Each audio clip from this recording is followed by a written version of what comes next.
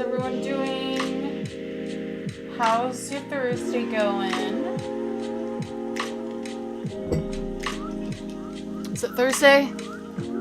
Yes, it's Thursday. Okay.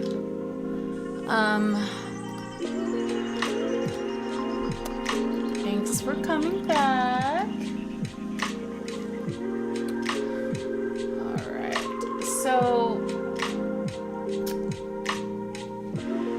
I got new contacts yesterday, and I didn't have time to put them in, but I'm thinking if I should put them in or not, and see if they're, like, comfortable, because I always have, like, issues with, like, one-day contacts, how they're, like, not comfortable, and I'm very specific with the ones I wear, and I want to try them out to see if they're good before I go to New York. If they're good, I'm going to save them. So apparently my eyes have gotten better because I don't wear contacts very often. So apparently my left eye has gotten a little bit better. And I was like, does that even happen? She's like, yeah, it's common if you don't wear them that often. You don't have to rely on glasses. So I guess that's a good thing. Today's plan, we're going to do politics, obviously. We didn't get to take this test, so I think I'm going to do that. And then we're going to do mostly politics, a little bit of like the best pop culture, a little bit. And then I think if I have some time, I might do some Suika. So let's do that. Maybe we should do Suika now. I don't know. What do you guys think?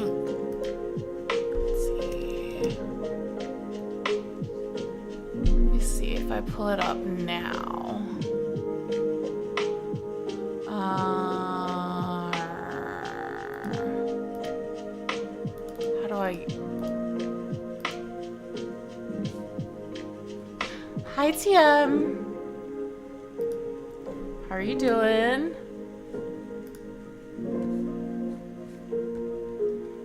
How are you? Thanks for coming back. It's been a crazy morning for me here.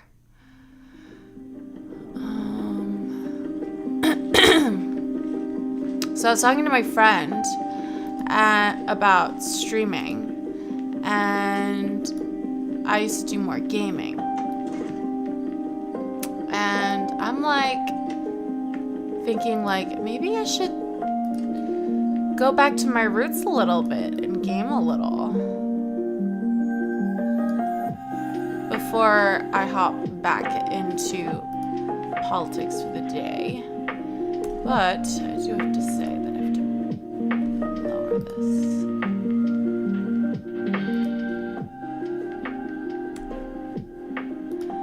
And I'm thinking about playing, what's that fucking scary game that freaking creeps me the fuck out and gets me like all scared? Not Inscription, that was shit.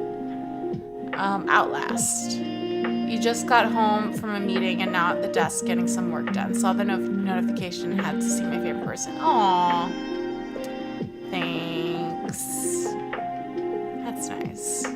You just got back home. So you just went to wherever your company is or office is for a meeting and you just came home? Like you don't need to stay? They don't require you to stay?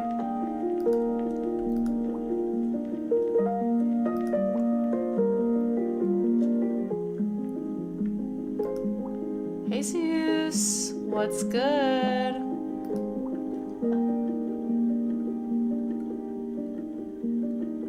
What is up? How's your Thursday? Thanks for dropping by.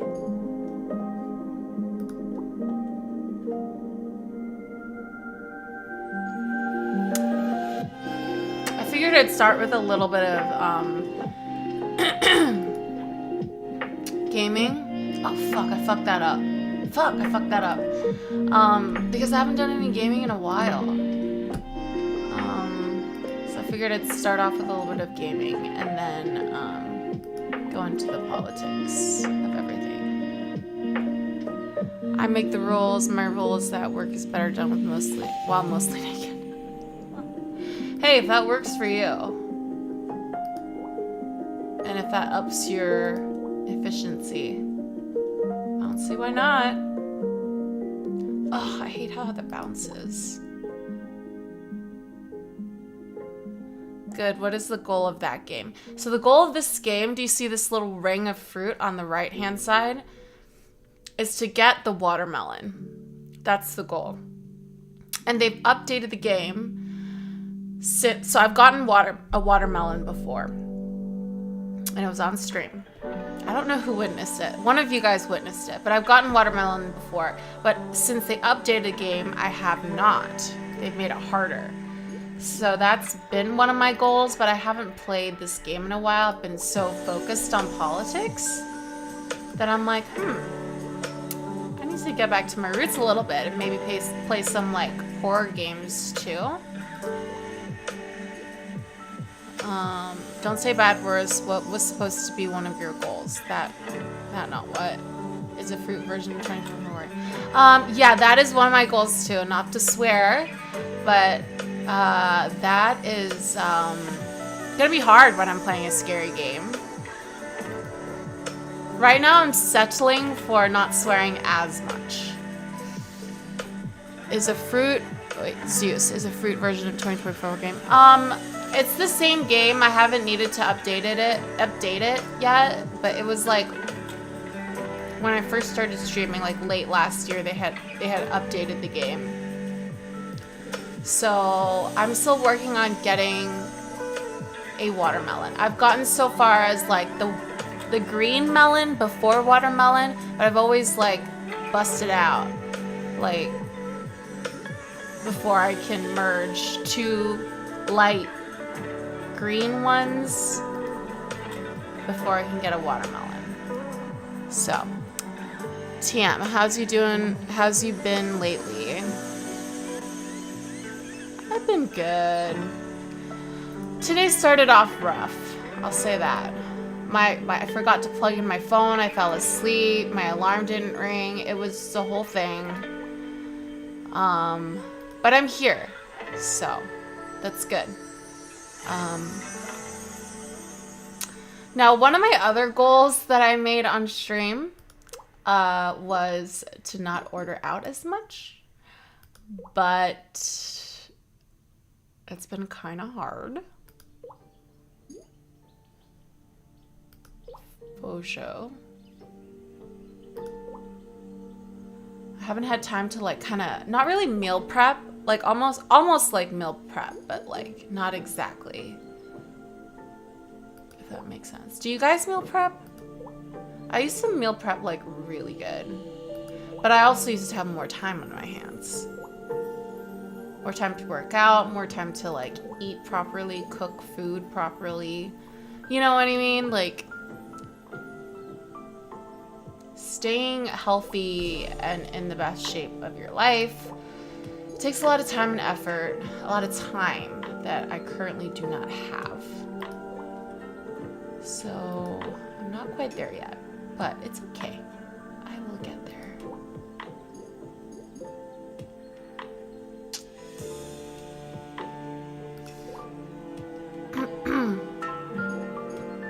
Yeah, rice is lovely. Rice is pretty easy to prep.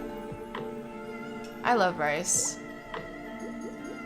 But like, I prefer to buy them not in bulk, the rice, and medium grain over long grain. I know Americans love long grain. Because like it's really easy for bugs to get into the rice. And which is what I found because I tried to be more economical and buy a big bag of rice and break my own rules. And lo and behold, I did in fact find a bug in my rice. So I threw the whole rice bag away, which was a waste, which wasted more than I would have if I had just bought it in like smaller batches. So lesson learned that I do need to listen to Mary sometimes. Past Mary. Rice is still good in the next day. Yeah, rice is good for like, cooked rice is good for a few days. Like that it still tastes like fresh. I'm sure you can keep rice for more than 3 days, but it's just not going to taste real good. I love using my rice cooker. That's always fun. It makes me like feel more Asian.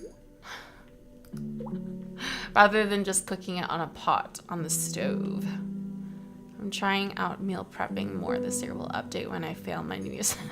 Hey, don't think about it like that. Ah, fuck, I hate that orange. Oh, sorry. Okay. Swearing is so second nature to me. Oops. Screwed that up. Hi, FBI Crusader. That's a red flag of a name. I hope you're not actually FBI. Let's see.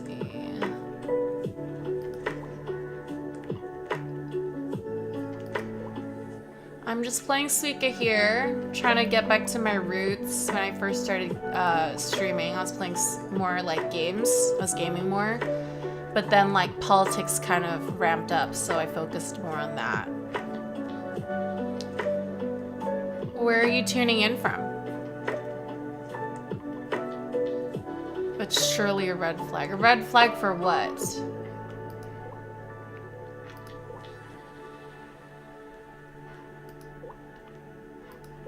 Oh no.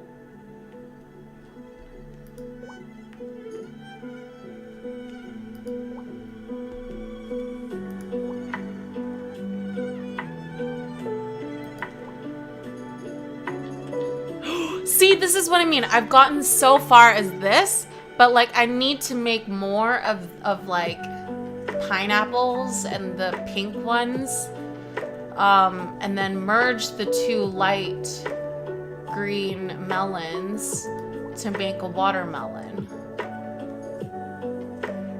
Right now I'm at 1,009, and my high score is 2446. I've gotten higher than that, but the old version, like after I like didn't like once I like updated the game, it like erased everything. So I had to start over, but it's all right. It was on stream, so there's proof that I did it. You're innocent, Tim. Aren't we all? For everything that's feared nowadays, basically, I'm from the Netherlands. Okay. Nice. I've always wanted to go to the Netherlands. Well, welcome. How's the weather there right now? It's really, really bad and cold in the US. There's like a cold front happening. And I'm honestly not surprised because there's always a storm, a blizzard, some cold stuff that is happening around my birthday. And this is why every time I have my birthday in New York, especially, I have to like rent like transportation for my entire group of people because it's so cold. So that people don't have to worry about going on like the train, getting an Uber or a taxi, and that costing a bunch of money when we're bar hopping. So I'm footing the bill and they're just coming out to play, which is always fun. I don't mind because everybody's got lives and I just want to enjoy myself and the people that I am friends with and enjoy their company as well. And New York City, obviously. They don't have, what's the FBI equivalent of in Netherlands, Crusader? Afar is going to be able to form the government. The metro in New York is that bad, or that's just propaganda? No. For America, the MTA, the subway, the MTA is the best. For America. Now, if you're comparing it to any other country, any other advanced country on Earth, no, it's shit. Except for the French Parisian subway. That subway is dismal. Absolutely dismal.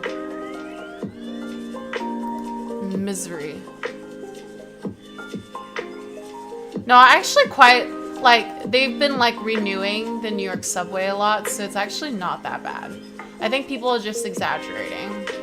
And, like, public transportation is so demonized in the US because they just don't invest in it, and I think there's some cultural element to it where, like, people just hate on public transportation. I don't understand why. Europol? Isn't that Interpol? Zeus, isn't it Interpol? Interpol's like the... Isn't that kind of like CIA, though? CIA is like Interpol, right? I don't know. I think CIA is like Interpol.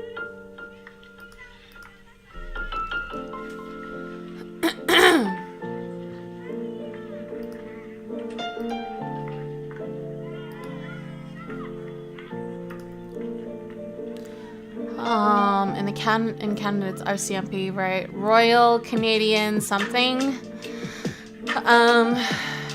Crusader. Well, I do think that a government will be formed, but I fear that all viewpoints for which the PVV has been elected will be diluted to a greater or lesser extent in a coalition government. Okay. I don't know that much about, like, Netherlands politics, so I'm gonna have to take your word for it, FBI Crusader.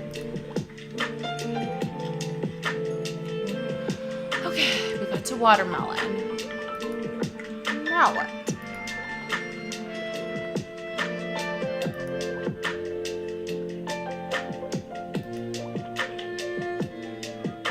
Royal Canadian Mountain Police? No. There's no way. There's no way. You're trolling. You're trolling.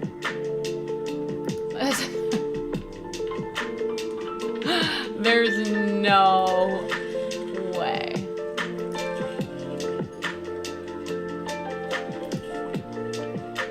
Interpol is World Europol. Wait, no. Interpol, Zeus. What'd you say, Zeus? I think Europe, the equivalent in Europe, FBI is Europol. Interpol is the World Europol. Okay. Really, TM? I can't Google it right now. Maybe on my phone I can. But I'm like on full screen. I'd have to stop the game.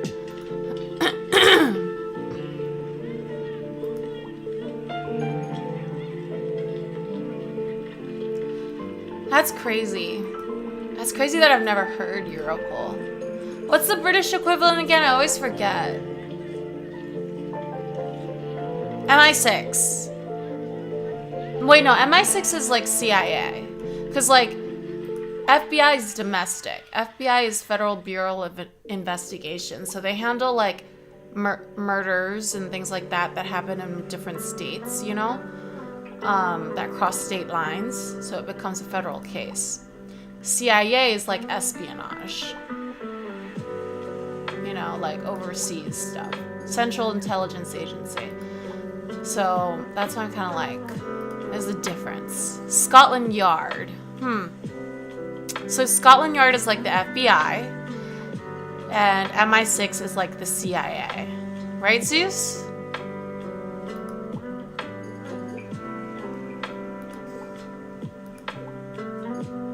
Why is this called Scotland Yard? Like, what is the history of that? I would Google this if I wasn't playing Suika, but... Oh my god, are you serious?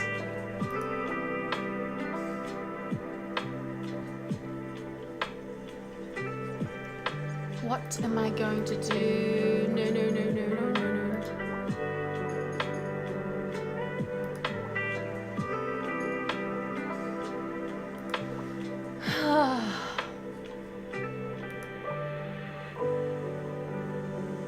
You would say yes. Yeah. Did you see the footage of the bombing? I've seen, like, the retaliatory bombing from Pakistan to Iran. Are you talking about that?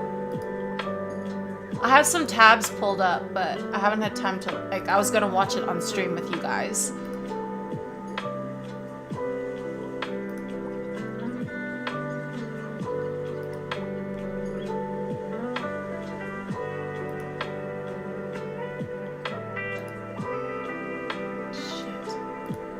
No swearing. Fuck.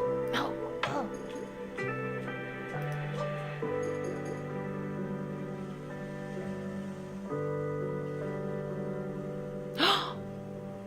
4 Iranian kids died. Okay, I need to, like, once we get into politics, we will be getting into that. But thank you, Tom. So which one of you, I'm betting it's Tom94, but which one of you guys, actually I don't know. Which one of you is my Patreon sub?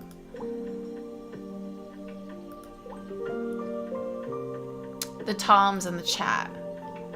Oh no, I'm not gonna get a watermelon. See what I mean? I always get busted. Okay, TM. Okay, great. Okay, now I know. Now I know.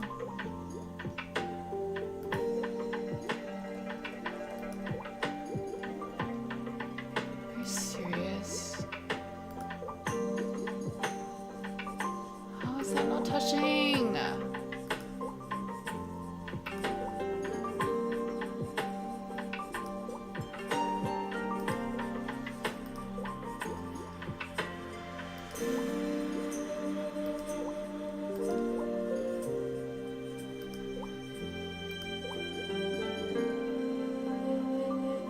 This is ridiculous.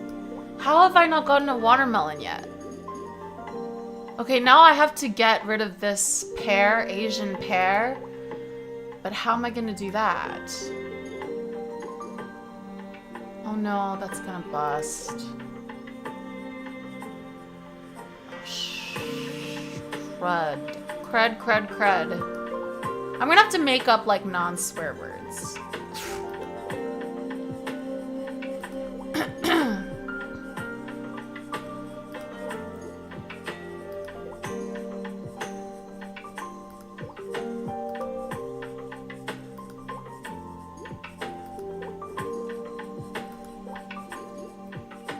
Oh my freaking A.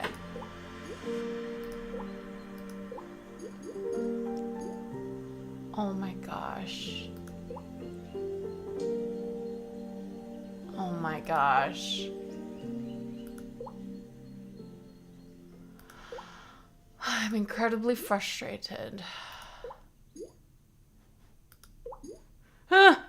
No. Don't bust. Uh-oh.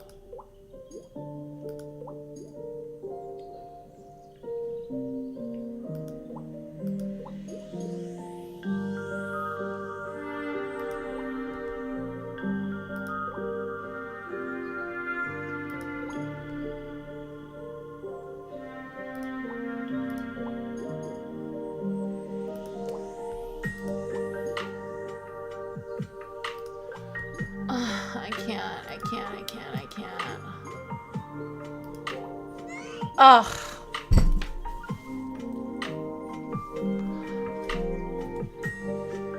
This is bull. Okay, at least I got a high score. But I want a watermelon. Okay. Okay, is Zeus, is something like the Swiss Guard being the ones who take care of the Pope. I feel like that would be equivalent to like Secret Service.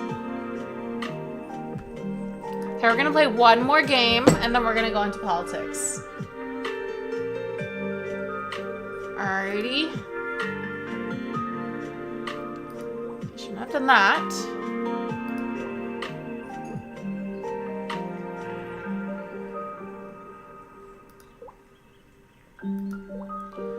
I need to figure out like a new strat, you know?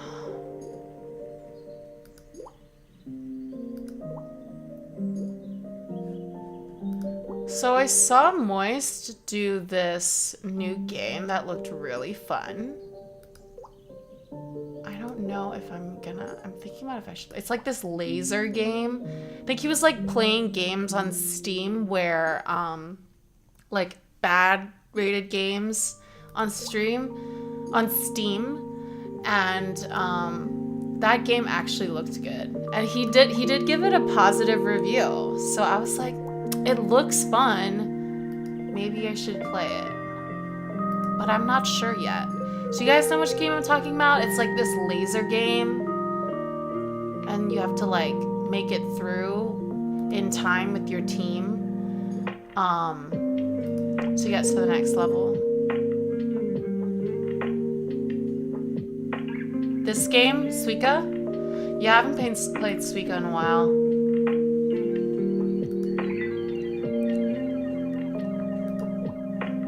I mean, I do have a lot of time. If you guys want to chat more, I can play a couple more games and then go into politics.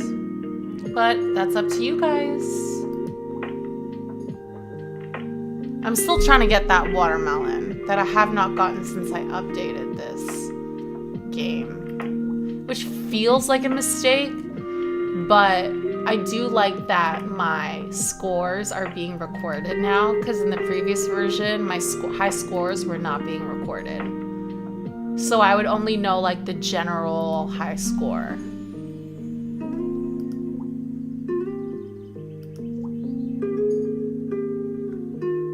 I pay attention to both of you guys, even when I'm doing politics. It's the nature of the job.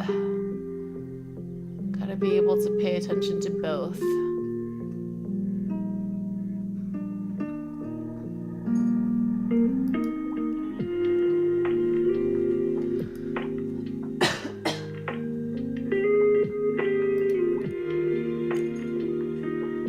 That's true. Not all games, like, I feel like if I was playing that laser game, I would not be able to chat like this. Because that game is intense. You gotta watch the lasers or you're gonna get cut. And so you keep respawning to see, oh shoot. You keep respawning and you need to make it through that maze to get to the next, clear that level and to go to the next point with like the rest of the people you're playing with in time. There's like a timer.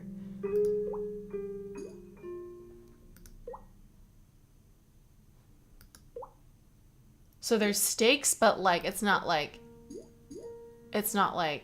a different kind of stakes. Like you get redemption. Okay. You like to be ignored. Is that your thing, Crusader?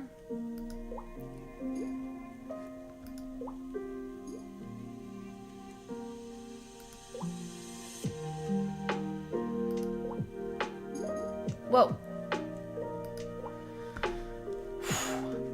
Okay. I wonder how long it's gonna take for me to get a watermelon in the updated Suika game. Like, how long is it actually going to take me? And I feel like if I play it offline and I actually, to like quote unquote practice, if I get a watermelon offline, I feel like I would feel bad. Like, I feel like I can't practice offline because if I do actually in fact get a watermelon offline, it would suck because I wouldn't be able to celebrate with you guys. So it's a conundrum. You like to be annoying. Alrighty, Zeus.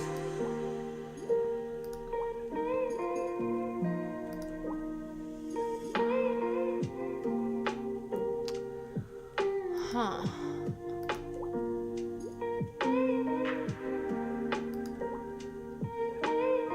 That's a nice emote. Which channel is that from?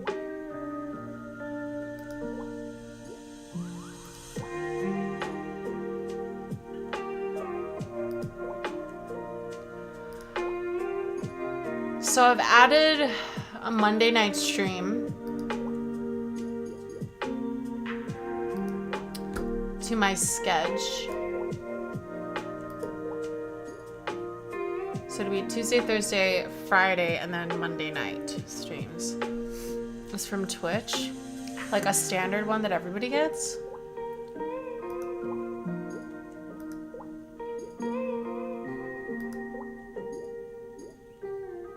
How is that not touching?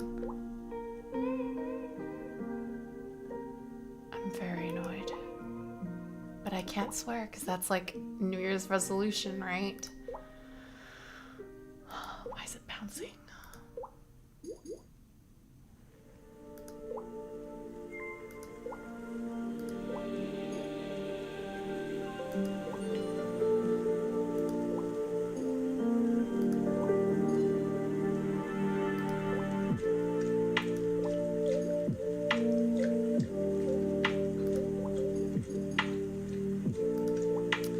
You sent the link on DM. On Twitch DM, or did you send it on Discord?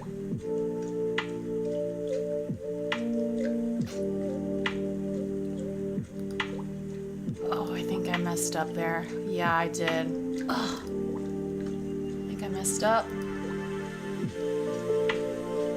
This game is cooked already, I can tell.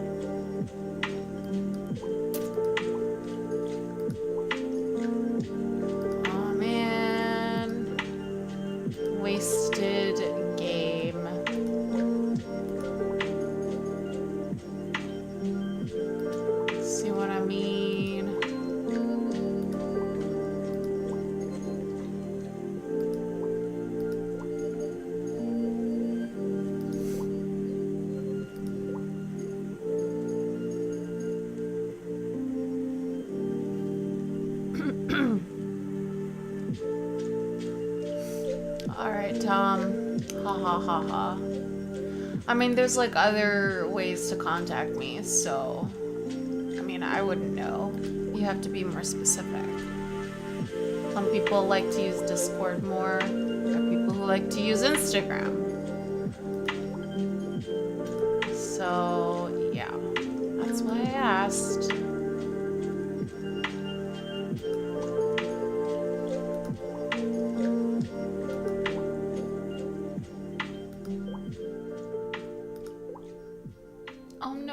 How is that not touching? I don't understand.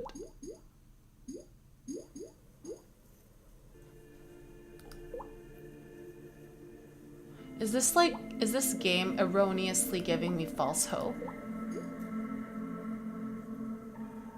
I don't know. I don't know how I feel about this.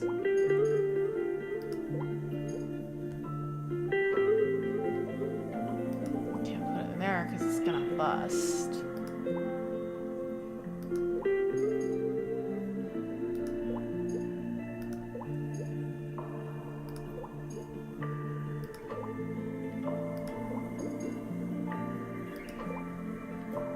Well, I'm done here.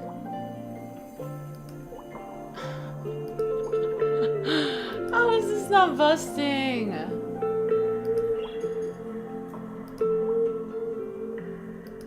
Alright, that's it.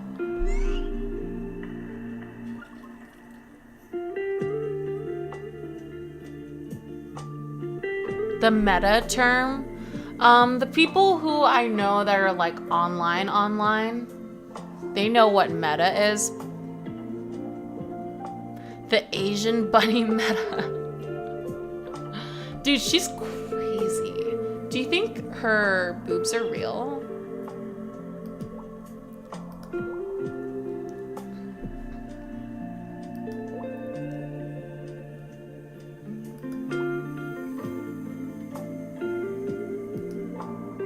Like sometimes I'll like peek in on these girls. Like girls similar to like Mork Pie and Asian Bunny. And sometimes I'll click in and be like, we are living in like separate realities.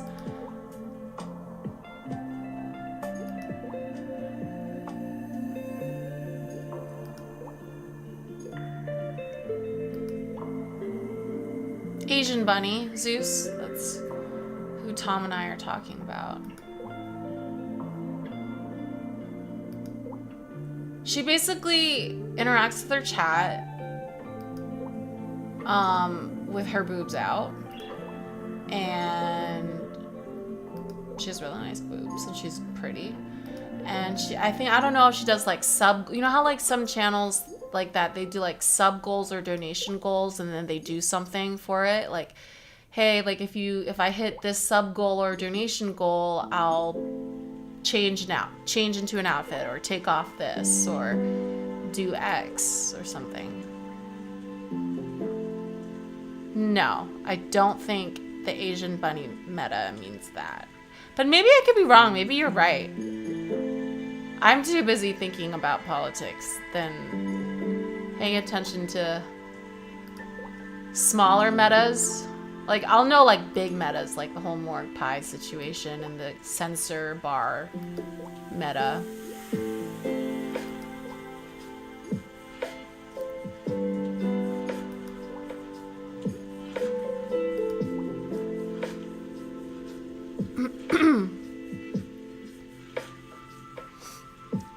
You like Asian bunny? I mean, you know, if that's your thing, if that's what you're looking for, she's your girl. Like, if that's... Ah, they do seem fake. Well, you know, they're making her money. They're, like, too big to seem real, and I feel like I've known girls who have really big boobs naturally, and they get, like, reductions, you know? They don't, it's not usually a voluntary thing, and it's like creates back problems and stuff like that. So a lot of the times these girls who are born with big boobs, they get breast reductions. So when it's big to that level, I would assume that it's fake. Hope she doesn't get back problems in the future. And I think when you get boob jobs, you have to change them like every 10 years for like safety. So it's like an investment, you know? But if they're making you that much money, I don't think it's going to be a problem for Asian bunny. Appreciate all shapes and sizes. That's true. Boobs are never boring. I feel like every set of boobs are like... I'm trying to be not crass here because that's my New Year's resolution. Are very unique and nice in their own way. That's my opinion, at least.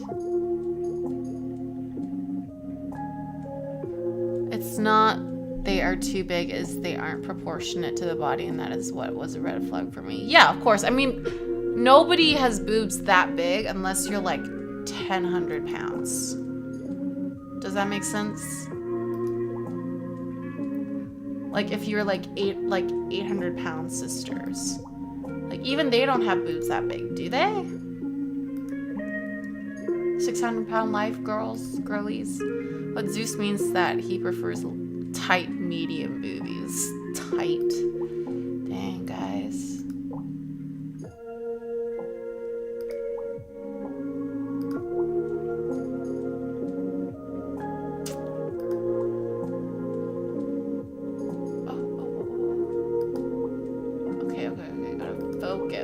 Focus. Okay, let's see. Next one's a cherry. Let's do this. I'll do that.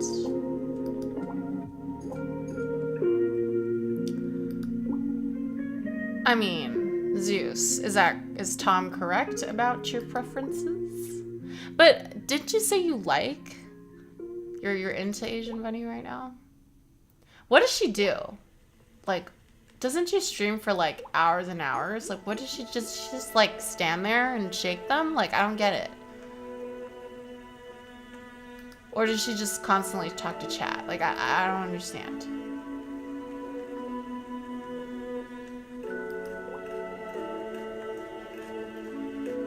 Does she have a mirror now, like Morgue Pie? Did she put a mirror in the background of her stream? And you can just like...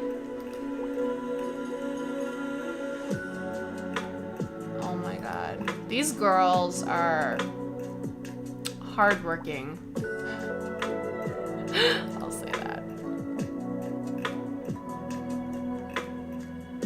No, Zeus. I think the reason for a breast reduction being part of healthcare is because it actually causes back issues. And that would cost, if it was a nationalized healthcare, it would cost us more money. But But getting them bigger is purely like aesthetics. Unless there's a doctor in here that would correct me. Oh.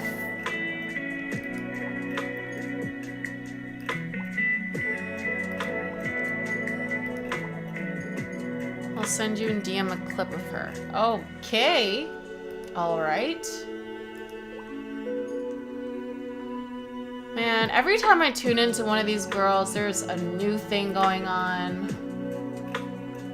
But one thing that I do think that is really smart for them is like, they'll do like the mirror thing and be like, hey, if I get this sub goal, I'll do like X amount of squats. And I'm like, that's actually really smart because you stream all day. When do you find the time to like work out and maintain your body and your shape, which is what you're selling, that's your product, right? And it's really smart if they do that on stream while they're streaming. It's like they get all the benefits and they get a chore out of the way. I had to mix the money. So I actually think that's kind of smart.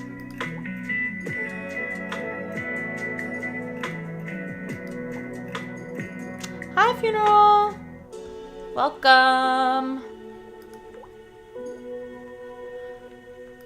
I haven't played Suika in a while, so I was like talking to my friend about streaming the other day, and we got on the topic of how I started, and I was like, I haven't played Suika in a while, and I haven't played any horror games in a while, so I was like, I'm gonna play a little bit of Suika this stream, and then people seem to like it, so... And I want to get a watermelon, which I still have not gotten, which is very frustrating.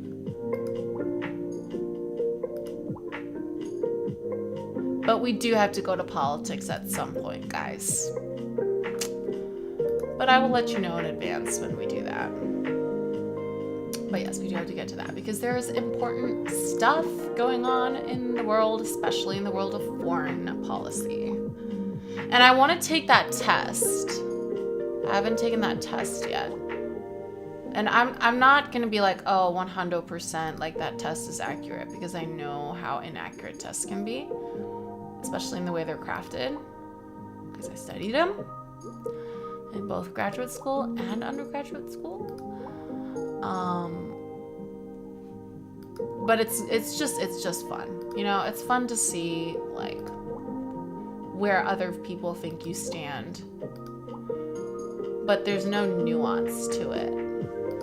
I found I've taken a really short Pew test that was like 16 items long, and I'm just like, that's not accurate. And you're gonna mislead people in thinking that they're not what they actually are just because of a few things. Like I just don't think it's very accurate, that Pew test. But because it comes from Pew, everyone's gonna be like, oh,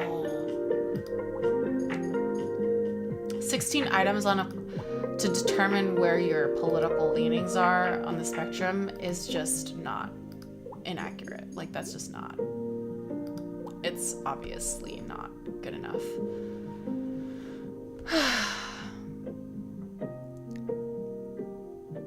Sometimes I'm jealous of completely apolitical people. Yeah, I know, right? I feel like, do you feel like those people who just either don't care about politics or just like don't have like any affinity for politics, like, do you feel like they're happier people? Because I feel like they're happier because they don't have to think about stuff like this, like scary stuff, stressful stuff.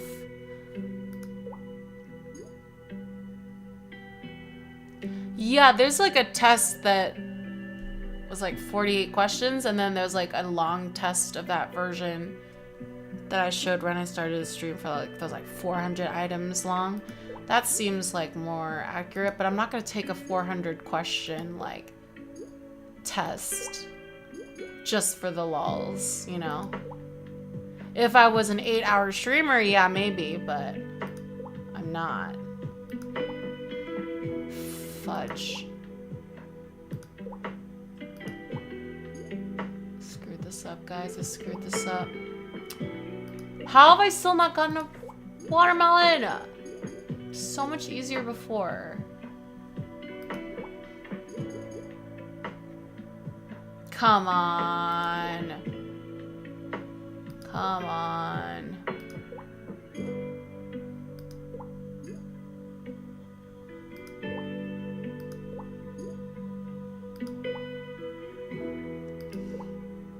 I'm not doing very well here.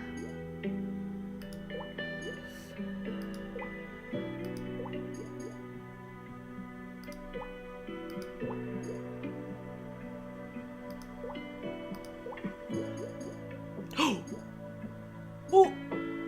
Oh! Okay, you gotta focus. I'm just gonna let it kind of shift around because sometimes that helps. Of course, Tom, of course, because you don't have to worry about Gaza. Yeah? You don't have to worry about nuclear Armageddon. But then I feel like you also miss out on a big part of life. Like, you wouldn't have watched Oppenheimer, you know? It's a funeral. It's also kind of a privilege to not have to care about politics.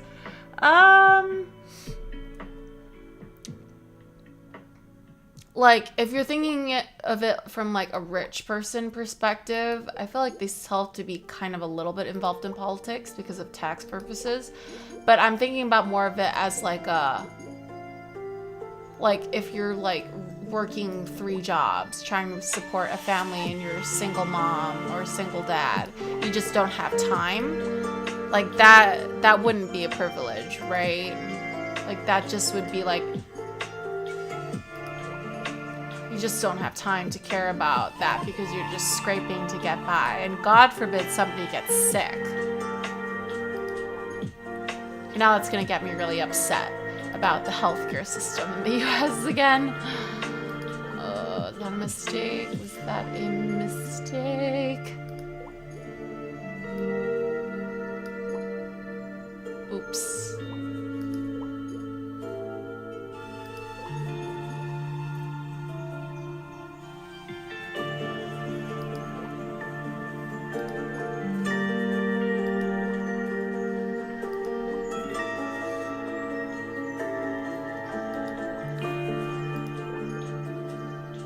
Okay. I'm busting.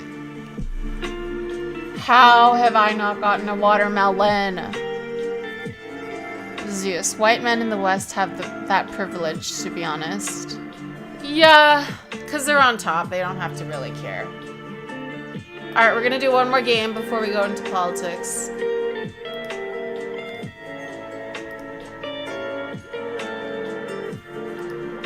Trying to think positive.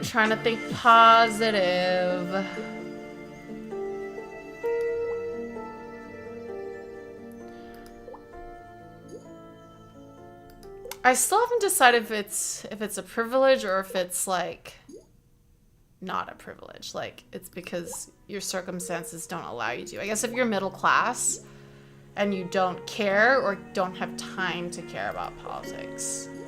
But if you're like upper class, like not just upper class, you're like the upper class and you don't have to care about politics and you're like a teen and you're set for life, the trust fund, you have nothing to care about the world except for getting clout and TikTok, then I guess so. Then it is a privilege.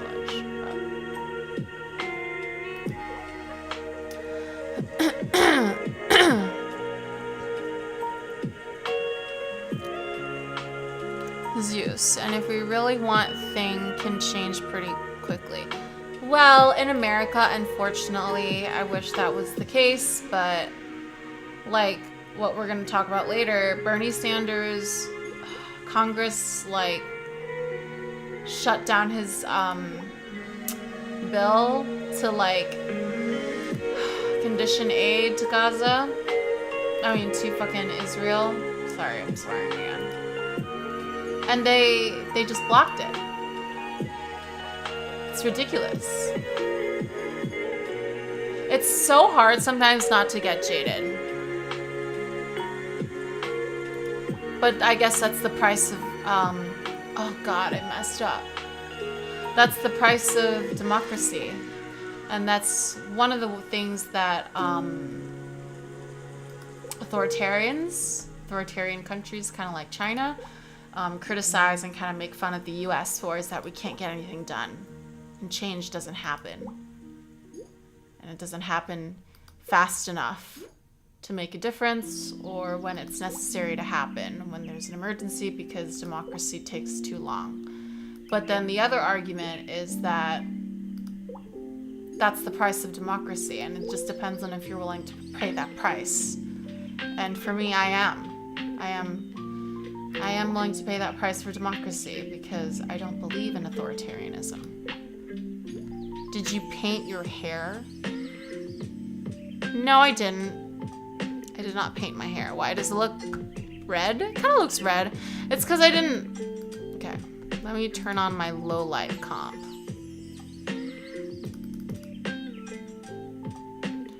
It's because... Why? Does my hair look different? Does it look kind of like brassy? If you ever get to stream with Hassan, don't tell him about that China stuff. Well, unfortunately, I don't think I'll ever get to stream with Hassan. But that's okay. I feel like he's so much more eloquent and like forceful when he talks about politics. And he's been streaming about politics and debating people for so long that he would just squash me, even though I think that some of my viewpoints are more accurate. But if I were to ever be able to stream with him, it would be more of like an educational thing for me. I would approach it in a more educational way. And I think he would kind of treat me in that way as well. More of like I think he would think that I am ignorant or not as educated as him, even though I would disagree with that. Literally, I think I am more educated than him. But I think he'll hold my education against me.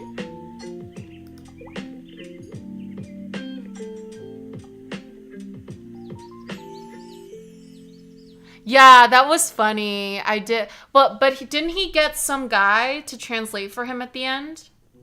He managed to talk to the dude with like a translator. Like, that's pretty awesome. Like, you didn't get that on mainstream media. His dad did have... See, there are a lot of parallels and a lot of non-parallels between me and Hassan.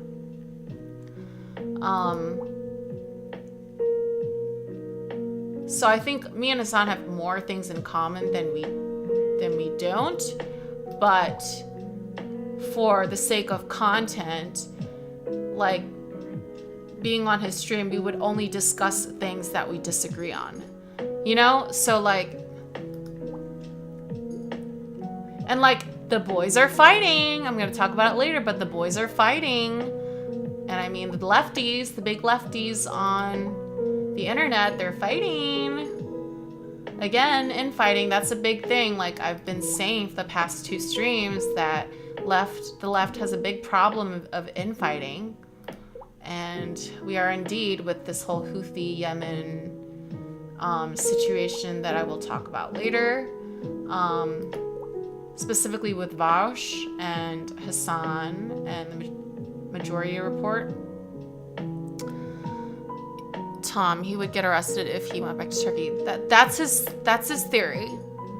I think once I become fully American, technically, although I still will never lose my citizenship because I was born somewhere else,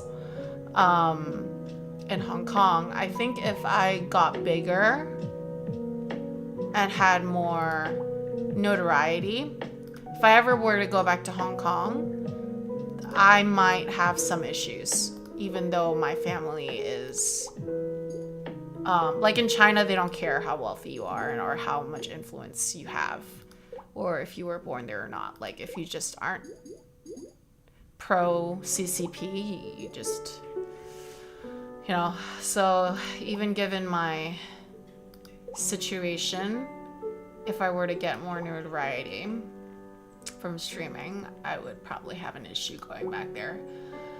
It would be a hit or miss.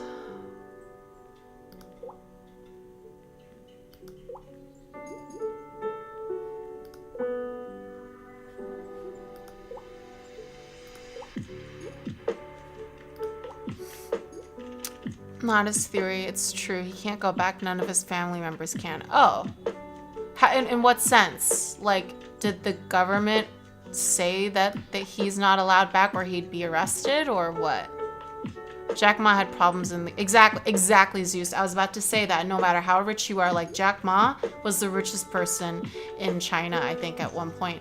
And he said something negative about the CCP, about how like basically every successful, wealthy company in China has to pay homage to the CCP and pay like a fee and for the flourishing of the country, right? That's the purpose, alleged purpose. And if you say anything negative about the CCP in public and don't wine and dine them, you get disappeared, everything gets taken away from you. That happened in Hong Kong. A lot of the rich people in Hong Kong, when China started to crack down on Hong Kong, they either lost all their money or they disappeared, or the smart people left. And people thought when we first got handed over back from the British that was going to happen right after the handover. That's why my dad got a Canadian passport, because a lot of people from Hong Kong emigrated to Canada and the UK right after the handover. But China did not crack down right after the handover, but they did crack down several years ago. So yeah, every time I go back to Hong Kong, things have changed for the worse. But I think Hassan would think a little bit differently, because he does like China a lot. And I don't think that he really understands what it means. I think politically, I can see his logic. I don't agree with it. But I don't think he knows what it feels like to live like that. And that would be something we would disagree on. I just said above. His dad has relations with the people who organized the coup attempt. Oh, no way. That's interesting, Tom. Must have missed that stream. Yeah, that would definitely get you barred from a country if you organized a protest or a coup, matter of fact, against the government. Zeus, you had this idea, but now. Wait, what?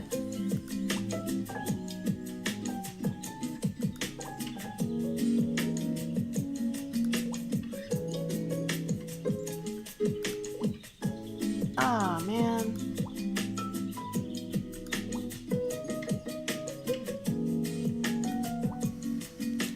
He won't talk about it either. He will ban you if you bring it up. Oh, did you bring it up, Tom?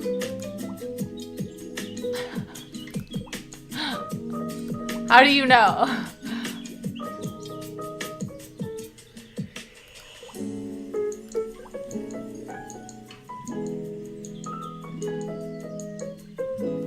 You bring everything up? So you troll Hassan, and that's why you got banned.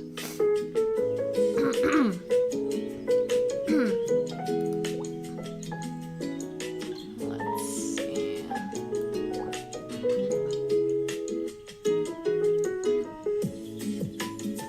What is that emote, Tom? Or TM?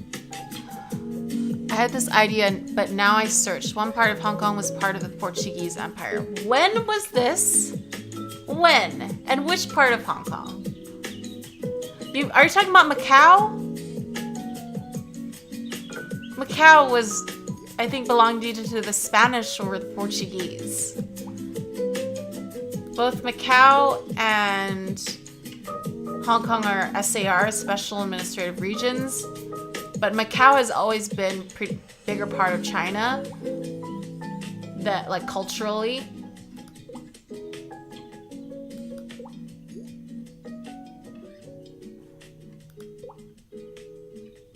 Yeah, Macau was Portuguese. That's what I'm saying. Like, so are you? So I'm talking about Hong Kong, not Macau. I don't think Hong Kong was ever under Portuguese rule. I think you were talking about Macau. I was like, pretty sure I would know about that.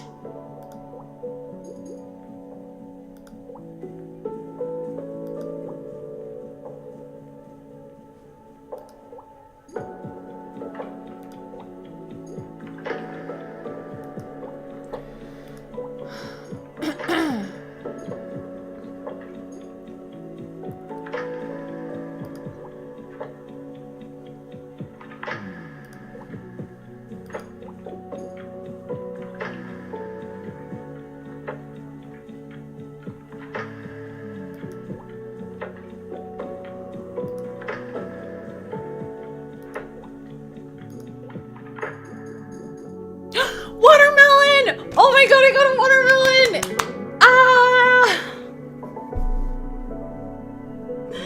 I'm so happy.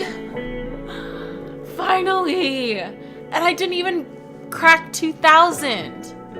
Oh my god, I got a watermelon! Okay. Okay, now the goal is to get 2 watermelons. Let's see if I can get that. Oh my god, I got a watermelon finally! Ah! Okay. Alright.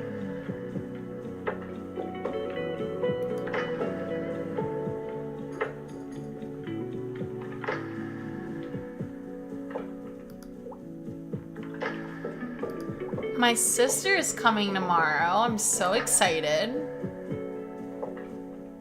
So excited. Though you guys will have to, I don't know if she'll be too tired to join the evening stream that I'll be doing. Or if she'll join for a little bit and then not. I don't know. And we'll see. We'll see. We shall see, guys. But I do have to say my little sister is very, very pretty.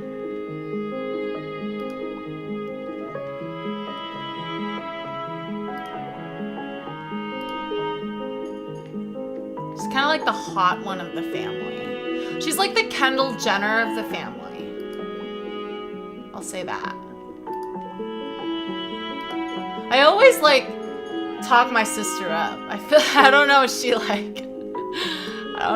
appreciates that or not, but it's just the way it is. Little sis. I'm saying the truth, so. Zeus, Tamau, was a trade settlement set up by the Portuguese on an island in the Pearl River Delta, China. This is the first time Europeans reached China via the sea route around the Cape of Good Hope. The settlement lasted from 1514 to 1521 when the Portuguese were expelled by the Ming Dynasty Navy. Dude, that's a long time ago. That's 16th century. I don't know. That's 16th century. Where is the Pearl River Delta? I believe Portugal also controlled a part of Taiwan at one point in history. I mean, I don't know. I'm pulling up the Pearl River Delta, China.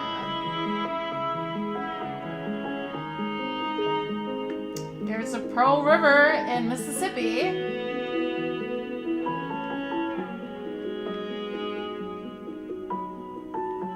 Oh, it's in Guangzhou.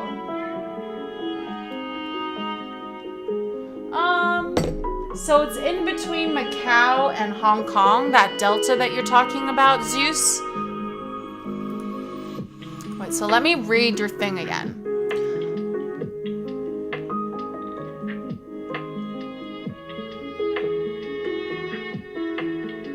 Okay, so Hong Kong is a peninsula island. I'm not sure. There's been so much reclaimed land around that area. It probably looked very different in the 16th century.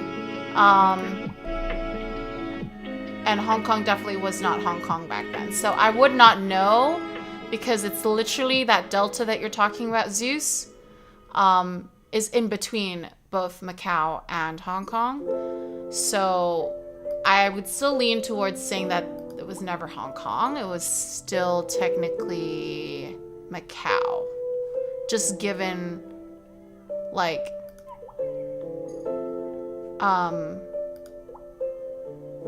seeing where the cultural influences and the evidence of that when you're there. I mean, I don't think it fooled you. I just think it went back so long and it didn't give you like enough context. And to be fair, like, this stuff is hard to know unless you like live in a certain country and speak that language, you know? And that's like another thing with the whole Hassan thing. If I ever got on his stream, like, he's never lived in Hong Kong. Like, I'm not saying that you can't like comment and speculate and understand and like know a lot about politics from a different country without living there. But there are certain things that I do think that I have a different perspective on it, of China, because I've lived in Hong Kong and still have some family there.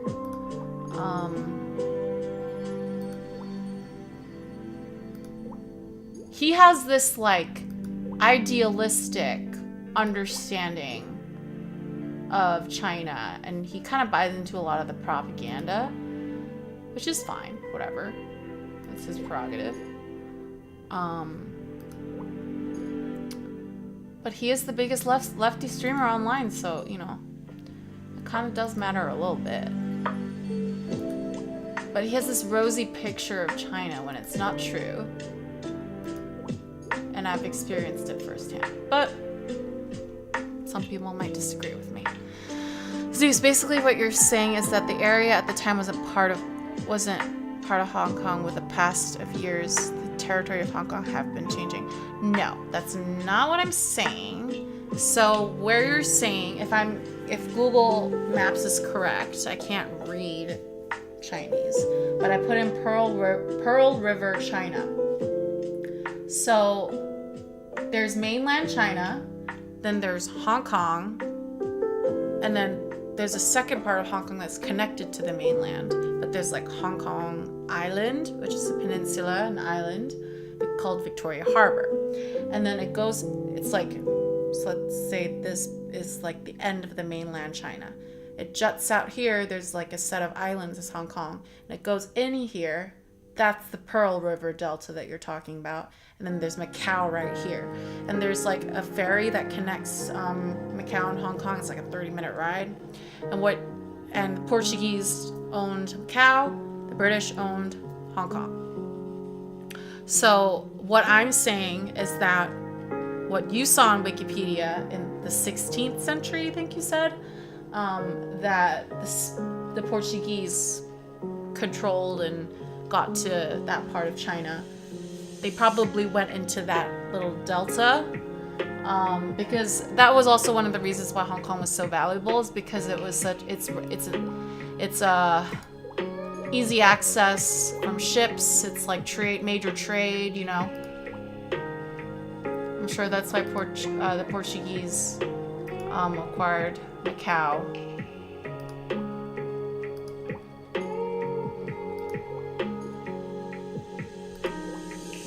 You're welcome. You're welcome, Zeus.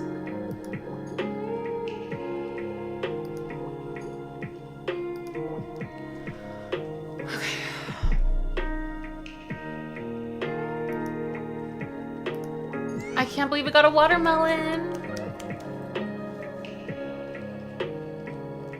Yay! A new high score. What's my new high score?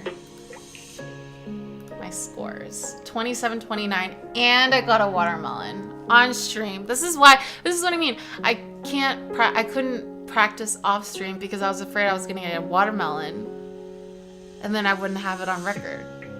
And no one would believe me. You guys would all be like, lies. Alright.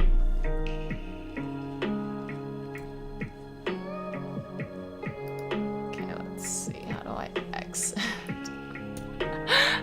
played Suika so freaking long.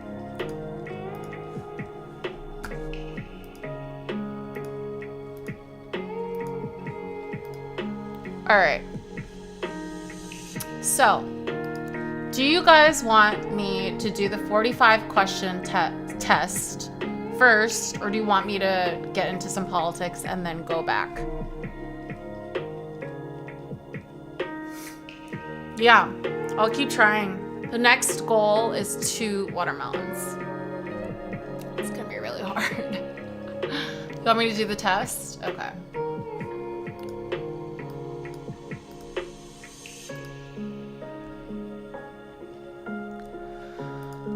Alright.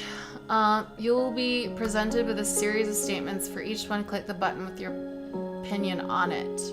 Give me the full version. 216 questions. Got it. Give me the short version. Let's just do the short version for now and see how that goes. Give me a second. I'm going to change my category.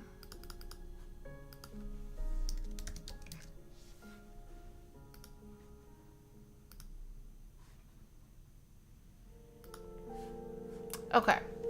Democracy makes it too easy for a majority to further itself at the expense of minorities. Disagree. How do I go to the next? Oh, shit. Let's go back.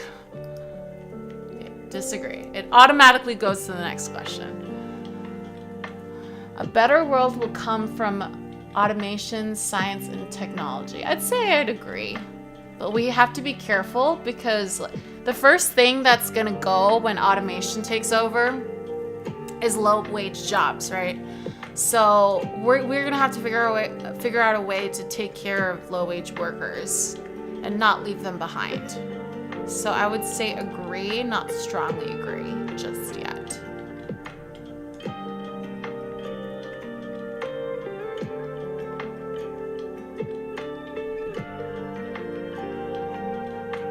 Taxes should be increased on the rich to provide for the poor. Strongly agree.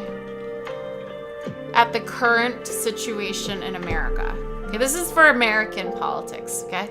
I'm not talking about like other places. Like other places have higher taxes and they're better distributed and used and stuff like that.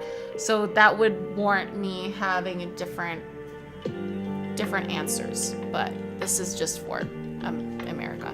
Disagree. Well, you're in Portugal. You probably have better healthcare, so you don't need, you know, like I said, this is America. This is for America. High-paid workers are also in danger, by the way. Yes, they are. Yes, they are. Laws should not be based on religion. Strongly agree. I believe in the separation of church and state. Religion usually provides the truth. I'm trying to think of what I personally believe and what I think should be guiding the government, right? Because I believe in the separation of church and state. So, is this asking me from my personal point of view, or is this asking me like, if I answer agree, does that mean that I want the government to be, you know what I mean? I'd say agree / neutral, unsure. And also, what does it mean by truth, right? Oh God, I'm getting too into like the philosophical side of this, like epistemology and stuff like that. You don't really know. So I'd say neutral, actually. Because if I'm thinking about it from an epistemological point of view, that is a very strong statement that in logic cannot be verified because religion relies on faith.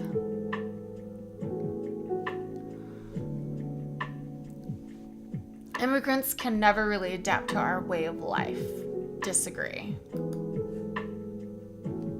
Strongly disagree. The level of acculturation, which is what it's asking about, depends on the individual immigrant. like, I am more acculturated than like a lot of other Asians that I've encountered, because even just like, okay, I'm gonna give you a personal story. For undergrad, I met another girl. She's in acting. Actually, she had like a cameo in like Batman. She was like one of like the hot girls. She didn't have any speaking lines, but I saw her and I was like, oh, cool. We actually grew up really close together,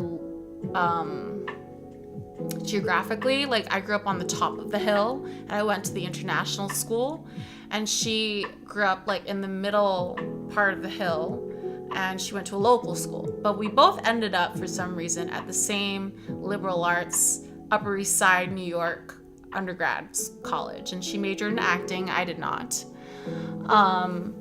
But her level, like her English accent was good for a local person, like really good for a local person.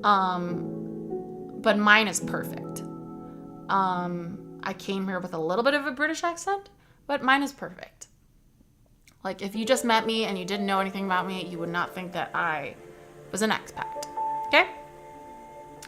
So her level of acculturation is very different to my level. Like, the things I believe is probably more Americanized. The way I talk, the friends that I have, like, I don't, like, there's a lot of times when, like, exchange students or foreign students come, they only hang out with other foreign students, or they only hang out with other Asian kids. Like, I'm not like that. Like, I fully blended into, like, American society, because I believe, especially in New York, I love the multiculturalism in there. I was friends with all different types of people. So I think it's actually really boring when you're only friends with one type of person. And I think it says a lot about a person or a group of people when it's very homogenous.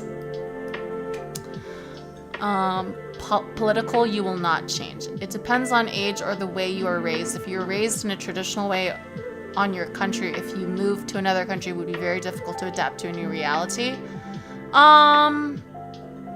I think I disagree with that. Funeral, you missed everything? Aw. No, you didn't. You're just getting started. I disagree with that, unless you clarify a little bit, because there's a few technicalities in there that could change my opinion on if I disagree or agree with you with.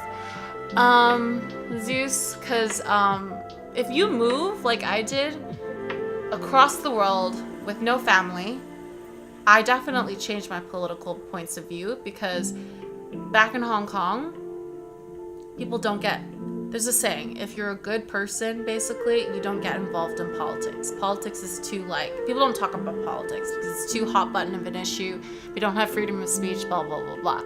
But when I came to America, everyone was, like, tapped into politics, you know? Or the people that I knew, anyway. And it could be said that it is a privilege to be able to be politically active.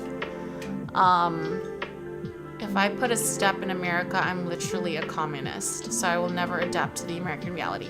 So like I said, a lot of people don't acculturate. And there's also a lot of different spectrums of Americans. You can find a community of communists in America, and that's your level of comfort in acculturating to the wider culture of America. But for me, I'm not a conservative, so some people will say that I didn't acculturate. I guess being American for me, part of it is being accepting of multiple different types of political views and religions. So I think I'm at that point, and so therefore I do think that I am acculturated. But I think that Zeus, if you accept other people's point of view existing, that you would have acculturated too, even though you don't agree with them.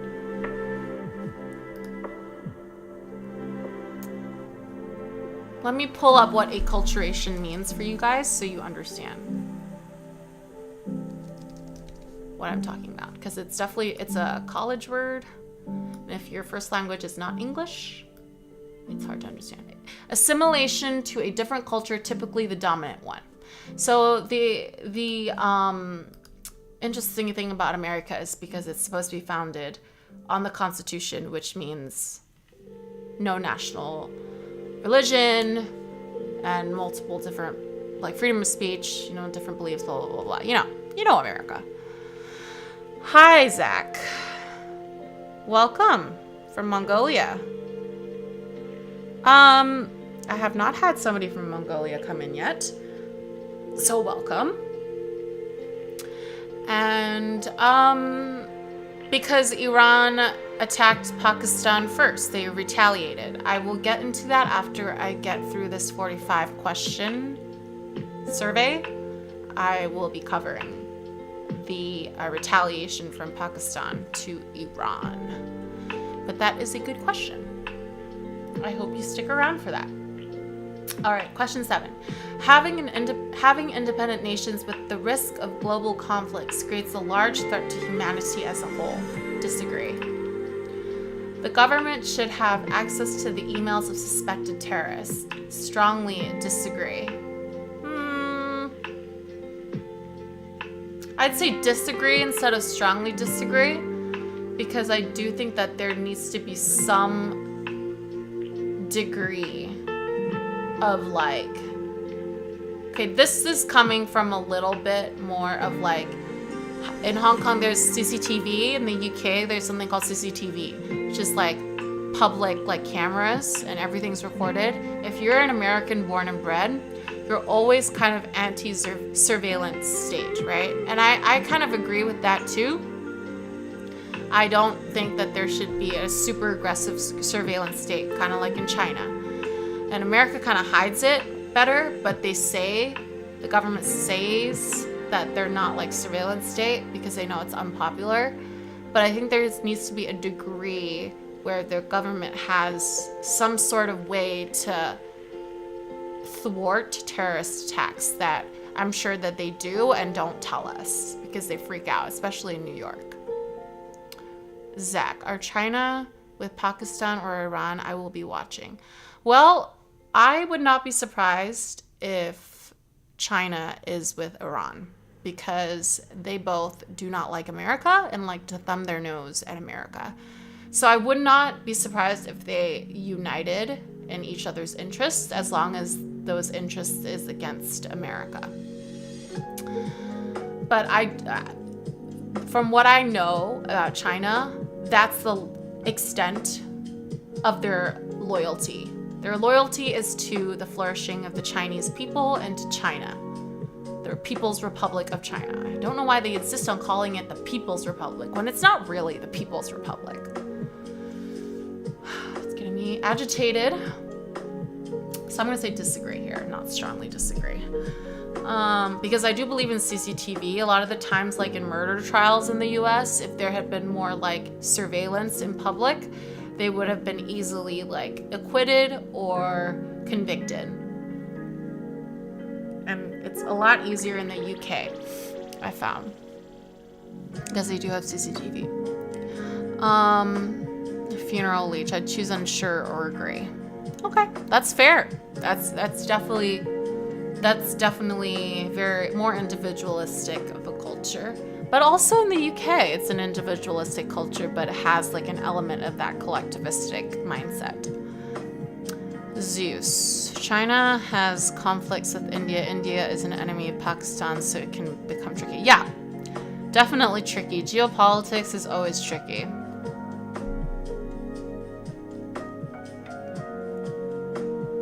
But I'd say Iran for sure. They're both like very authoritarian states, except China doesn't base their government in religion, in a very strict religion that is very sexist. Nobody in other countries has our best interest in mind.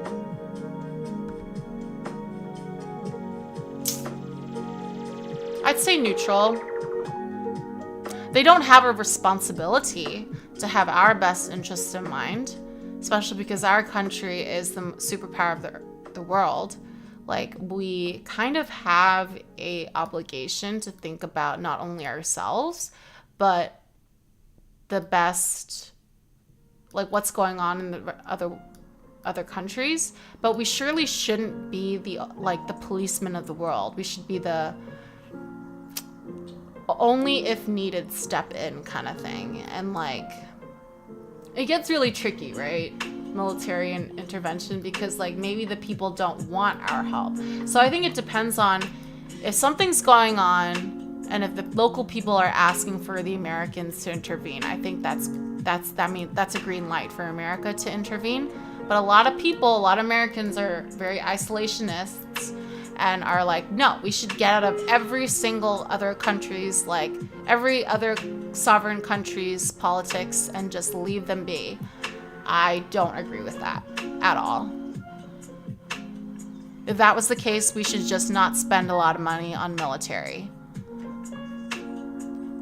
Okay, Zach, from what we hear, China and Pakistan always had a strong relationship with army drills, and China also sends jets, tanks to Pakistan. Yeah, I mean, military stuff, of course.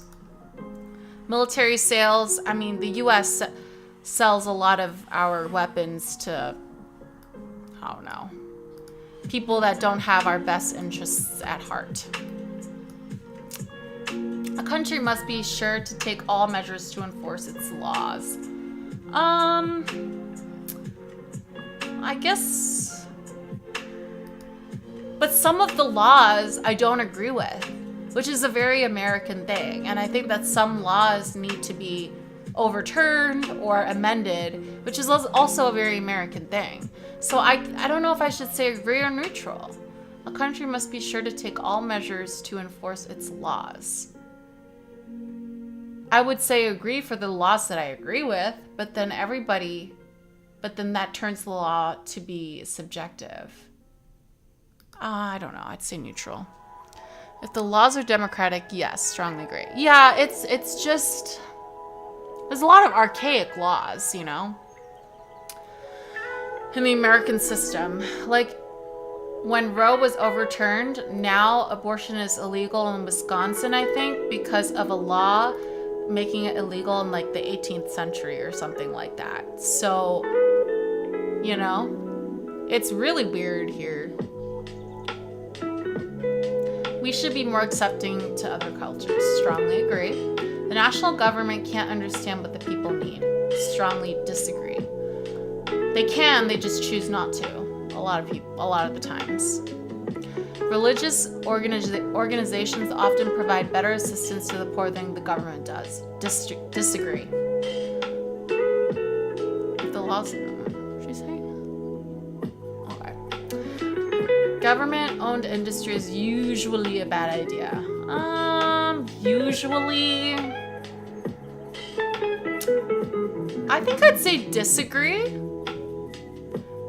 I think I'd say disagree.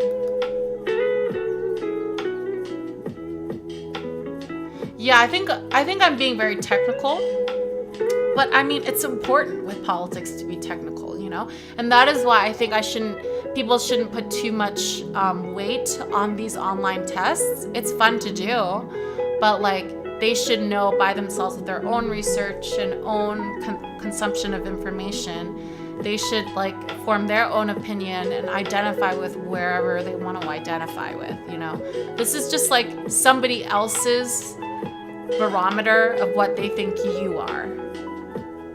It's just a fun test. Any deals other countries want must be bad for us. Disagree. Strongly disagree. That's presupposing that it's a zero-sum game. I don't think like that. You think centralizing is bad? I think centralizing can be bad. I don't think there should be complete centralization of everything, but I think that certain industries work better if they're centralized and certain industries do not. It's just what I believe. Or certain industries can be half and half, or whatever ratio works best. The benefits of open borders would outweigh the costs. I disagree with this. Do not believe in open borders. But see, foreign policy a lot of the times make like these generic tests put me closer to the middle of the spectrum, because foreign policy for me, I think I'm a little bit less leftist, but the majority of my opinions are more left. So I feel like these tests put me in the wrong place in the spectrum because of just a small part of my political beliefs. States cannot function without a strong national government. I say I'd agree with that. Countries that do not serve our interests should be toppled. Disagree. There should be no police force. I strongly disagree with that. Local governments address issues that the national government would never touch without them. I strongly disagree. Well, I disagree. We must go back to a basic way of life without modern conveniences. Are you crazy? No. It is necessary from the government to intervene in the economy to protect customers. I'd say I agree with that. Even when protesting an authoritarian government, violence is not acceptable. See, this is a very, very, very interesting question. What do you guys think? Wait, what? Ted is you? What are you talking about, Zeus? I don't know about this question. I really don't know about this question. I'd say unsure. I'd say unsure. The sacrifice of some civil liberties is necessary to protect us from acts of terrorism. Now, this is a very individualistic versus collectivistic culture question. Sacrifice of some civil liberties is necessary to protect us from acts of terrorism. I'd say I'm neutral because it depends, and the extent of the sacrifice and the level of terrorism needs to be proportionate. And this question is too general for me to go either way. I think some, like CCTV, more CCTV, yeah, then I would be like, yeah, absolutely agree. But if you're talking about like tapping your phones and emails, I'd be like, disagree, you know? So I'd say unsure. No authority should be left unquestioned. Strongly agree. National cultures are important to protect. Agree.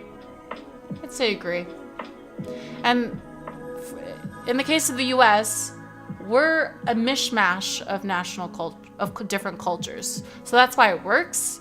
And I think one of the biggest things that I don't like when China kind of started cramping down in Hong Kong, and a lot of like mainland Chinese people like go into Hong Kong, move into Hong Kong, or just go for a day trip.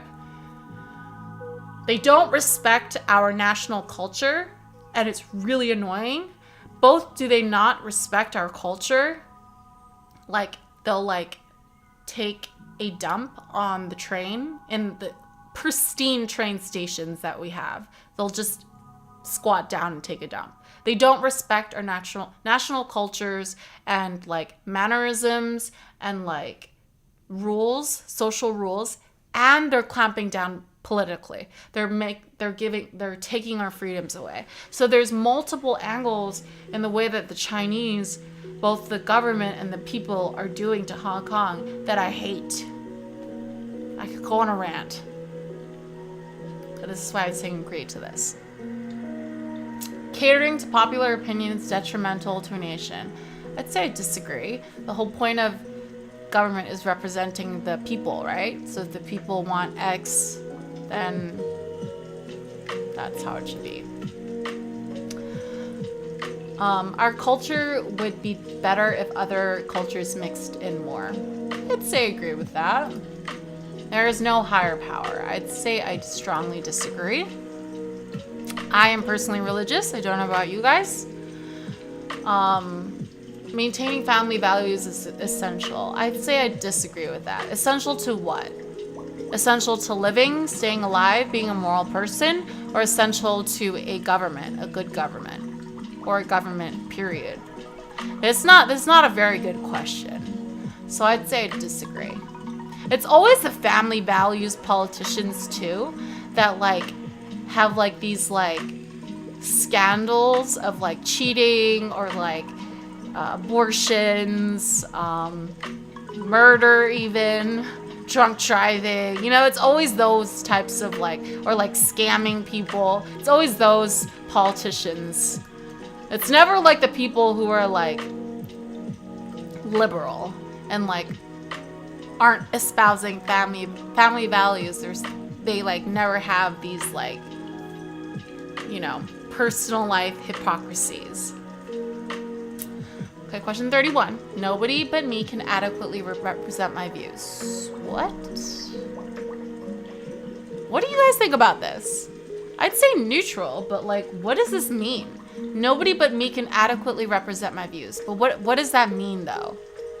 Like, is trying to ask me like, it should be a one-to-one democracy or what?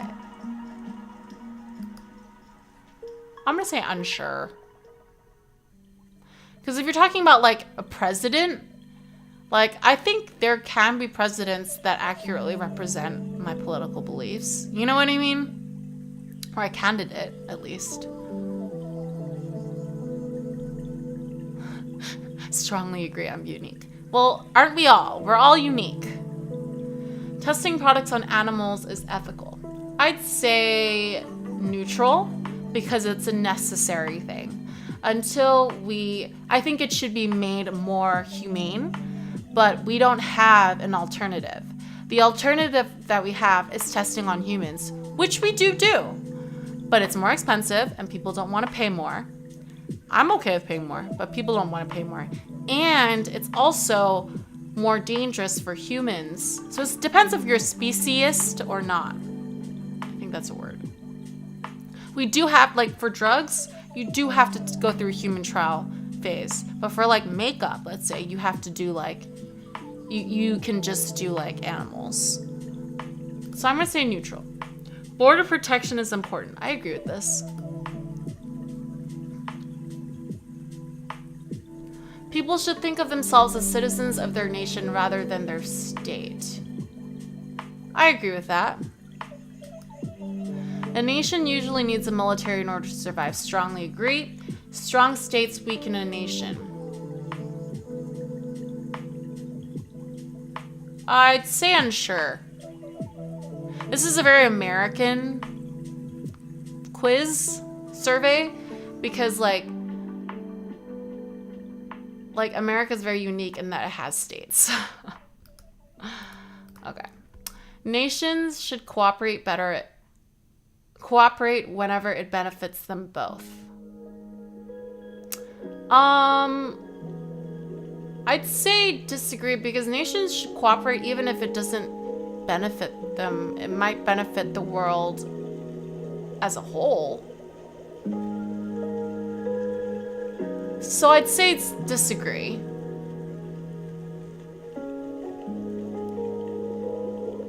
Yeah, but nah. I disagree with that, Zeus. I mean, like, okay, try to do a civil war again in America. You're not gonna win.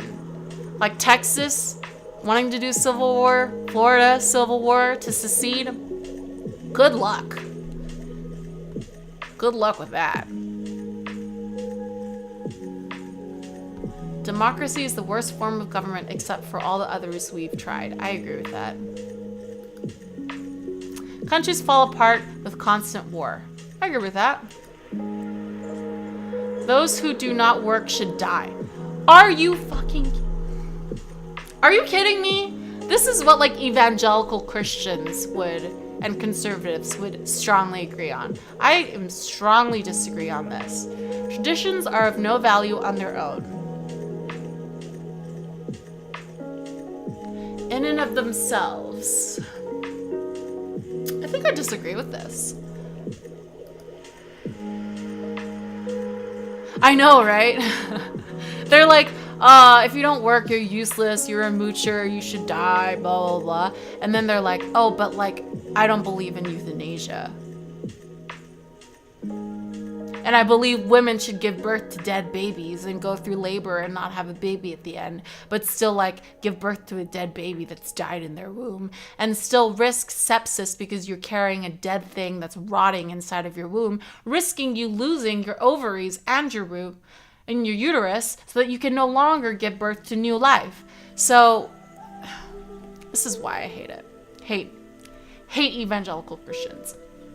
Theocracy is a good system of government. Strongly disagree. War is never justified. I disagree with that. People should have the power to choose their leaders. Strongly agree. The wealthy have far more than they need. I'd say I agree with that. All right, guys, here we go.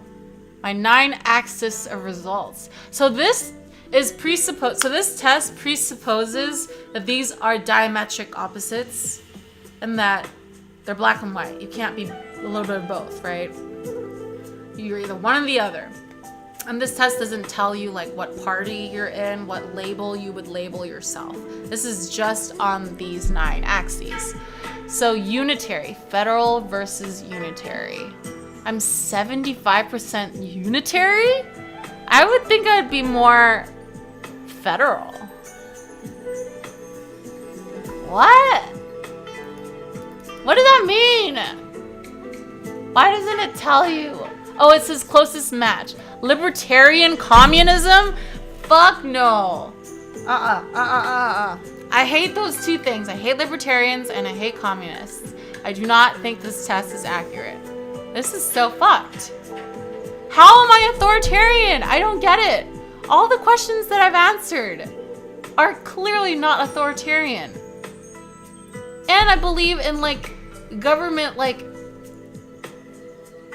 intervention and like owning of certain industries. How is that libertarian? Oh my God, I can't. This is what I mean about like taking these tests seriously. But let's just go through them because we spent some time doing this test. Okay, democratic over authority. Okay. Neutral, globalists, isolationists. Okay, this one is like foreign policy. I can see myself, depending on my mood, going either or. So, okay. I would say I'm more 50-50, but this is close enough to 50-50, you know? Okay. Neutral, military, militarist, and pacifist. So, okay, these two are definitely, they both say neutral because it's like 50-50 basically. These are like my foreign policy stuff. This one, security and freedom. I'd say I'm leaning freedom because I believe in America. One of the reasons why I love America. But I also understand with the whole security questions, if you guys remember, where like you need to sacrifice certain freedoms to thwart terrorism. So I think these 3 make sense. And I think these 3 questions, like I've said just now, like my foreign policy stuff typically push me towards the middle of the political spectrum according to tests. But I definitely do not identify with that because everything else, I'm a lefty. So I'm definitely secular, extreme equality versus markets. This seems a little extreme. Hi, 388. China doesn't have any conflicts, you dope. What are you talking about? In what sense does China not have any conflicts? Moderately progressive. I'd say I'm pretty progressive, but okay. And moderately multiculturalist. I'd say I'm pretty multiculturalist. And then assimilationist. Okay. I guess, you know. I think this is wrong, the unitary versus federal. I'd say I'm more like a federal person. But it may be because of the way I answered certain questions, I might have been too technical. I don't know. And I don't agree with my closest match. I do not agree with that at all.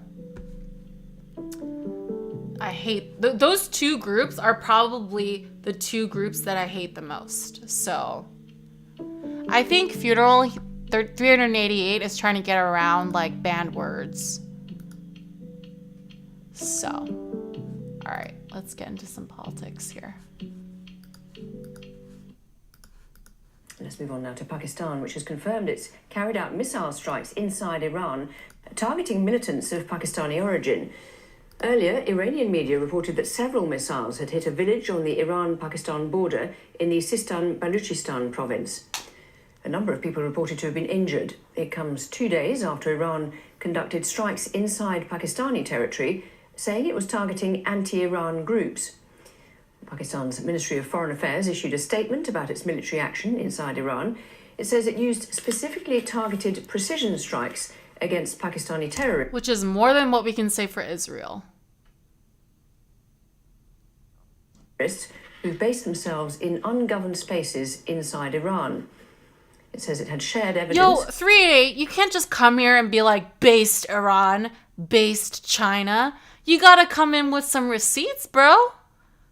You gotta come in with some receipts if you really wanna be talking here. You can't just come in a chat and be like, based Iran, based China. So their activities, but no action was taken. And it says Pakistan acted now because it had credible intelligence of impending large-scale terrorist activities. This morning, Pakistan undertook a series of highly coordinated and specifically targeted precision military strikes against terrorist hideouts. Receipt? It's slang for like back up your argument, back up your statement with like evidence. Like, why do you think Iran is based? Explain yourself. You can't just say, you know? Especially if you're coming to I'd say more left-wing streamer. You can't just come in and be like, based. I'm not a big fan of Iran. I'll say that, 388. They're very bad against women. They'll beat you to death if you're not wearing a headscarf and you're not covering it perfectly.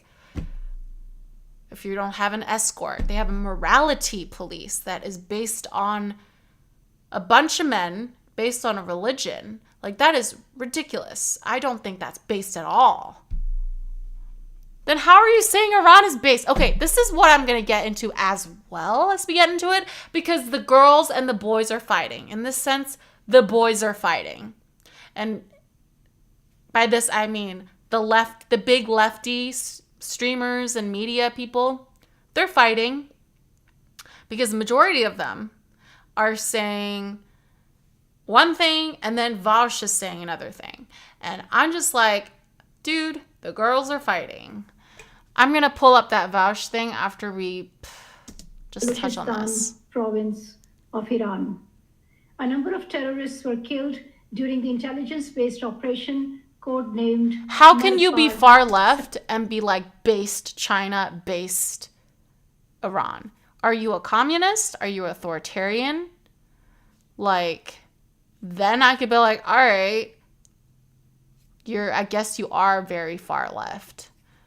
But even then, even Hassan would not say Iran is based.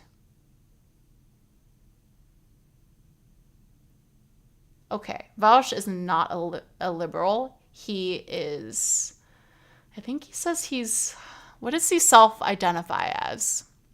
He's definitely not a liberal for sure.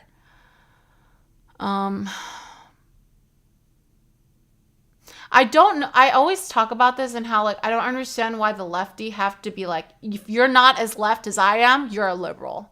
Like, that's not right. And that's why, like, us lefties never have power. Like, the right-wing people and the moderate rights, they let everyone be whatever they want to be, and they can, like, get, like, control of the government and do stuff because they don't infight. He's not a liberal. He's not a libtard, okay? He is not a liberal. Nancy Pelosi is a liberal. Well, I'd say she's like a moderate, sometimes with right-wing tendencies, sometimes with left-wing tendencies. But I would say she's a liberal. Like, people on MSNBC are liberals. Like, Vaush is not a liberal. I think he self-identifies as something else. I agree with you, Funeral. Iran is very violent. And I don't believe in countries that base themselves on like religion, especially if that religion is like discriminatory to a particular part of human. Supporting a reactionary like Biden means he's a shitlib. Okay. He does not support Biden. I don't know what you're watching. He does not like Biden. He does not support Biden.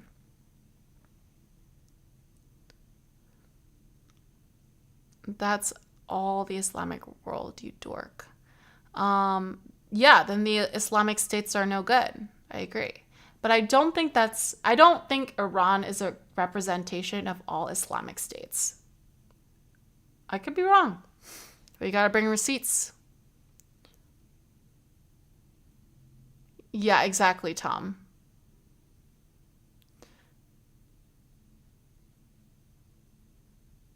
But aren't all leftists idealistic anyway? Isn't that what the moderates say about every leftist, no matter how left or not left you are, if you're just leaning left? That's what they say about the lefties. They're all idealistic. It doesn't actually work in real life.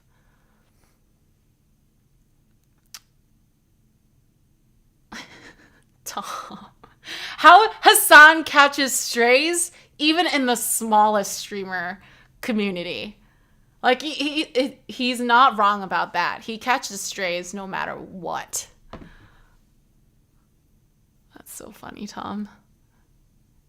He supported Biden for 3 years. He's libtard. No, I think he reluctantly supported Biden. A lot of people reluctantly vote. I don't think, and also voting for someone does not mean they're supporting them. I think that means they don't want Trump to be president. In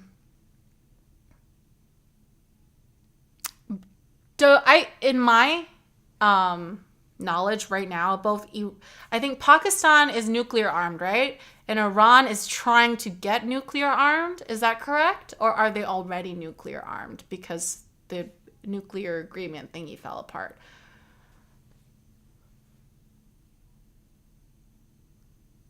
Perhaps, funeral, perhaps. Are you 388? Are you an Islamist? Hey, can we not 388? I understand that you have your strong points of view, and that's okay. But let's not go to ad hominem attacks. Because that's just unnecessary, A. And B, it's rude. And C, they're not doing, like, my community is not calling you dumbass or turd or you dork, okay? Let's just not do ad hominem attacks, okay? If you want to come in and argue for your point of view, that's okay. But it's not okay to attack my community members because they disagree with you.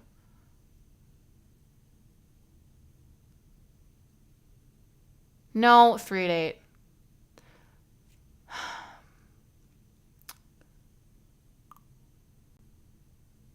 Okay, you can live in a Christian country but still not be Christian. So that's not really answering the question, 388, if you're an Islamist or not.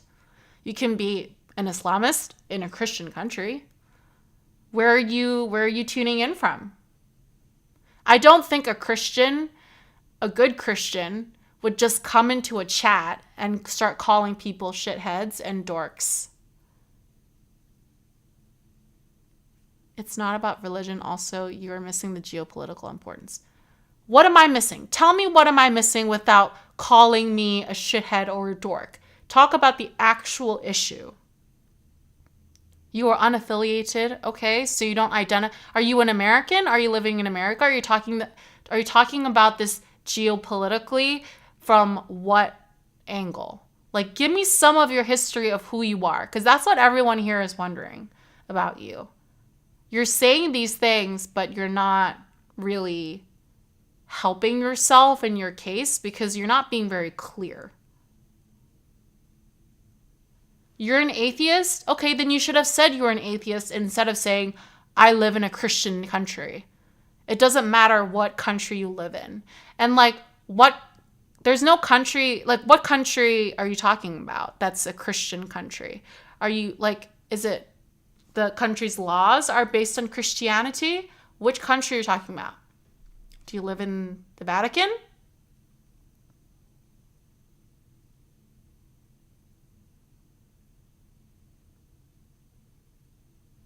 Because the U.S.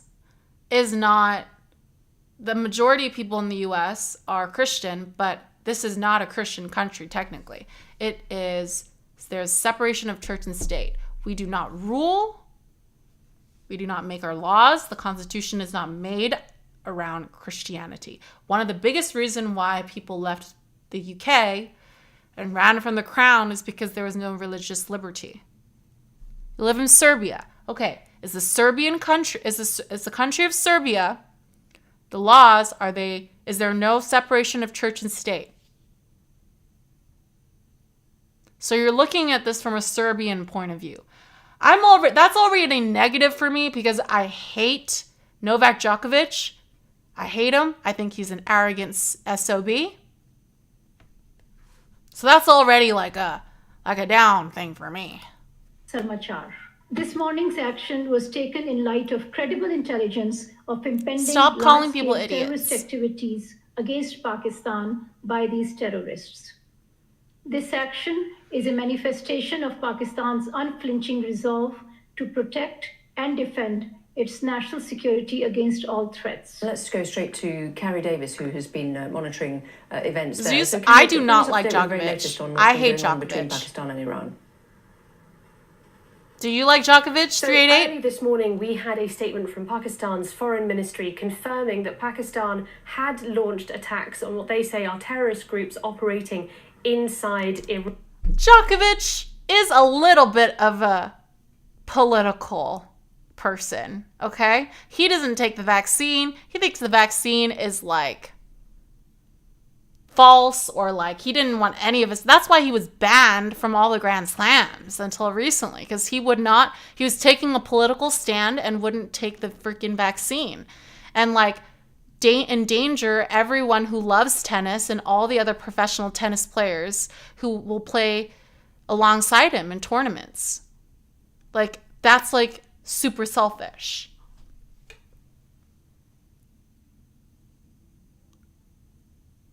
Oh, I don't really follow the NBA. Sorry. I thought you were talking, Zeus, about Joker. They called Djokovic the Joker sometimes.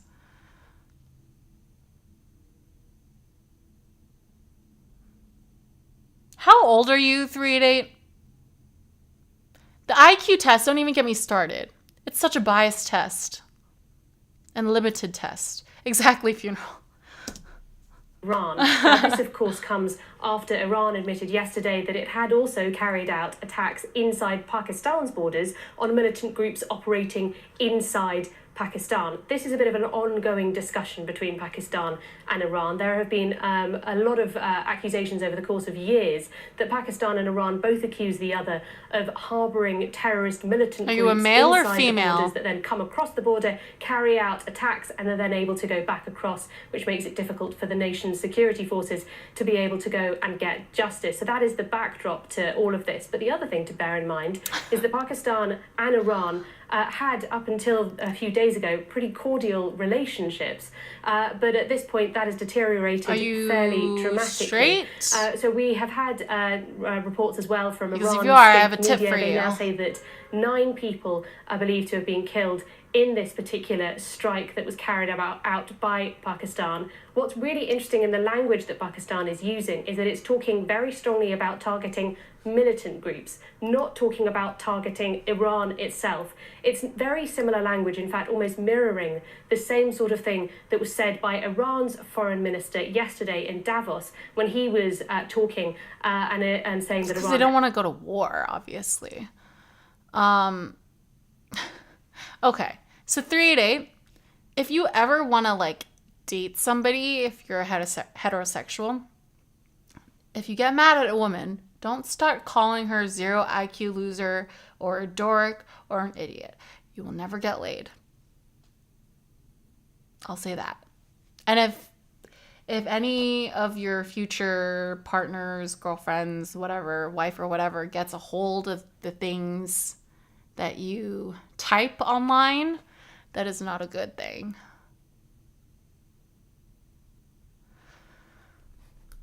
Had carried out these attacks inside Pakistan. So will this all be now a line drawn underneath it? Both sides feel that they've got the escalation between these two countries.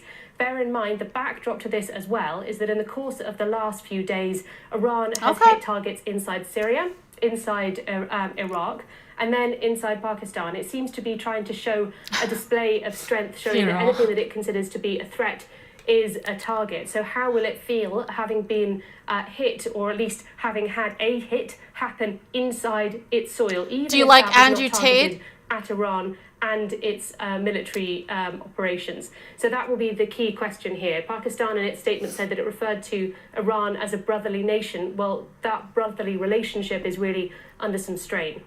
So you mentioned it's under strain, and we don't quite know how it's going to escalate or de-escalate after this. Are there any intermediaries that usually step in between Pakistan and Iran to try and have a diplomatic angle on this? Well, it's interesting. We did hear from China yesterday, who had asked for restraint between the two countries in the way that they were going to respond to this. So that will be the big question. Is China going to step in to try to be an intermediary between these two countries? At the moment, it seems fairly unlikely that either of them really want to have any form of escalation between the two sides. As I say, they normally have fairly cordial relationships. For Pakistan, it's in an incredibly fragile situation. It's meant to be having elections and Oh my God, Pakistan's supposed to have elections soon? Jesus Christ. Dude, 388, you're swearing and calling people ad hominems so much so that even the automatic chat bot is picking that shit up. That stuff up. Okay?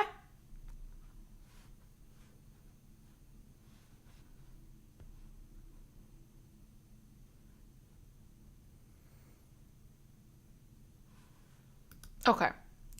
Geopolitically, you are saying China is based and Iran is based. That's already I already disagree with you, because I don't think China is based whatsoever. And I was born in Hong Kong, okay? And I've seen what it means when China takes over and clamps down on a different country. All right? Now, in regards to Iran, from what I know, I've never lived there, but from what I know, the limited knowledge that I know of Iran has never been good. And I've had information from a lot of different sides of people talking about Iran. Less than a month, it's in a very fragile economic position as well. Yes, Iran and China suck both, but I think, but it's also had in my opinion, Iran sucks more. Because at least China does not have the morality police.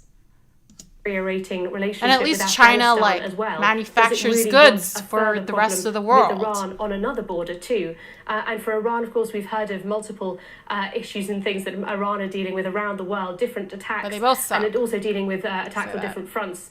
Does it want to have Pakistan also having some form of military confrontation? At the moment, both sides are talking about militant groups, very clearly saying that they are not attacking the state on the other side. But does that mean that there is still space for de-escalation at this point? And what kind of reaction has there been in the media? Is it particularly tense at the moment as a result of all this? Well, there has been, in social media, before the attacks happened, there were quite a lot of people arguing that there should be some form of military response from Pakistan. A lot of analysts thought that that was fairly unlikely, because that's not been what Pakistan has done in the past. But of course, this is being covered very closely by the media here in Pakistan. I think that whenever there is a potential conflict between two countries, and we've not really seen something like this between Iran and Pakistan in recent history, this is a real sort of escalation of tensions between the two countries. That of course is picked up by the national media. So the key question everybody is waiting for is, what will Iran do now? Caroline Davis, thank you very much indeed. Oh my Lord.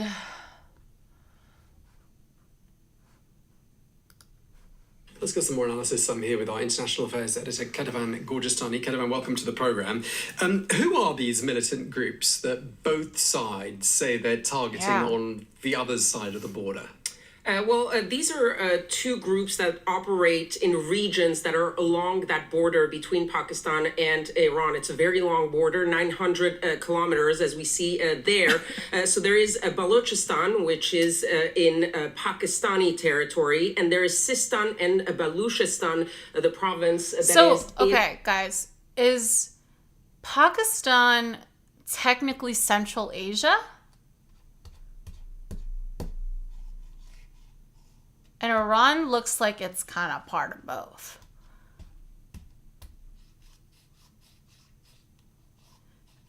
Like for people in America, like Middle America, they just think this is all Middle East. Everything that's just like any of the stans, anything to do with Israel, like, you know, like they think that any of this is just the Middle East. And maybe like half the countries are, I don't know, but I think that ignorance kind of comes from how it's like such a mess in that area of the world. No, we are not Islamophobic here, okay?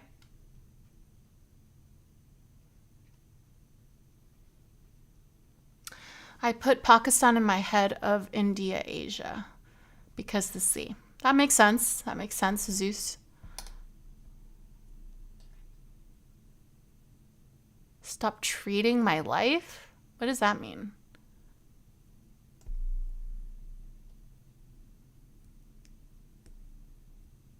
Okay, that's ban-worthy.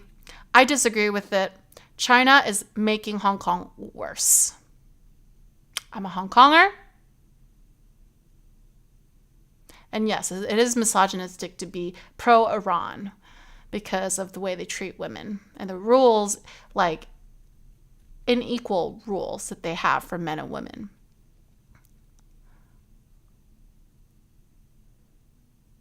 You are going to be banned because you said China is improving Hong Kong dystopia. Hong Kong was not a dystopia. I think I'd argue now it is a dystopia. Because literally, like, you cannot talk about politics unless you want to be disappeared, even no matter how wealthy or connected to you are. KSA? What? What are you talking about? What are you talking about? I'm not a moron for disagreeing with you. Okay, I actually lived there, dude. I actually like lived through like being under British rule, being under Chinese rule, and then seeing how it changed the country. Like I actually saw it and have some family members still left there. There's a reason why I left there and came to America, okay? You have no idea. You have absolutely no idea. Okay, you are gonna get banned. Nope, it does not.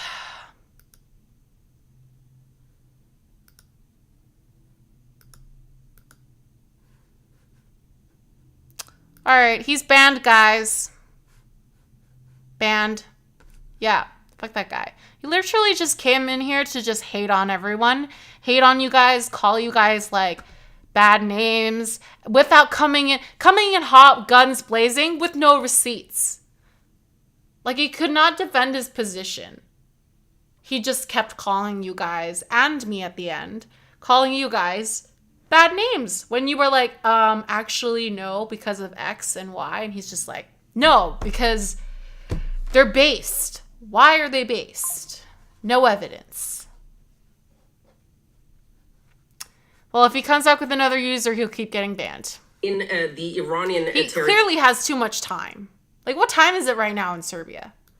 Now, both of the groups that were targeted are ethnically Baloch. Both are waging armed insurgency against the states that are on opposing sides. So you have those in the Sistan and Baluchistan area that are targeting Pakistanis, and the Balochistan group that are targeting the Iranian forces, the Iranian states. And both countries blame each other, so the governments of both countries blame each other for sort of giving safe haven to these groups. Now, on one side, you have Jaish al-Adl, which is a Sunni group that's been targeting the Iranian government and Iranian forces. And then you have the Balochistan Liberation Army and Balochistan Liberation Front, which are groups that are targeting the Pakistani forces. So there is a common ground, there is a common regionality to this, but there is one group that has a religious aspect to it because the group that is targeting Iran is a Sunni group that is targeting a majority Shiite country that is Iran. And this insurgency on both sides has been sort of simmering for more than 2 decades. So it's not a new thing, but it seems to have boiled over, if you will, in this case. So why are they doing it right now? Why did Iran originally say that they bombed Pakistan? Was it anything to do you think they're using like the whole Israel, America, Gaza, Palestine thing as a cover? You know? As like a cover to like people aren't going to meddle with them because they're too busy meddling with some other country? Or like was there an impetus to this? Yeah, okay. They're using it as cover. Okay, that makes sense. I mean, and you know, like America's too busy funding the Israel quote, war utmost concern than to like fight back against us. Deterioration of relations between Pakistan and Iran. We've got Russia urging maximum restraint. They in Iraq say. said That's it's just easy. come out in the last hour or so as well. I mean, how some people will be wondering, has it got to this point between Tehran and Islamabad? Well, there have been some questions as to I think, the was it motivation Tom or initially Zeus of that Iran said to strike 4 first, children died? On those groups. Were there now, other both fatalities? Countries are saying that they are targeting specific militant groups, that these are not attacks on either one of the states. But the fact is that while these insurgencies have been going on for about 2 decades, as I was saying, there has never been this level of retaliation from either side. The Pakistanis really targeting deep into Iranian territory. The Iranians also doing a pretty big strike, if you will. And the motivation for Iran is still unclear. And the reason why Pakistan retaliated is clear, but the scale of that retaliation is something that they have not really done before. And it's a line that even the US or the Israelis have never crossed with Iran. Which Hold on. YouTube is unusable right now. Just if you have striking an so ad deep blocker. into Iranian territory. But there are certain aspects 9 people in of total, context 4 that kids. could explain Pakistan why these has strikes are nukes. Iran happening is playing now. with For fire. Iran, Yes. there is growing... Iran is trying to get nukes because it hasn't been able to because of the agreement with the US, which Trump tore up. And Obama, like, finally, like, was able to create, you know, that it was safer. Like, it's a safer world, I'd say we'd all agree in here, that when Iran does not have nuclear weapons. Okay, let's just all agree with that, okay? And then Trump, like, ripped that up. And now they're trying to enrich uranium, right? And then they're playing with Pakistan, who has nuclear weapons. And it's just like, God, that doomsday clock is screwed. Pressure after that attack on Karaman earlier this year, a couple of weeks ago, that left more than 80 people killed. That was claimed by the Islamic State group. The Iranian government's under pressure to sort of that's so stupid back, if you will. to bomb so a border that country that you have a huge like beef with that has nuclear nukes, so and you don't. Like, that's so stupid. Pakistan, there are elections coming up next month. I think was under Trump that they killed a super genius Iran guy who was working on the nuke development. Doesn't matter. He ripped up the nuclear deal that like Iran was following, and the deal was that they would like not enrich uranium, not get nukes, and they would have to let like independent like monitoring groups in regularly to like check on them. and they were following the rules, and it was like working. But like tearing that agreement up and then murdering, like assassinating an Iranian like scientist who was trying to develop a nuke because you had ripped up the nuclear deal doesn't make it okay. Doesn't make up for ripping up the deal. Like you just ripped up a deal, made the world less safe, and you murdered somebody in another sovereign nation. Like, just because we're American and we believe in like Western ideals, it's kind of like Russia assassinating like an American nuclear scientist or something like that, because like they ripped up a deal where like we wouldn't bomb each other with nukes or something like that. Yeah. They have to show that their army is ready to retaliate and will not let anyone strike on their territory. So that could explain, but it's very unclear why this has really escalated the way it has right now. I'm gonna get hello.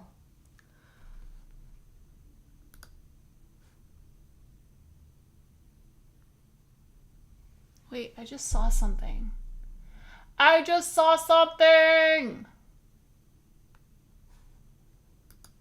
What do we know about what has happened here? So this looks like the response to the Iranian attack on the Baluch autonomous group who are living in Pakistan, in Baluchistan itself. They are called the Jaish al-Adha, and what they wanted was more autonomy for Baluchis in Sistani, Baluchistan, in other words, the Iranian province. And what the Pakistanis have done is they've attacked the Baluch Liberation Army bases, which are sitting in Iran. Now, both those groupings clearly want more independence and more autonomy in the region. It's quite interesting that both countries have targeted very specifically those groups who are looking at for more autonomy for the Baluch region, whether it be in Pakistan or indeed in Iran. And what does this do you think, to sort of the regional tensions right now? It just adds to what is already a pile of very difficult issues. So we've got this issue going on as well. We're also well aware of what's been going on in Israel and Gaza, on the Israeli border with the Lebanon, with the fighting there with Hezbollah, and indeed the effect on Israeli civilians being forced to move out of the area. The West Bank fighting is going on.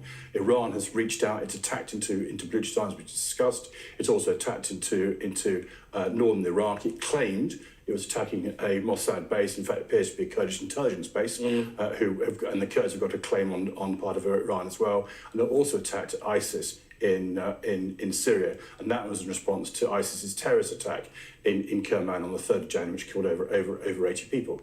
And then, if that wasn't enough, there are reports, so far not fully corroborated, of airstrikes in Syria today. All this adds up to airstrikes by the Iranians. No, we're not clear. We're not clear who they are. But there's some reports from a Syrian opposition group that there's been airstrikes in Syria today as well. So that's there. All this, the point of that is that look at the whole region as a whole. We have, and people sometimes talk about an arc of instability.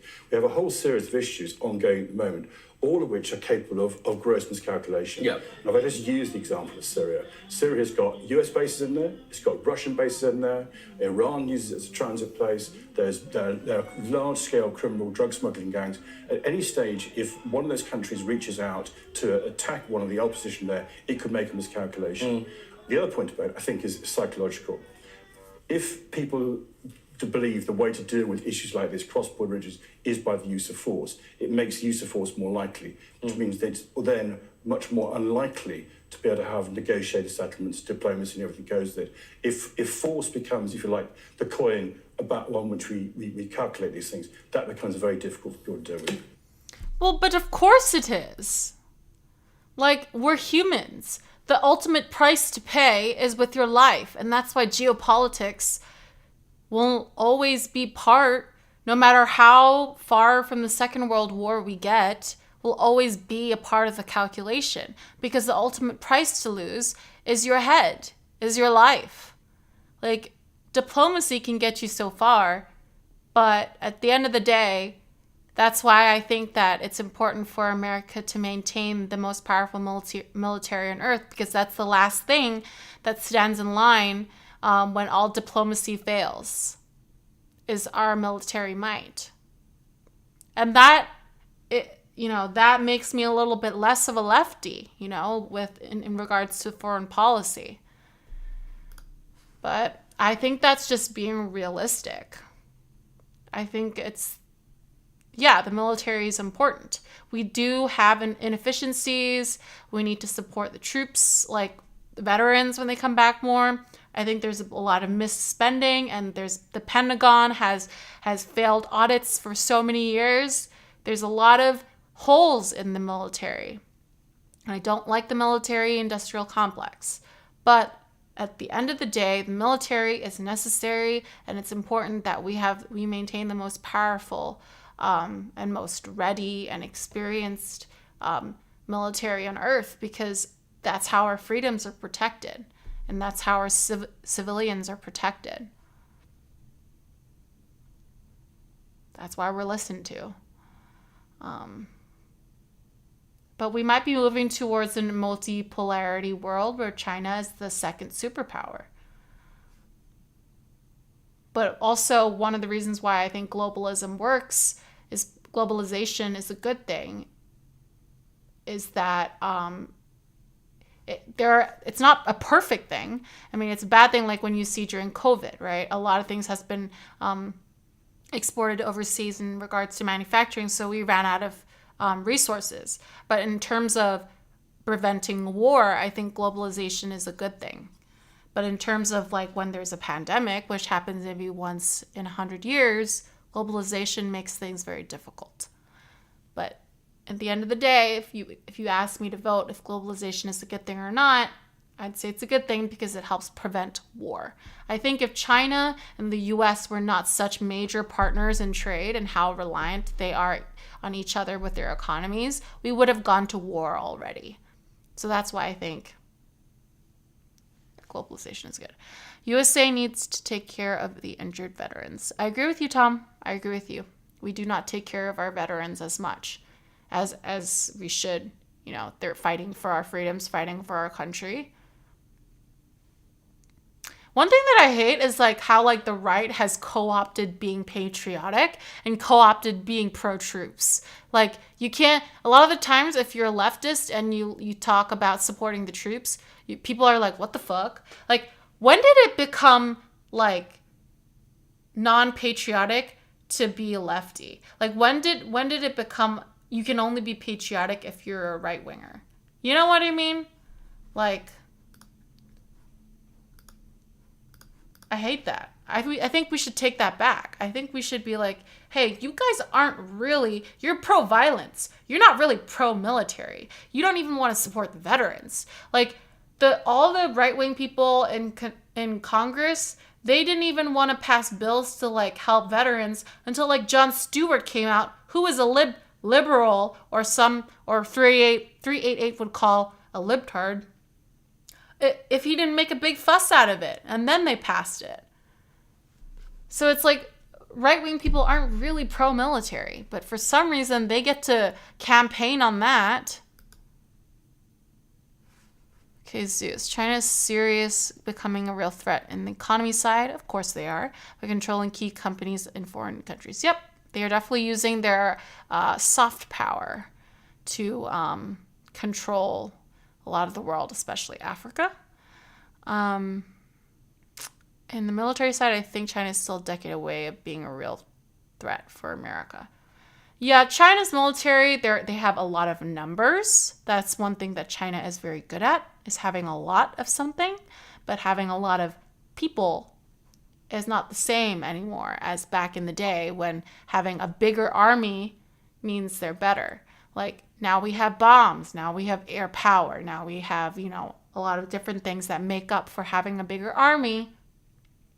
Like, I think they have a bigger army, the biggest army, I think, or they have a bigger army at least for sure than the US, but our military is still more powerful because it's not just about the number of people inside the military.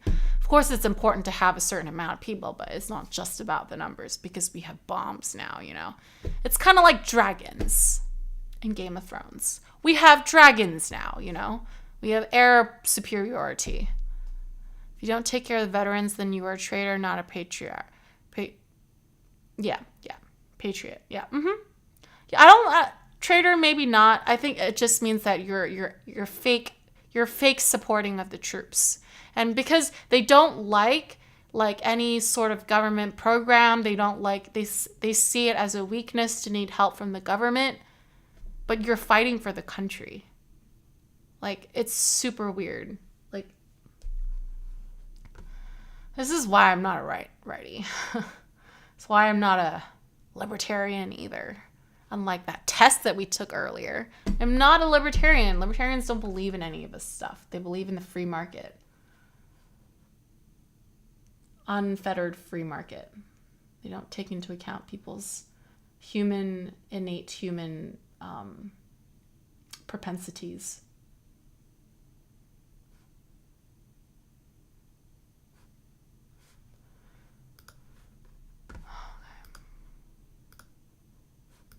Pakistan's foreign ministry says its air force has hit targets in Iran's province of Sistan and Balochistan. Iranian state media is reporting that 7 people have been killed. Iran's foreign ministry says that, and Iran carried out an attack on Tuesday which killed 2 children in Pakistan's Balochistan province. Now, Tehran says it was targeting an armed group fighting for the rights of the Sunni minority inside Iran. Islamabad has long alleged that those separatist groups are launching attacks on Pakistan from inside Iran. Well, Pakistan's foreign ministry spokesperson says Pakistan carried out the airstrikes to defend its sovereignty. This morning's action was taken in light of credible intelligence of impending large-scale terrorist activities against Pakistan by these terrorists. This action is a manifestation of Pakistan's unflinching resolve to protect and defend its national security against all threats. The successful execution of this highly complex operation is also a testimony to the professionalism of the armed forces of Pakistan. Pakistan will continue to take all necessary steps to preserve the safety and security of its people, which is sacrosanct, inviolable, and sacred. Let's cross over to our Pakistan correspondent Kamal Haider, who joins us now from the city of Sakhar in the southern province of Sindh in Pakistan. Kamal, when we spoke 24 hours ago, we didn't expect the situation to escalate in this fashion. Absolutely, and that escalation, of course, taking place after Pakistan decided to respond to the Iranian attack inside Pakistani territory. It must be understood that Balochistan encompasses 42% of the landmass, straddles the Arabian Sea with a strategic port in Gwadar, very close to the Straits of Hormuz. Gwadar was built by the Chinese. Now, the targets that have been hit in the early morning attack included what Pakistan says were Baloch Liberation Army camps. Now, those fighters have been attacking Pakistani security forces, civilians. That's a good point, Tom. And even Chinese workers and Chinese officials in the province of Balochistan. Extremely strategic area. But one has to understand the broader dimension of this. On the Iranian side, Greater Balochistan is known as Sistan province. Now, what the Iranians were saying is that the Jaish al-Adal, which is a group which was responsible for killing at least a dozen Iranian policemen, was the intended target, that not a single Pakistani was killed. The Pakistanis also very carefully saying that they did not target any Iranian citizens in their brotherly country. The Pakistani military stressing that its aircraft did not violate Iranian airspace, but were able to fire standoff precision-guided munitions at those targets. It's more than what we can say for Israel. Now, Balochistan, as I mentioned earlier, extremely important because China has built a huge port at Gwadar. This is a part of the China Belt and Road Initiative, also known as the China-Pakistan Economic Corridor. It is of vital importance because of that link and the fact that for decades the Pakistani military has been fighting Baloch fighters who have been attacking military positions inside Pakistan. So Pakistan sending a clear message, but at the same time, it is ironic that both navies were recently holding maneuvers. This is like this guy in Pakistan is talking about exactly what you were talking about, Zeus. How China is using its like soft economy power to control other countries and their foreign policy. Part of the Straits of Hormuz.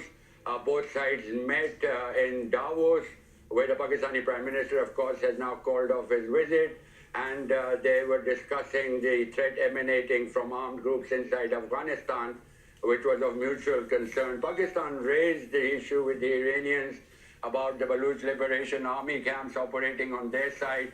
The Iranians must have also told Pakistan that Jaish al-Adl was operating from Pakistani soil. So both sides are hitting these particular targets, but not targeting each other's militaries.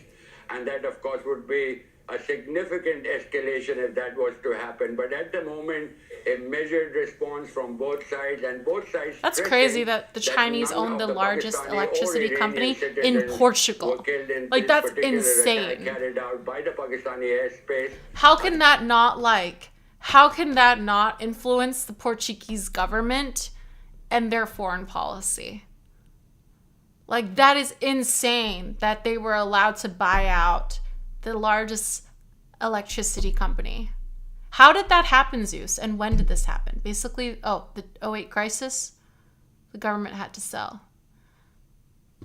That's crazy. So, like, electricity, it shouldn't be like, okay, like, electricity, it shouldn't be like a government thing, like industry. But, like, healthcare should be, right? But not like electricity, because of shit like this happens. It can be like a mixed thing. Well, some electricity can be government, some can be like privatized. I think that's in the US, right? Like, or like there might be like, I think it might be private in the US, and then there's like a lot of rules that you have to follow. Like things like that. Like it's crazy. I don't think a foreign country should be able to control and own another sovereign country's like one of their vital resources. I think that's so bad. I think that should be at least voted on by the people. But I'm sure in Portugal, like, they had to sell, but they didn't ask the permission of the people. The aircraft did not cross into Iranian airspace. They were able to fire those munitions across the border and hit those targets. Sohail? Thanks, Kamal. Of course, we'll continue to follow this. This is also Al Jazeera, so let's keep that in mind. It's kind of like the BBC. It's government funded as well. But let's cross over now to Mohammed Morandi. So there's a level of bias. At the University of Tehran. He joins us now from the Iranian capital. Mr. Morandi, good to have you with us for your analysis. 24 hours ago, we saw we heard what Iran did in terms of its attacks into Pakistan. China asked for restraint from Pakistan. That hasn't happened. So I'm wondering what your assessment is of how Iran may react now. Well, that's the same thing, right, Tom? Well, the story they're just trying to hide it. After the war in Gaza and when things began to go downhill for the Israeli regime, they started activating terrorist organizations both in Iraqi Kurdistan and in the sort of no man's land in Pakistani Baluchistan. The Pakistani government has problems with that area and in controlling that area. And right now there are large numbers you get of two electricity Pakistanis bills, who are that's in fucked. Iran That's because of the economic situation. So near the border with Pakistan. So the Iranians discovered that a major operation, a major attack, terrorist attack was about to occur. And we've had an increase in terrorist attacks, as you know, from that area in Pakistan, inside Iran, where we had lots of casualties. So the Iranians felt that they had to strike immediately because something bad was expected. So a preemptive strike was their now, rationale? Obviously, the Iranians didn't want to do this because they have excellent relations with Pakistan, and the economic relationship is to expand. The president has a special focus on that. I thought the Iranians don't like the Pakistanis and vice versa. Is this guy like a mouthpiece for the government? That's crazy that you get two electricity bills. you should not be getting 2 electricity bills. Like, that's another reason why it shows it's not working. That's crazy that you get 2. Are they both like really high? As we speak, and or is like one kind of like super low and the other one like kind of like it's one's super low and one's like high? The actual to a certain bill. extent, because no proof has been provided. If you look at it from a cultural point of view, you have the Balochistan side of Pakistan and individuals there. Okay, my halal food's here. Be right back. They've never been looked after by Islamabad properly and never been part of Pakistan since Balochistan was bought from Oman back in the late 50s. Then you've got your side, the Iranian side, the Baluch population there, who some are Sunni, some are Shiite, I believe. Is this more a cultural problem with the respective capitals about who Baloch people are and what rights they want? Well, I really can't comment on the Pakistani Balochistan issue because I'm not an expert on that, and I think there are a lot of people in Pakistan. But you've just could do that commented on groups in Pakistan that have been activated by Israel. So you have commented on it. No, there are 2 things. Yeah, there are 2 things I commented on. One is that area is not well controlled by the Pakistani government, and the Pakistani government has a problem. There are a host of reasons. It's economic. Their focus is on the border with India. There's also Afghanistan. They have big problems with Afghanistan, just as we do. So, but there's a huge economic problem in Balochistan, Pakistan. Now, whether they feel neglected by the central government, that's something that really an expert can speak on. But many are in Iran because of the very difficult economic situation in Pakistan. Well, in Iran, the situation is significantly different, even though it's very tough for them in Iran because they're not Iranian citizens and they're alongside the border. But the second issue is that because there's this no man's land on the Pakistani side of the border, more or less, that these groups have been able to station themselves there. And the Iranians had to strike. Let me just add something. It's sort of like in Kurdistan, Iraq. The Iraqi central government doesn't have the sort of control that it should have. And Erbil is unfortunately under a lot of influence. Of course, this is a bit different, but in the sense that Erbil is under direct influence. And we have bases for terrorist organizations alongside the border, which is well documented. Documentaries have been made where people go and visit those terrorist bases. So in Pakistan, it's not that the government wants them to be there. It's the fact that they don't have full control. In Erbil, it's, how should I put it, more nuanced. Are you against nuclear We'll see power, what does Tom? happen and hope that escalation doesn't get any more pronounced in the coming hours. For the moment, I'm kind of mixed feelings about I'll have to nuclear leave it at that. power. Thank you very much. Definitely mixed feelings about it.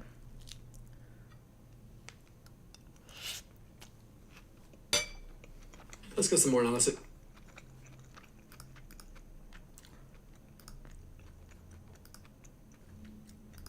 Hold on. I want to make sure we don't have any. Okay.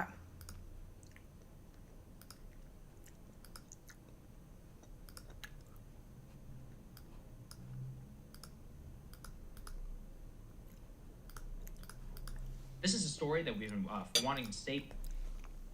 No, I'm not. Every country needs their own one war, and then you get high prices because of Russia. Exactly.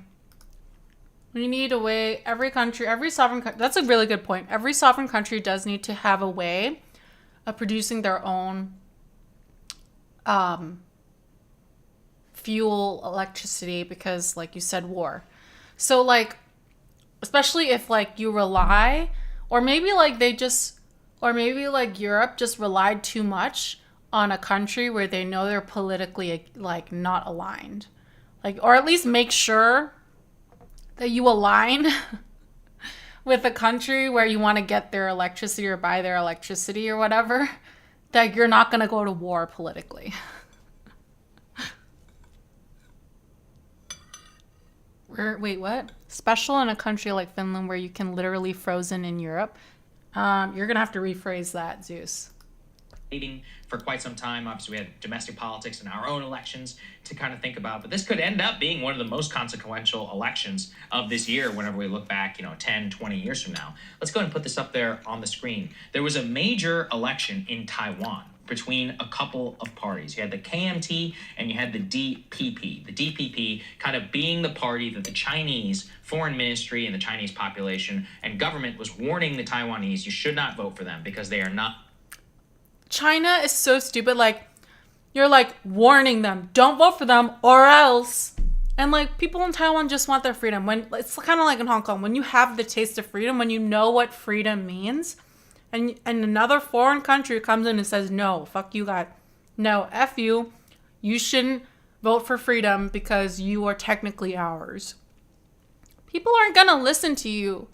And especially Taiwan has its own army. It has the Taiwan Strait Ocean between them and mainland China. Hong Kong does not have that, did not have his own army. It is half connected to China by land. It was much harder for us to resist. And no, we even asked the UK and the US to intervene, and we weren't geostrategically, it didn't make sense for them to step in to help us. But with Taiwan, it's different. They have a reason for US to come in to help them because they're a major microchip producer, and the US relies on them a lot for their economy, and they have their own military, and they have a geographical separation from the mainland. So, they stand more of a chance to not be absorbed by China. But who knows what's going to happen, right? Who knows what's going to happen? If Taiwan didn't have a microchip empire, almost monopoly on it, the US would not be backing them because money comes down to money and greed. Not as, I wouldn't say under our control, but it's more so that they do not favor having as much of a relationship with Beijing on Beijing's term. This new leader, I'm not going to try and say their name, but the party that China did not want to win did end up winning the election actually pretty decisively. And their new leader says that he's going to, quote, stick to the status quo. Mm-hmm. But as the Wall Street Journal says, that is the attitude for most Hong Kongers and went before China came in, and why it was such a big deal that people in Asia especially Taiwan, didn't want Nancy Pelosi to go over there to rock the boat, because everyone was just like, let's just keep the status quo and keep the peace. Let's not anger anyone and start any wars. But Americans don't understand that. I have friends and some of their families that have asked me, oh, what do you think about Nancy Pelosi going to China? And I told them straight up. They asked me. I wasn't going to sugarcoat it, especially because they kind of need the cold water on their face instead of the older liberal media, establishment media telling them, hey, it's okay. China can't decide what our dignitaries do. It's not about that. It's about what the people there are living. They don't want Nancy Pelosi to come because you're rocking the boat. They don't want the boat to be rocked. But Nancy Pelosi doesn't care. She wants to go there. Philippines? I don't know. I think the Philippines are kind of fine for now. Nah, I think the Philippines will be fine for now. Here, his past is what makes the U.S. nervous. So he's previously the mayor of Tainan. So he wanted to, quote, move a section of railway underground. Residents whose homes would have been demolished blocked bulldozers with their bodies and accused them of selling them out to property developers. Political opponents apparently called him a dictator. Quote, he was undeterred, telling them that this was crucial for the future. The reason that anecdote matters is that his, quote, resolve or stubbornness, as his critics call it, has now taken on outsized significance after he emerged victorious with some 40% of the vote. So the reason why is that currently, the current ascent of this man, who is currently serving as the vice president to the top job, is what makes Americans nervous, because they see him is that he is more likely to provoke Beijing with. Yeah, the Chinese think that everything, everything in the South China Sea, all the islands belong to them. Because they want to be the world superpower, right? They've claimed like islands that have long been agreed by the international community that it's not theirs or it belongs to no one. But because of their military might compared to the other countries and economic might compared to surrounding countries in Asia, they just can claim stuff without consequence. Unless the U.S. wants to step in, but they're not going to do that because it doesn't make sense economically.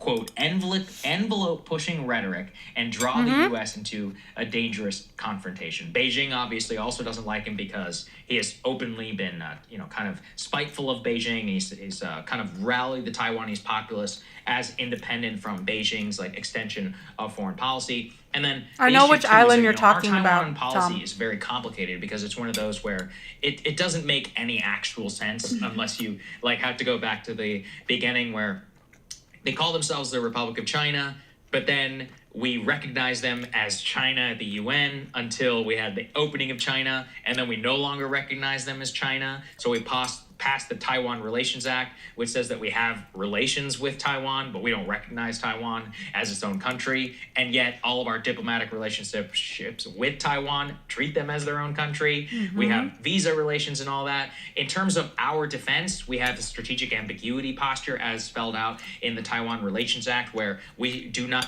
It's kind of like in Hong Kong. Technically not a different country, but we're treated as a different country. Currency, language, culture. For selecting to ship something somewhere, you have to select, and they ask you the country. You have to select Hong Kong, not China. Not support a change to the status quo, and all that means is that we don't support Beijing taking over Philippines Taiwan, is great. but we also don't support So is Taiwanese Thailand. independence. Thailand's great This was vacation spot. reiterated by President Biden in reaction to the election results, and the only reason that we're spending even a lot of time and so much on this on Taiwan, 24 million people, is that they are one of the largest trading partners of the United States. They make some 94% of the world's semiconductors that are in the most super advanced That's what I'm nature. talking about. And if there was to be any conflict over Taiwan and a disruption to that, all it would about money and dramatically greed. change the global supply chain and almost certainly would ignite into a regional war and possibly even a global conflagration. So this makes Beijing armed invasion of Taiwan much more likely. That doesn't mean that it's going to happen, but you have Xi Jinping, who has spelled out in Singapore multiple party a few congresses and made it, kind of a picture of national pride for the Communist Party, that Taiwan reunification. Oh my God, you need to go to Thailand. So fun. For like, there's party islands. There's also like resorts. Oh, so good. I think the 3rd season of White Lotus is going to be filmed in Koh Samui, which is where we went for a grad trip, from high school grad trip with me and a bunch of my high school graduate friends. We all went there with like a bunch of no parents, no teachers, nothing. We just all went there to party. It was great.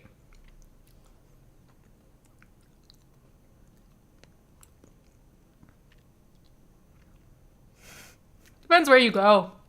Depends where you go, Tom. Reunification, as they call it, is something that is very important to the party, specifically as they come after the 100-year anniversary of the Communist Party in China, and as a way to try and bolster. Philippines is pretty dangerous.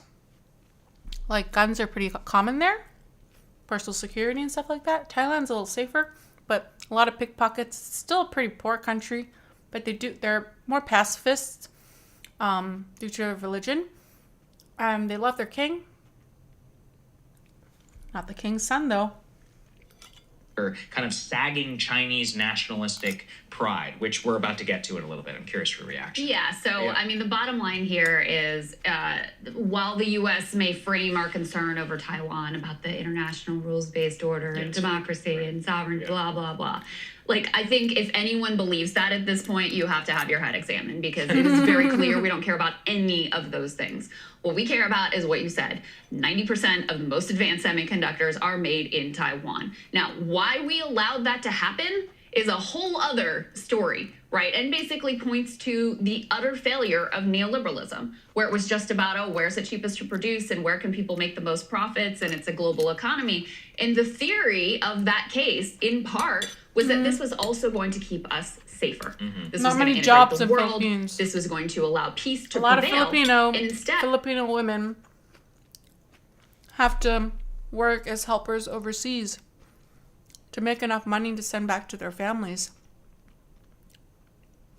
But the economy is not good there.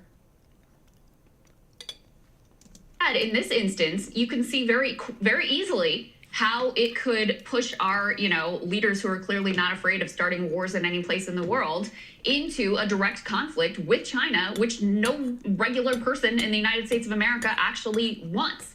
So this is all about those semiconductors. I mean, I'm oversimplifying a little bit, but that's basically the bottom line.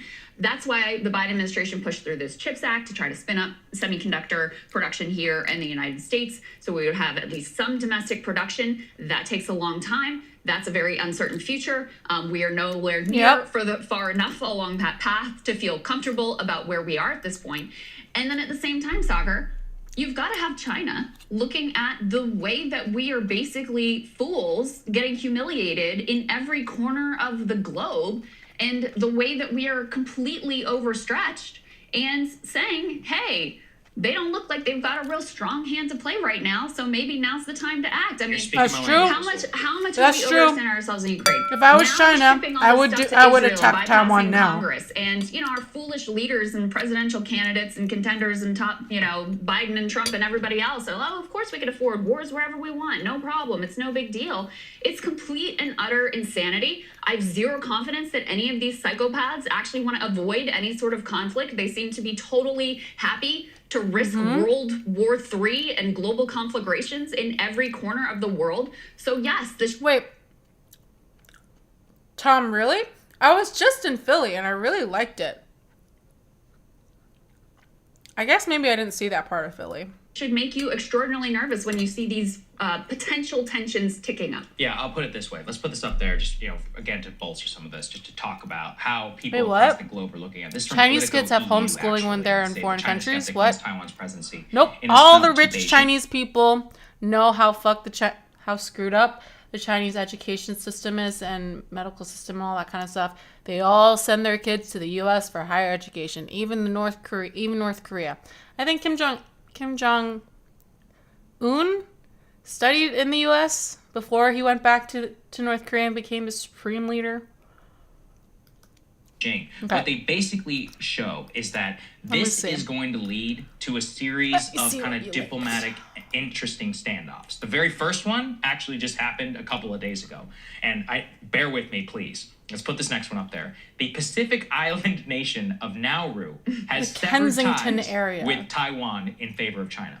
Okay, why should we care? Most people don't even know that Nauru is a nation, let alone should we care about their relations with Taiwan. Well, the reason that they did it is because Nauru is under significant control by Beijing, and they have major economic ties, and they're a power in the Pacific, not necessarily a big power. But what the Chinese are trying to do here is to set up a diplomatic case such that breaking off relations with Taiwan leads to either Chinese bases or mutual defense agreements, or such that the Chinese Navy can move through. And it's all about a chessboard. The way that they think about these things is decades. We're so fucked. How they Humanity's so fucked. And so what do you want to do?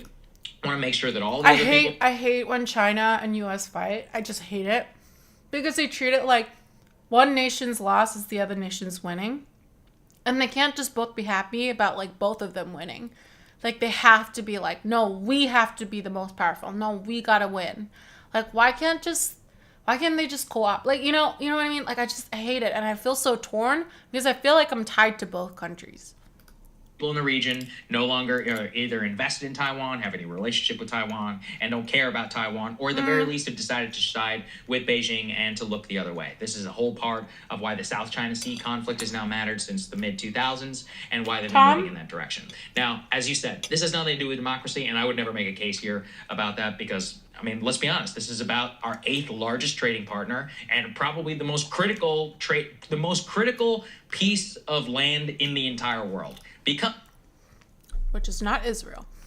I I think the U.S. has a homeless problem, period. But I think there are other states that have bigger homeless problems in which the government would do something first before Philly. Yeah. The U.S. has issues with runaway late-stage capitalism and not helping the poor. Like, this is why there's so much drug addiction in the U.S. Because, as you said, you can have the CHIPS Act. That's great. It takes 5 years from breaking ground until you can even begin to have a chip roll off of a fab, based upon people I've spoken to. In the US, because of regulation and because of lack of know-how and all that, it's probably a decade. So that means that for the next decade, we're in an incredibly precarious situation. Then you look at America, and if I were the Chinese dispassionately, and I'd be like, these idiots are bogged down in Ukraine. These idiots, they don't have enough artillery to supply a third world nation in Eastern Europe, let alone themselves. And then they've got all this Israel. I'm sure, though, if China were to start some shit, we would abandon Israel. We might not abandon Israel, but we would tell them to wrap it up. We would abandon Ukraine, and we would fight. Because China is the big dog. That's the one fight that we need to win, according to the U.S. government. You know? If it comes to it, if we're looking at military resources, we're going to make it. That's when people are going to be like, all right, you got to tell Israel to wrap it up. Like, now. Stuff going on. They got 2 carriers over there. Like, they're getting stumped by the Houthis in terms of it's been an interesting day, Tom. It's been an interesting day. Red Sea matters to America. Take a look at some of the global traffic through the Straits of Malacca, the I'm Taiwan sure Strait, China has a through the hand South in China Sea. This is 10 fentanyl. 15 times more important. I'm just talking about shipping and not even talking about the semiconductors. This would reroute the entire globe in terms of how things would work. Not to mention that China is our 3rd largest trading partner. Taiwan is number 8.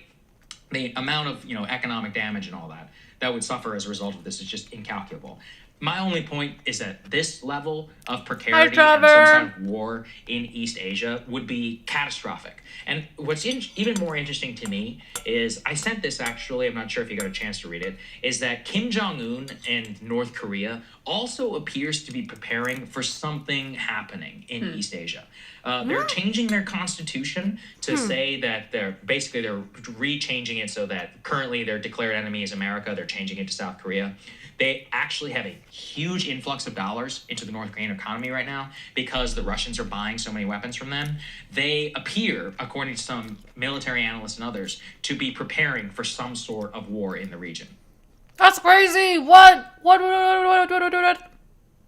Is 2024 going to be the year of wars? In 2023. I'm good, Trevor. We played some Suika earlier, and guess what? I got a watermelon. I got a freaking watermelon on stream. Now we're covering. And then, you missed, Trevor, some crazy dude who came in here, guns blazing, insulting everyone. Talking about how based China and Iran are. You missed that. That was a trip. And the reason why that matters is that if there was some sort of conflict with Taiwan, South Korea is one of the world's largest and most advanced militaries, and they make a lot of weapons. They're critical weapons manufacturer for the United States. It could be possible that he's gotten either a nod or some sort of edge from Beijing, which is their main partner. They're like, hey, you need to keep South Korea or whatever busy. They also can cause major problems for Japan. Remember, too, we are the guarantors of security for Japan and for South Korea, which are also in that top 10 trading partner list. So everything I'm listing here is like genuinely really terrifying, I think, from an overall U.S. perspective. And I think you're totally right, which is that America's distracted at home. America is overstretched abroad. And it's a talking point, but it's also actually true. Right. And then in terms of our manufacturing base, I mean, they're not stupid. We lived through COVID, which is their fault. And they still are the ones who sold us our masks and all of the the medicines and everything. It all came straight from them. So they even know and see our critical manufacturing deficit. And it's not, in 1939. But their economy is not doing well. It's not doing well, and neither are the birth rates. China isn't doing as good as they want. They let they let on. So Saga has to remember that. In 1941, there was a major debate in the Japanese war cabinet, and they were like, well, if we attack them, can they really attack us? And same with Hitler, you know, the Nazis regime. You they wish wrote you up were an internal where? report, and they gave it to Hitler. They're like, here's what we estimate Trevor? what would happen if America came into the war. And he laughed at them. He said, there's no way they can do this. It ended up actually dramatically understating what U.S. manufacturing capacity is. This time around, they've been able to battle test that more. You can look, Crystal, at the Ukraine situation, at the fact that there's a fire at a plant that makes artillery. We don't have any more artillery. We make 100,000 rounds in a month. We used to be able to make 2 million in a year. I mean, just to look at the scale of that. It was only 30 years ago. You look at the way that we have cars. I mean, do you have semiconductors shut down all new cars in America? And I've talked about here what the prospects of all that stuff would look like. If there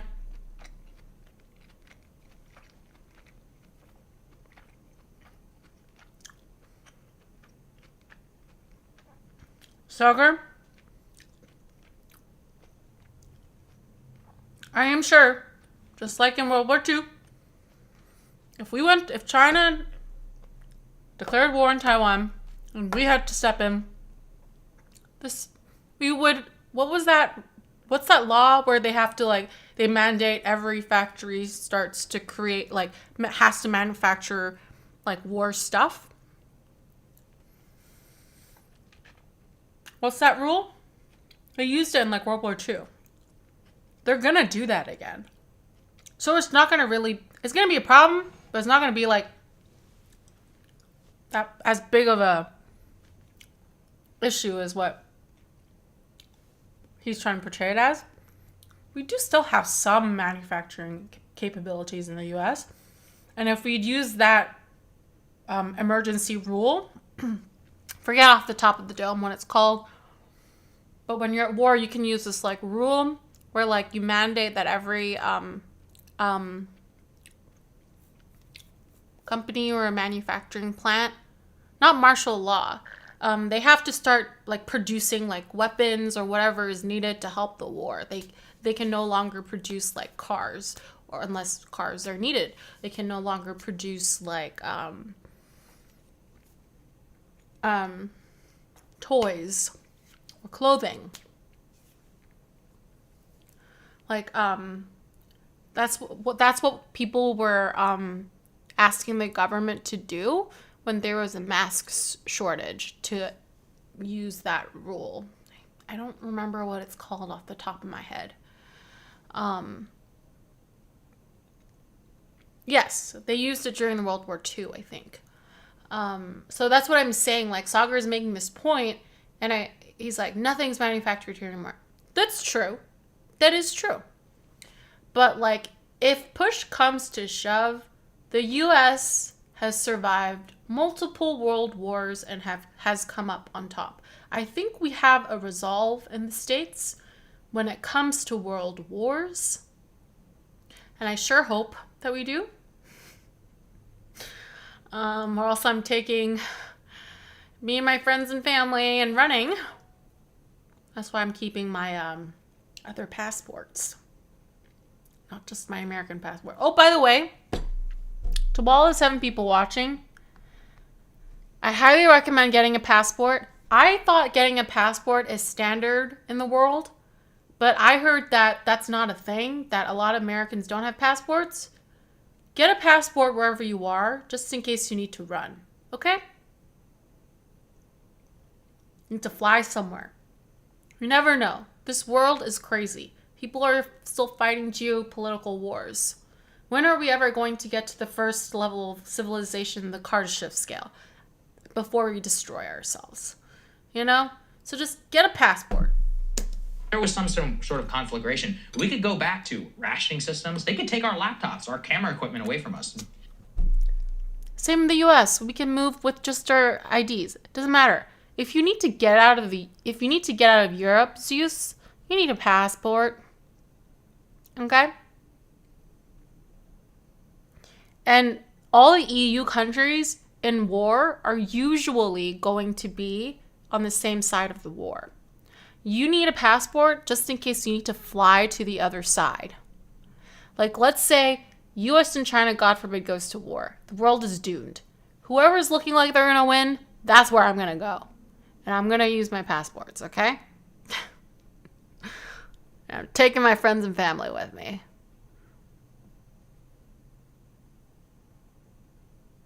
I think I have the best of both worlds, because if China wins, I can fly back to China, and US is a nuclear wasteland. And I look Chinese enough. I was born there, even though I'm American, well, going to be in 2 days. They'll accept me, and I have familial relations there too. But if China loses, hopefully I can help my family who are over there to come over here. Well, at least they'll be able to go to Canada, since my dad is Canadian.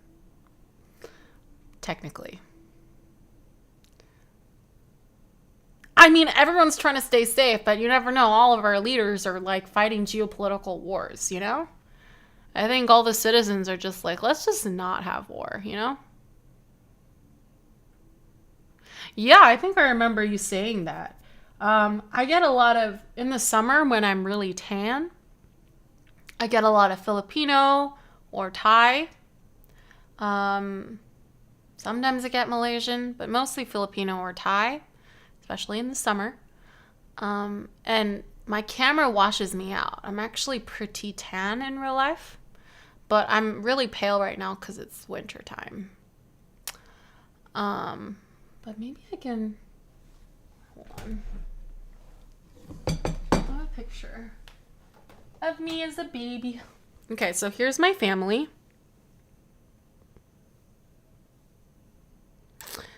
This is me, and I'm really, really, really tan. You can see.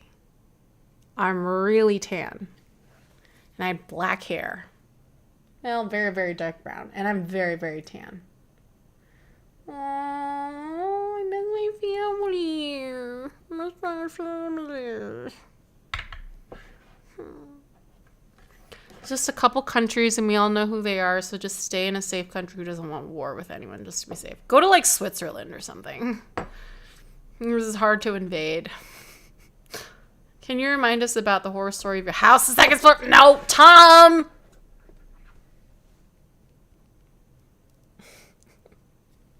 I miss my family. My dad was just in New York. I need to move back to New York. Like, Atlanta is supposed to have, like, the largest and busiest airport in America, yet there's no direct flights to Hong Kong. What is that about? That is so screwed up. It makes no sense. But also kind of makes sense if you think about it, because nobody does trade between Hong Kong and Atlanta. Like, people only do trade in Hong Kong with New York or, like, LA or, like, Chicago. Maybe Texas. You know? But not even one flight a week to Hong Kong? Like, that's ridiculous. How can you claim... Like, that's the thing about Atlanta. They claim a lot of stuff, and I really want to use a stronger word than stuff, but it's really not true. Like, they claim to be, like, a purple state, but it's really, like, purple-red, you know? And, like, they claim Fulton County / Atlanta is liberal and blue, but really, it's not. Like, people here are, like, the liberal here, it's like moderate right, you know? It's just like there's talking about like Atlanta being more blue now in the sense that it's no longer like crazy red.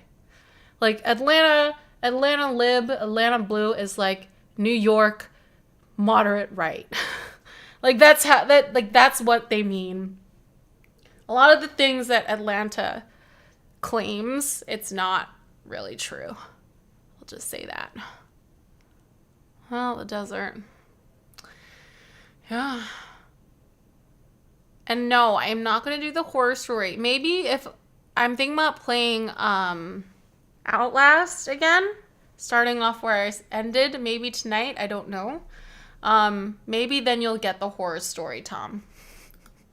Dig all the chips out of them. Not right now. Just like the Russians have done. That's how dire things could get, and not that far. Let me see if my Starbucks is here. We're preparing people just to say the Taiwanese people have made their choice, as is their right. I support their right to do so. But the results of that election could certainly have big big impacts on us. Well, and the last thing I'll say on this particular topic is, I don't think that the U.S. is impotent with regards to Israel's government, given all the aid we send them and all that we do diplomatically to provide cover for them. However, the Biden administration has decided to adopt this posture of impotence, of feigned impotence on the global stage. Sure. Of like, sure, we ship them all this money, but they just won't listen to us. We're trying, etc. Like, we really want them to do things differently, but they just won't. So they are publicly declaring to the world that we can't even influence like this country that was like our client state that we fund to the tune of tens of billions of dollars every freaking year. So how does that look also on the global stage? And by the way, like, bottom line is these are delicate, complicated situations. The failures and the vulnerabilities were created over successive administrations, both bipartisan Democrat and Republican. But we are That's a good thought, Zeus. You might be correct. By moronic psychopaths. Thanks, and I Trevor. have zero confidence in their ability to get us through this in any sort of a peaceful, I'm just having my non-catastrophic coffee manner. and my halal that's guy's the reason food. that you should feel terrified. You can't have confidence in these people when you see the way that they operate around the globe. The Israel situation is very analogous because obviously we give a lot of money to Taiwan. Yeah. They only spent 2.6% of their GDP on national defense. They basically openly have said, they're like, look, if we get into a problem, it's going to be America that's going to save us. I mean, I have a lot of issues with that. And because it's like, hey, if you think you're imminently going to get invaded and you're a Western style developed high tech democracy, you should spend a lot more money on weapons to actually do something for yourself. But we never pressure them to do it. We That's should the pressure Biden them. doctrine. He's like, yeah, don't worry, we'll take care of it. But then, we're also sending some stuff that would be useful to Taiwan to Ukraine. It's like we have major trade-offs, as you said. Like there's the level of seriousness that you would need to approach this conflict and get out properly on the other side is one of competence that we have not seen in this country in literally decades. We are run by people who think it's a good idea to, quote, escalate to de-escalate, who think that you can bomb the Houthis, who have been bombed now for years and have not submitted, and that this is going to improve the situation on the Red Sea instead of turning it into a war zone. The further girlies / the boys are fighting. Let me, that Vaush video, he did like an hour-long reaction to Hassan, where he kind of like disagreed with his analysis. But I watched it last night, so you guys don't have to. But he uploaded a 20-minute long video that kind of is a summation of that. And I'm going to let you know how I feel about it. I'm kind of torn, but I'll tell you why I'm torn and who I think is right, who I think is wrong. But the girlies are fighting. Let me just see if I can share this. Email this to myself.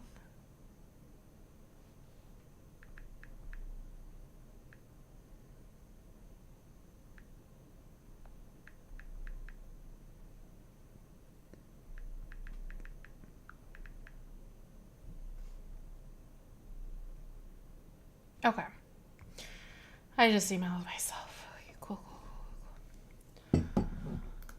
trade, which was supposedly the whole goal of what you're doing here. So, I mean, that's the reason why all of these things are so deeply concerning, is I have zero confidence in our leadership, whether it's Biden, whether it's Trump, or anybody else who's a potential contender. Nikki Haley, right? God forbid, we'd be going to war with China tomorrow if it was. Yeah, Nikki Haley's a little crazy on foreign policy. A lot crazy. But I think she's right in that we should be more concerned about China than Russia. I think she's right about that. But I think she's too hawkish. And I think is it I feel like Hillary Clinton was super hawkish too.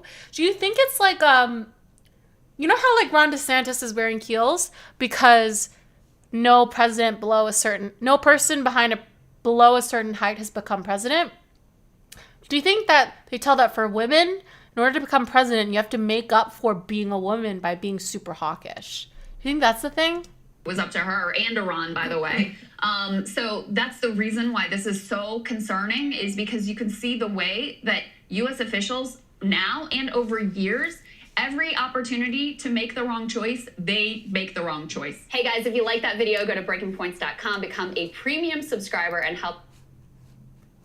Okay. What is this word? What word? What word? So this is, was it Tom that you sent me this? Why is that the background sound? Why is that the background sound? Isn't it from some movie or something like that? Oh, this is from The Walking Dead. That is literally the song from Walking Dead, the beginning. That's crazy. It's a little bit on the nose. What is this word? Like Margaret Thatcher being an Iron Lady. Yeah, maybe that's it.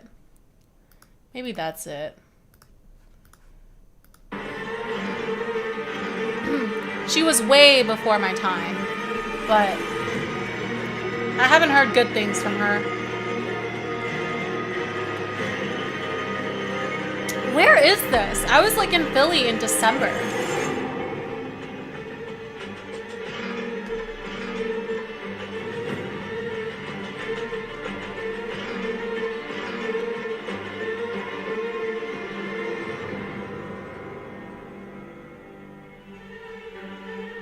And winter is coming.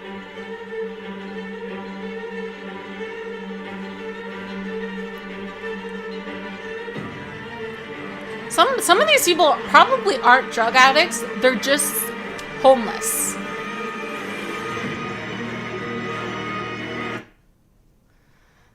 Hi, Letros. Okay, Pakistan and Iran and Israel, nuclear war, World War III or proxy fight? Proxy fight. I don't think that I don't think it's gonna be World War III. I don't know. I don't think it's gonna be World War III. I think if China gets involved at some point, if a China-Taiwan thing situation happens, that'll be World War III. The Israel-Gaza situation might be World War III. But not the Pakistan-Iran thing. I'm sorry if you're watching from Iran or Pakistan, or if you have friends and family there. I'm sorry, not sorry, but no one's going to war over Iran and Pakistan. Like, I'm sorry, but that's just not going to happen, you know? It's kind of like, no one's going to war over the Philippines and India. Well, maybe not India. No one's going to war if, like, the Philippines and Malaysia start fighting. Or Philippines or India and some other country. Like, India's pretty powerful, actually. But, like, no one's going to war with, like, you know, on behalf of that.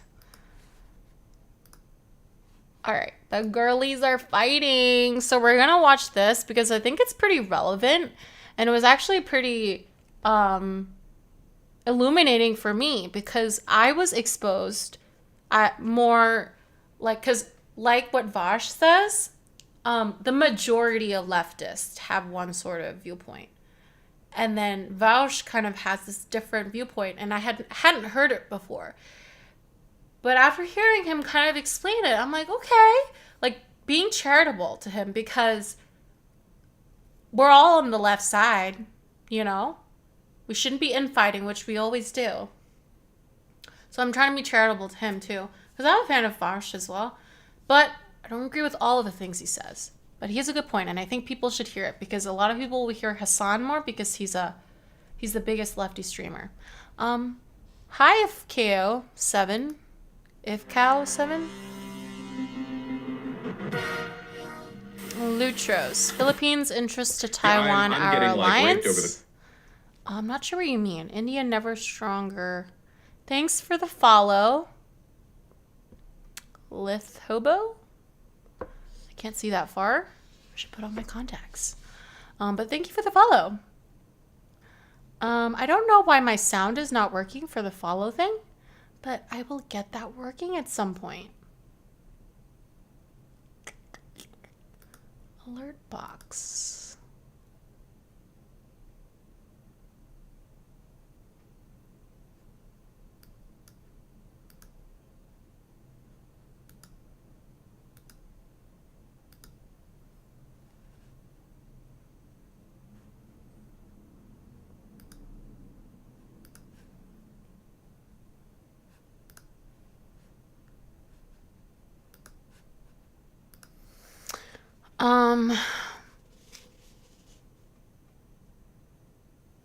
I know this is random, but I wish we had a president like Kennedy or Roosevelt right now. Well, there is another Kennedy running right now, but he's a little psycho. I don't know if you like him, but I think he's a little crazy. Roosevelt, I don't know. I don't have a fully fleshed out opinion on him. I don't trust either Biden or Trump as well. I agree. I think Biden has exposed himself as an Israel stan until the death of America. I think that he might not even make it through his entire second term, presupposing that he wins again, which is actually very unlikely according to the polls currently. And Trump has brought the American country's reputation domestically and internationally down to its knees. He is the beginning of the fall of the American empire, and that is really sad because I'm about to become American in 2 days. So yeah, it's kind of important to me. Vaush talked to Houthis in Yemen. No, I'm not going to play for you the hour-long one unless you guys want to, but this is like a 20-minute thing that he uploaded about Hassan and his takes and a lot of other lefty people's take on the Yemen bombing thing and the Houthis. I like RFK Jr., but he's definitely a bit psycho. Yeah, he is a little bit. Just a tad psycho, especially about like the vaccines. I mean, there's a reason why he went to the Independent Party, not the Democratic Party, because he's just not in line with the majority of people who are in the Democratic Party. Funeral. The right-wing Israelis don't even like Biden that much. Yeah, but they know how to manipulate Biden, just like how Bibi said. He knows exactly how to handle America. The Coles on Twitter. Again, I wish I could talk to somebody about this because I want to see them like justify their arguments in real time. But like, man, the Houthi shit is like so. It's basically like the split is like people thinking that I'm like a insane, horrible neocon, whatever. But a lot of people being like, oh wow, Vaush is like the only sensible person. But the people who are saying that are all like sock dems and liberals, which is like pretty offensive to me, I guess. See? Remember that 3'8" guy who said that Vaush is a liberal or libtard, to quote exactly? He doesn't like liberals. He doesn't even like sock dems. He's definitely not a liberal. Wait, Lutros. 103-day war, Hamas, Israel casualties, 24,450 Palestinian deaths in Israeli 1410 deaths, 253 hostages sold, no talking shit, peace. Yep. Yeah. The only way that the war in Israel is going to stop is if America says stop. And Biden isn't going to do that. And as long as he says no, he's going to lose the presidency. That is my opinion. And thank you for the follow, IfK07. Supposed to be World War III, isn't it? Yeah, bombing Yemen. It's not just Twitter lefties. The entire Discord of Majority Report has fallen for the brain rot. I feel like the community for the Majority What's Report another way, has a funeral? very large number of leftists in it. Bombing Yemen is just tradition at this point. Yeah, look, it's just a bit of fun, you know? Lonerbox said you were the only one with good takes on this. It's just, again, like, it's just such a, like, easy layup, you know? It's so, I don't know. Are leftists, like, basically liberals? In the sense that they're wrong, yes. Everyone's wrong but me. unironically on this issue. Usually uttered ironically, in this case, uttered sort of half sincerely, tentatively. I'm trying the words on with a bit of seriousness to see how it tastes in my mouth.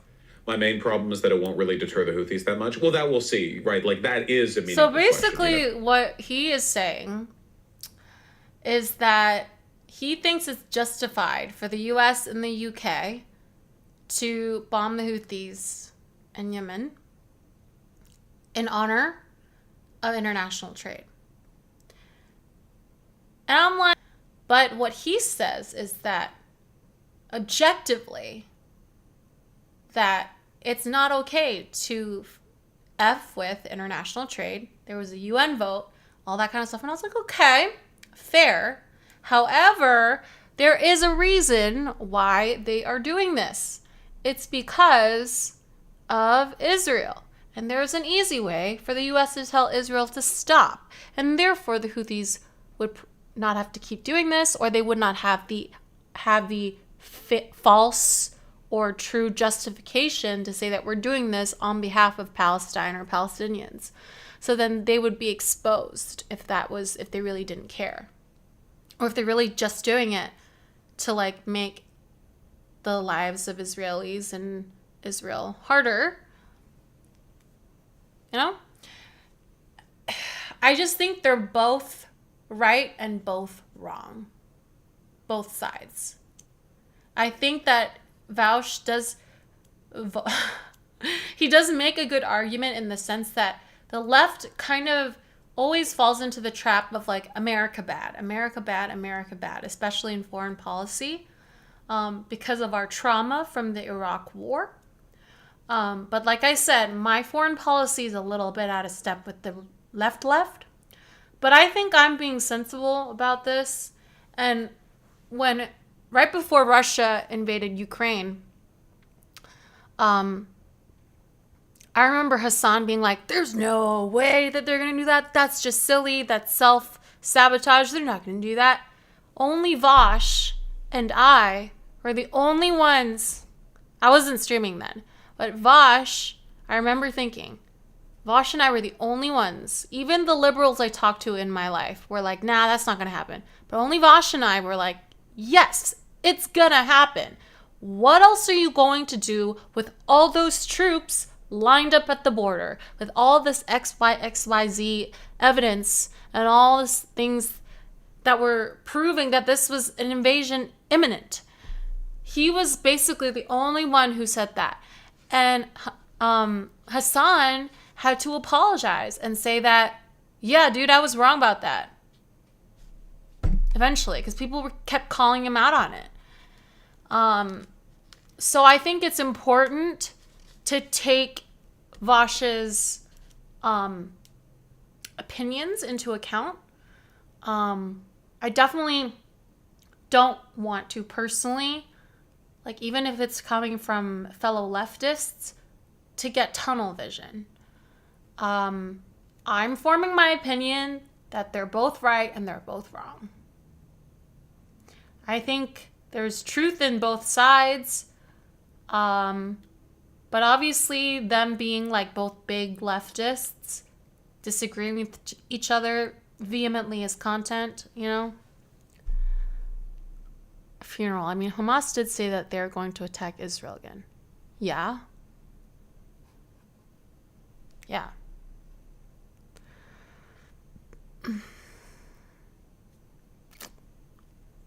Okay, but like, you can't genocide Palestinians just because Hamas said that we're going to keep attacking you.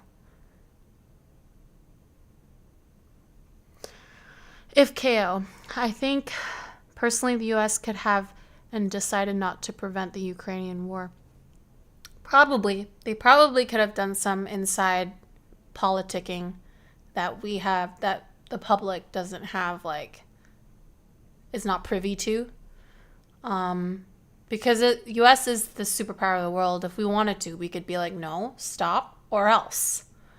Which is what I think they should do with Israel, in the sense that our aid, our military aid, our tax dollars should come with rules of how you use them and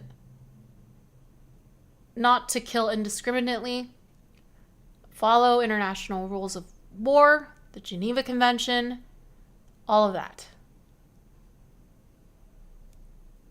I think US could end the Israel-Hamas war today if they wanted to. To what extent will it be effective? Seeing Emma from MR defend them was pretty disappointing. Yeah. Emma's kind of an idiot, TBH. No, she's not. She's not. Emma, the majority report broadly, probably everyone. I think this is like post-Iraq war brain. It's group rot, think. to be honest. It's just people are very isolationist right now. And I like isolationism can lead you accidentally to some good outcomes and takes, but in many cases, I think it leads you to some rather bad ones. You know, I don't know. It's just I was seeing Twitter leftists unironically post Houthi propaganda featuring their child soldiers and praising the children. I think Hassan did, and I don't think that was like a Twitter leftist. I think that was just like I think that was a person who has other ideological, another axe to grind. I saw somebody posting the Houthi flag. That's curse upon the Jews, that one, and they were a Muslim living in London. What, by the way, really quick question. What is it with Muslims in London who are literally Hitler? Is it because like the broader UK we definitely have more power. Integration, so there's we this just hyper radicalized set. I don't know for what reason why we didn't use in the it. UK. Russia saber rattles all the time. Reject any hope of like cultural assimilation and just like lean hardcore into. It seems like we're forgetting. The U.S. Campism. forgets that okay, we're the superpower. We don't have as much of that over here in the U.S. I mean, I'm sure there are some people like that, but there's a lot of irredentism in England. Yeah, it seems so. I'm sure Ukraine's war could be like anywhere stopped but there, too, right? If the U.S. wanted Wouldn't to. airstriking the Yemen risk escalating the conflict and expanding it over the region? But so. When you ask questions like that, what do you mean specifically? Hi, Bo Jiden. Opinions on what syndrome?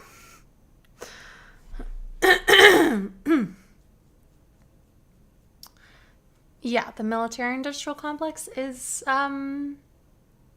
pretty screwed up. Trying not to swear. You're an Englishman? What's going on in the UK right now? My little sister literally lives there. She's coming in 2 days or a day and a half. What's going on there? My little brother's there too. Is something happening I don't know about? No. You can swear. I'm just making a personal goal for myself in 2024 not to swear as much as I do. But it's hard when you're getting animated about politics or when you're playing like scary games.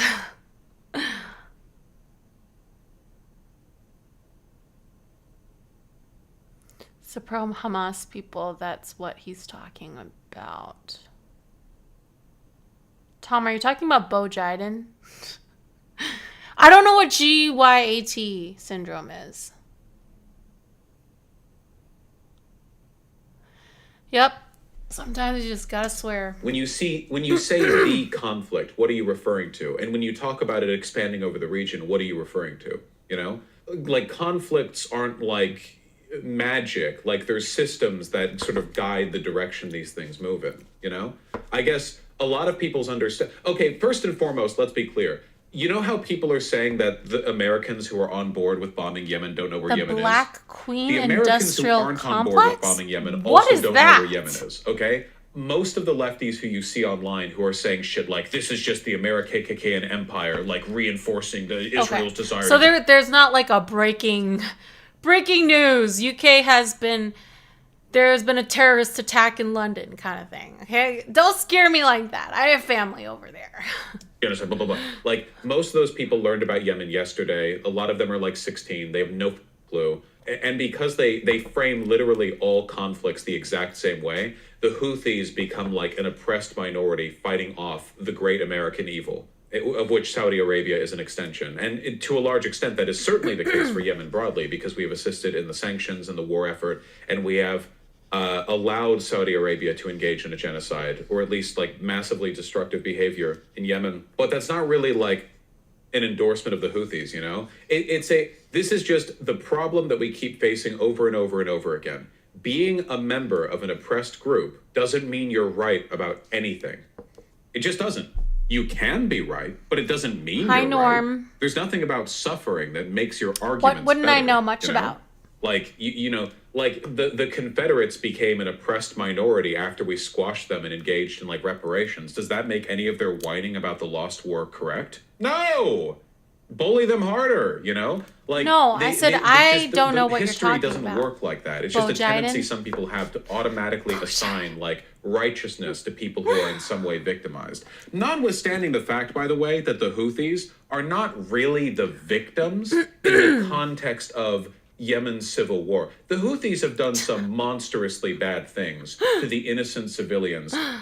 Slavery, child brides, they're not really like, it's not that simple. Yeah, you know? I'm a little but a lot of people confused, boil too. it all down because they engage in, unironically, the kind of like arrogant Western chauvinism that they accuse others of believing in by saying that, well, all Arabs are basically the same, right? So Houthis must be the same as the Yemenis broadly, and like if one of them's oppressed, all of them are oppressed, you know? Like, are black people in America oppressed? Yeah, absolutely. But if you had like a random serial rapist who was black running around Hi, Detroit, Eula. people, is that single Did my person best. in the right when the police arrest Thank them? you. No, of course not, because it's because that's Are you a dumb, girl too? You know? If so, I don't know. welcome to the community. This keeps happening, man. And I Being totally from an oppressed agree. group is literally It's Israeli male-dominated justification for their crimes against politics the Palestinians. That's on true. Twitch. Yeah. Jews on a global level are objectively an oppressed group. There's no way around that. If you Girls disagree with that, supporting that's girls. anti-Semitic. I'm sorry, it is. Like, holy shit, you know? And that is the excuse they use to do what they do with the Palestinians, that because they've been victimized, they have sort of unlimited permission to engage in this behavior. I mean, we're going to see that with the tribunal. Have you seen Emma Vigeland's tweets? I mean, I saw one tweet of hers responding to a tweet of mine. I tweeted out something like, man, it's a shame America got involved when they did. The Houthis might have been able to save Gaza had they been able to fire one more random salvo of rockets at a civilian vessel. And a bunch of people got mad at me for it, which is very funny because nothing that I said there was inaccurate. I like a lot of them got mad in a statement where all I did was plainly describe what they were doing. What'd you say? Yes, we do need more girls because sometimes girls just like understand certain things that sometimes guys don't. And also, Twitch is male dominated, and I really want more lefty female or like just female political streamers on Twitch that are gonna get bigger, hopefully. I was watching that guy, but he banned me in chat. You were watching Vosh? You got banned? What'd you say? Yeah, it is strange. You know, we haven't had a female president in the U.S. and we're supposed to be the most advanced country on earth. But to be fair, I think the only one that's ever run that I think kind of deserved it was Elizabeth Warren. Hillary Clinton would not have wanted her to become president. Neither Nikki Haley. I do not want her to be president. Nor Sarah, what's her name? The crazy one from Alaska. Or who's that guy? That's like saying that politics is the domain of men. He's like, what's his name? Sargon of Akkad. I saw an old clip of him debating, might have been debating Vosh. He was like, women have their domains and politics is like the male domain. Like it's the male hobby. Like women should stay out of it. And I'm just like, bro, he's British, I think. And I'm just like, how archaic. But he fell off. I think he did something. He fell off. He's crazy. You'd think considering women normally dominate social-sided careers. Well, I mean, we weren't allowed. We haven't been allowed. We weren't in America. We haven't been allowed to vote for like until recently, you know? Well, not that recently, but you know, in the history of history recently. I don't remember exactly, but he didn't like something I said. I think we could have more girls, less wars. Agreed. I agree. I think if there were more female leaders in the world, political leaders, there would be less war. I agree with that. Not necessarily, but I think the likelihood would be lower. But we also talked about earlier, actually, Eula, correct me if I'm saying her name wrong, how like a lot of these politicians in the US at least, and the UK, who either become powerful or are running to become the most powerful, tend to become very, very pro-war. And this community has had a theory that the reason why they're so hawkish and pro-war is because they're making up for being a woman. And that's like the political strategists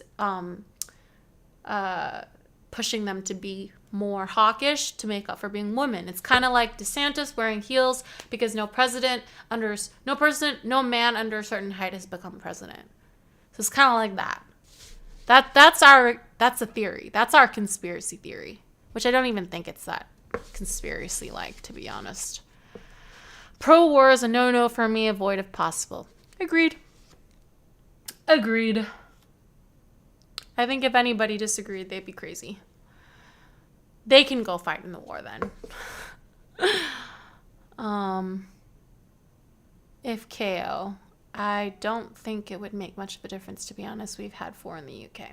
Yeah, however, Parliament is majority male. I mean, like, Eula and I are probably talking about, like, hey, let's try to reverse that ratio. Let's see then, what's going to happen.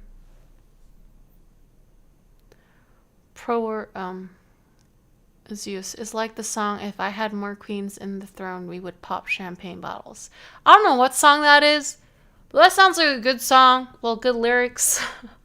Which it's just funny because people get very defensive over a frank song is description that? of what the Houthis are doing that isn't like qualified with a bunch of dishonest, narratives. So what has Emma been tweeting? To stand with Israel when it's being charged by post-apartheid side, I agree with this, blah, blah, blah, Mm-hmm. blah, blah, blah. Sports? Imagine caring about sports. My goodness. Blah, blah, blah, blah, blah, blah. I don't see anything about the Houthis. Sports stuff, can you imagine? I'm vomiting. The Houthis have the ability to bottleneck the Red Sea, have had the ability to bottleneck the Red Sea since 2015, and they're not fresh off She the was turnip before my truck time. morons. So I'm sure Margaret they've known Thatcher. that could be a huge source of leverage. I've this heard refusal mixed to even consider that reviews. Gaza might really be their motivation is bonkers. Even if Gaza I need to was look their more motivation, into it Margaret wouldn't matter. Thatcher before I can International make like a maritime public trade is a no-go. statement Can't on it. put that. But 'Cause I also don't the wanna fact that they've lied about which targets they're going after, say switching between we're only blockading Israel. Say something that I don't actually believe. Well, if I would be the first female leader of some kind, I still would want to be surrounded by wise and smart men. Well, I would want to be surrounded by like wise and smart men and women. I'm 16, so finding anything about politics is ridiculously hard. Well, when I was 16, it was even harder because you have access to the internet now. So the fact that you even found me is amazing. Like when I was 16, no way the only way I could find things about politics would be like mainstream legacy media, or books, or like documentaries. So there wasn't really any access to independent media or just independent people talking about politics. So I'm happy for you and your generation of folks that can consume as much, if they're into politics, can consume as much politics from any side as they want to make up their own opinion. Because I think that's the best way. If you think that your side is righteous, you shouldn't be afraid for other people to be exposed to other side, and you shouldn't censor other sides. Like in China, they like to censor the anti-government, anti-CCP side. And all I'm thinking, and I've tried to debate some people who live there, and I'm like, if you're really so sure that your side is correct, why are you censoring other people? And they've had no answer for that because no one's ever challenged them on that. And I challenged them to that on US soil because I'm sure no one's ever bothered to challenge them on that when they're on Chinese soil, because then you're talking against the CCP. Nobody wants to be overheard and disappeared. We're going after everyone, sort of like cast doubt upon their sincerity. Also, the fact the Houthis historically have not really done much to like help Palestinians, like they're both in a diplomatic and like realpolitik level. She had to resign after a surprise attack from Egypt and Syria. Freaking, that is so unfair. That is such a sexist thing.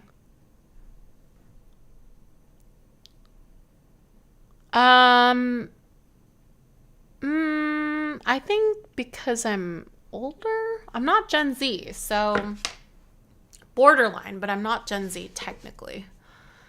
So I think that's why. We had internet in Hong Kong. We're pretty advanced. We were a British colony. Okay.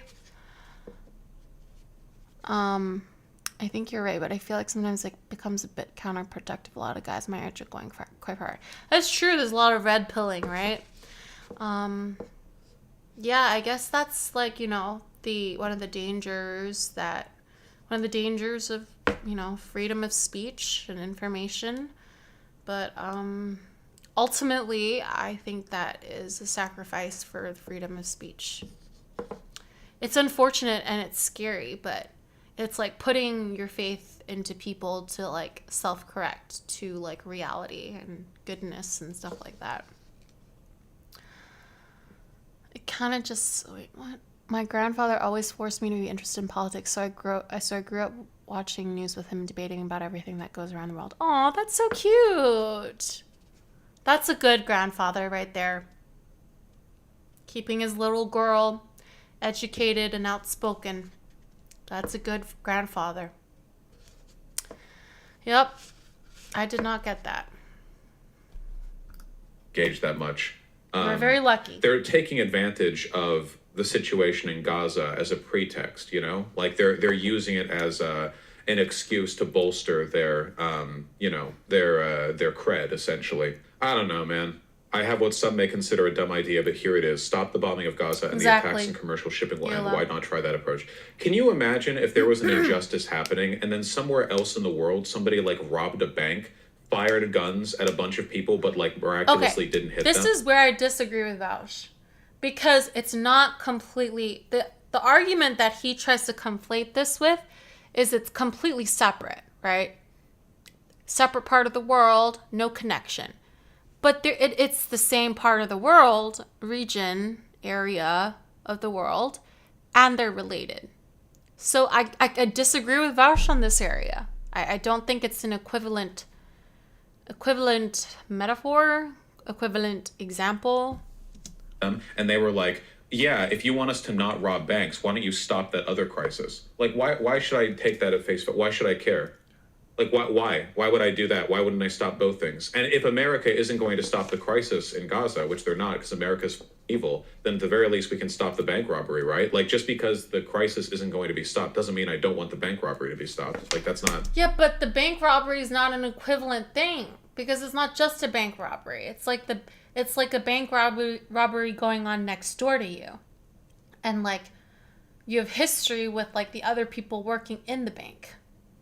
That makes sense? That's a better argument. You can still want that. I don't have to accept the existence of a bad thing just because another bad thing exists. I went a little bit towards the right when I was around 14. I think it would be as like, a young guy, it's incredibly easy to... Until major Western corporations stop contributing to the climate crisis. I think it's easy when you're young to, like, experiment and get jaded. But I think it's part of growing up in your teens. For example, with religion, I experimented with different religions until I settled on one, if I even wanted one, right? Another more frivolous thing, my hair color. I experimented with tons of hair colors when I was a teenager, before I settled between blondish and brunette,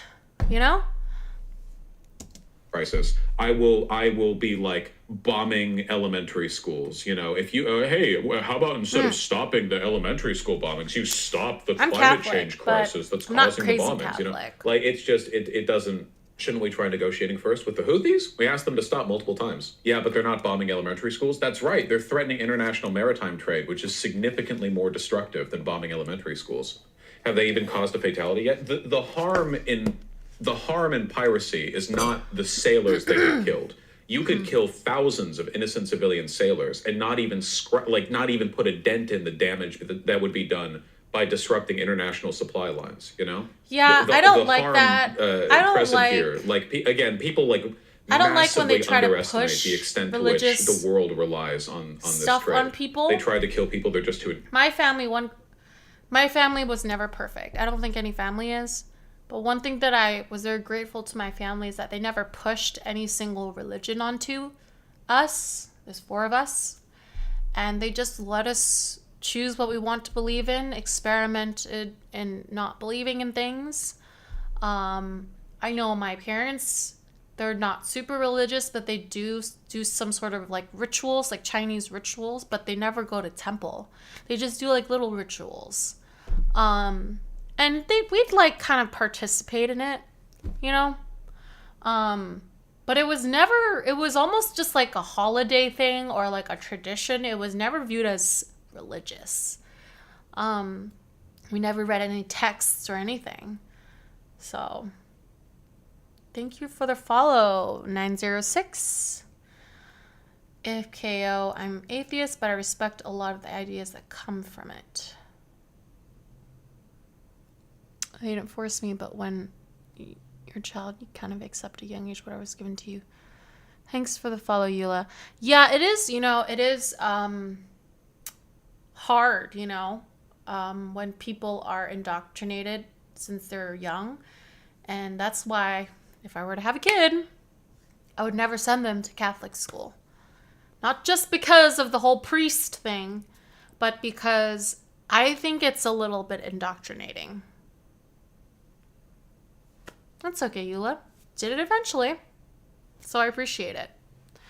And I appreciate you being active in chat. But like I said, I don't believe in religious schools. If you want to go to church with your kids until they don't want to go to church anymore, until you can't force them anymore, fine. I don't think they should be forced to go to Sunday church and then go to a Catholic school. I think they're just going to rebel. I think the more you push Christianity or other religions down people's throat, a lot of them are going to rebel and just push away religion. I think you should show them the good sides and the bad sides and let people discover what they think is closest to the truth if they believe in a higher power. I don't think Catholicism is perfect. I think it's the Bible is not literal. I think it was inspired divinely. There's a lot of errors in it. It was written by man and men, literally. No women in there.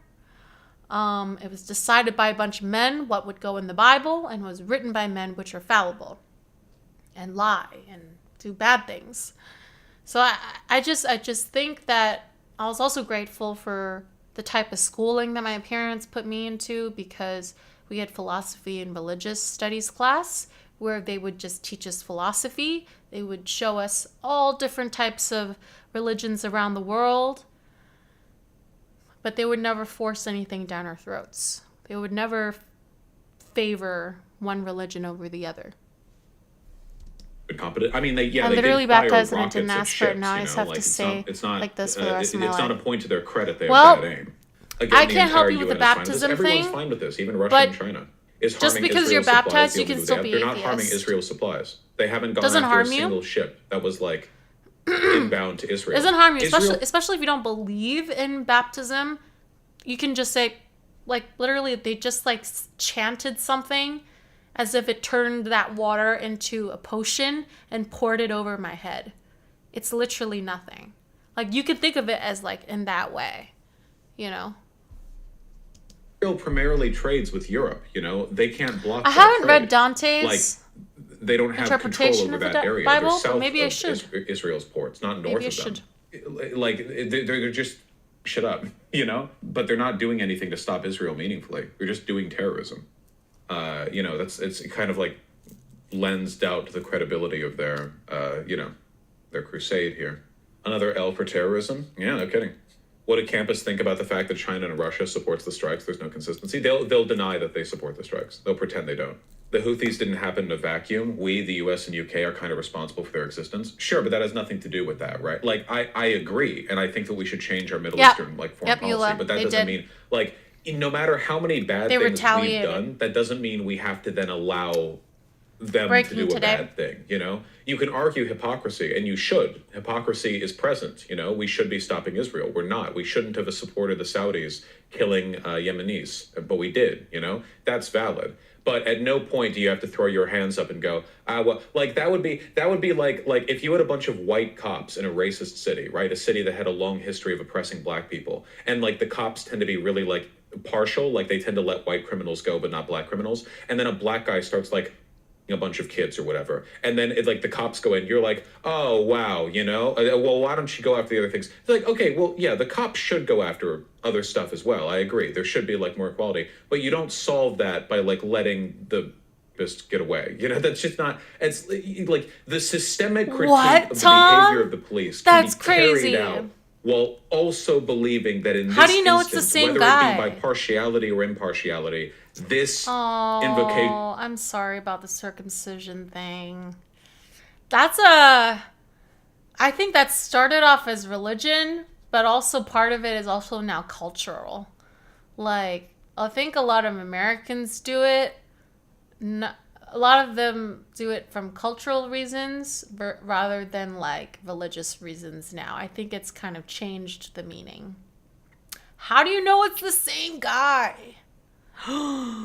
Dude, what? You missed some drama earlier, Eula. You missed some drums. The boys were fighting. The boys were fighting.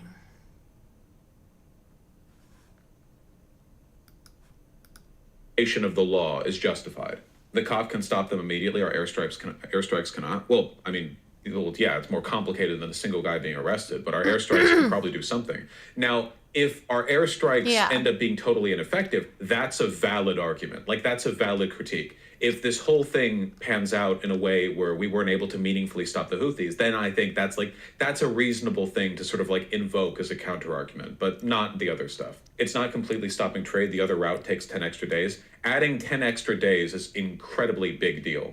What Houthis have done is make international shipping more expensive, and that's why the whole world is fine with murking them? Yes, of course. But what do you think making trade more expensive means? It means it takes more time and human effort, which means that it's harder to do, which lowers... Which means that that's why Joe Biden cares more about trade, because then if everything gets more expensive in America, we're not going to vote for him. So it's actually quite selfish what he's doing. He cares more about trade than he does about people dying.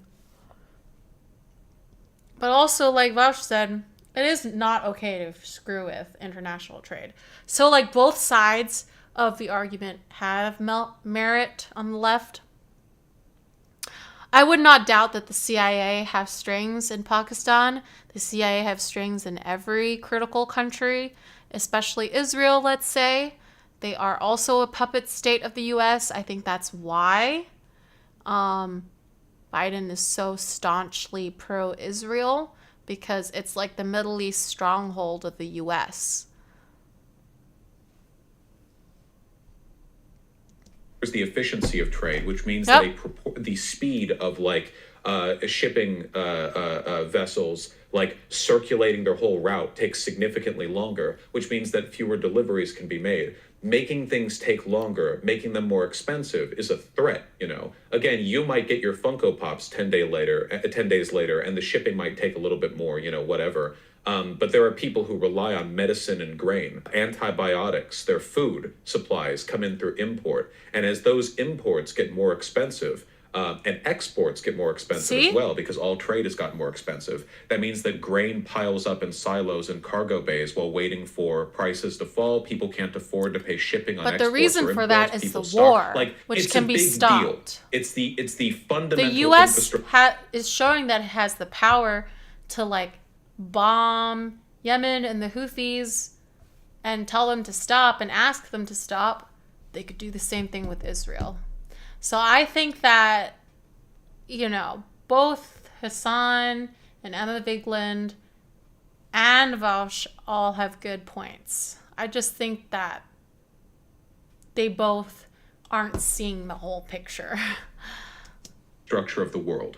You can't go after it. It's a no-go. I will under very few circumstances will I ever support any effort to disrupt international trade. Stop? It's not a capitalism thing. It's not a Funko Pop thing. It is just the bedrock upon which the world is built. We don't live in like Khmer Rouge-esque, like agrarian, junta isolationist society where everyone grows their own food or whatever. We people rely, life or death, people rely on this stuff. We in America or the West are wealthy enough that we can ride out the cost of trade disruptions, the Suez Canal crisis. But I'll take a look. We found the crisis at the Suez Canal, the ship that ran aground, very funny because it's objectively funny. But if you would, why don't you look up what that blockage in the Suez Canal, which is effectively what the Houthis are doing It is again objectively in the Red funny. Sea. Why don't you look up what that did to some poorer countries, what that disruption in trade meant to them? Because on our side of things, we got our Shein and Alibaba deliveries a little bit late, but a lot of countries were full on panicking. I mean, we're talking like they needed that shit, Not to take away from the fact that the Suez crisis was objectively hilarious, but it is worth reminding yourself that not everyone lives in a society where we enjoy such a margin of error when it comes to trade like this, Sometimes the consequence of lacking trade is that people just die. Leftism nowadays seems very isolationist. Yeah, I'll tell you, the not as poor, isolationist suffering as the third world right does not wing. appreciate what the Houthis are doing. It's also a matter of instability. It's not even just a matter of the lines. So like being his blocked. Even the community threat of the obviously are his fans and are going to agree with him. So like I just want to keep that in mind, guys. That lines being locked can deter shipping companies from making those routes. They don't want to have their stuff stolen by the Houthis or redirected or captured by the Houthis. So, they raise their prices. Why not get UN approval? We did. There was a UN resolution condemning the Houthis, right before we started firing inland. This Neither is China when nor Russia blocked the vote. So this is why I think he has merit, because none of the other leftists online, including Hassan, talked about this UN vote. I did not know about this UN vote, and I'm glad I do now, because that gives me a slightly different perspective. It's important. Ships around Africa effectively doubles the length of shipments from Europe to Asia, meaning you need twice the fleet to handle the same amount of goods. Yeah, presumably these ships aren't always filled to capacity, but it is I'll check them certainly out. a significant issue. Yeah, 100%. Check them out, More Hila. wear and tear in the boats because they're going on the routes as well, which contributes to maintenance costs, which get reflected back in the price of shipping. I understand what you're saying, but do you think despite the approval, the strikes could still disrupt ceasefire talks between Yemen's conflicting parties? You mean with the Saudi Arabia?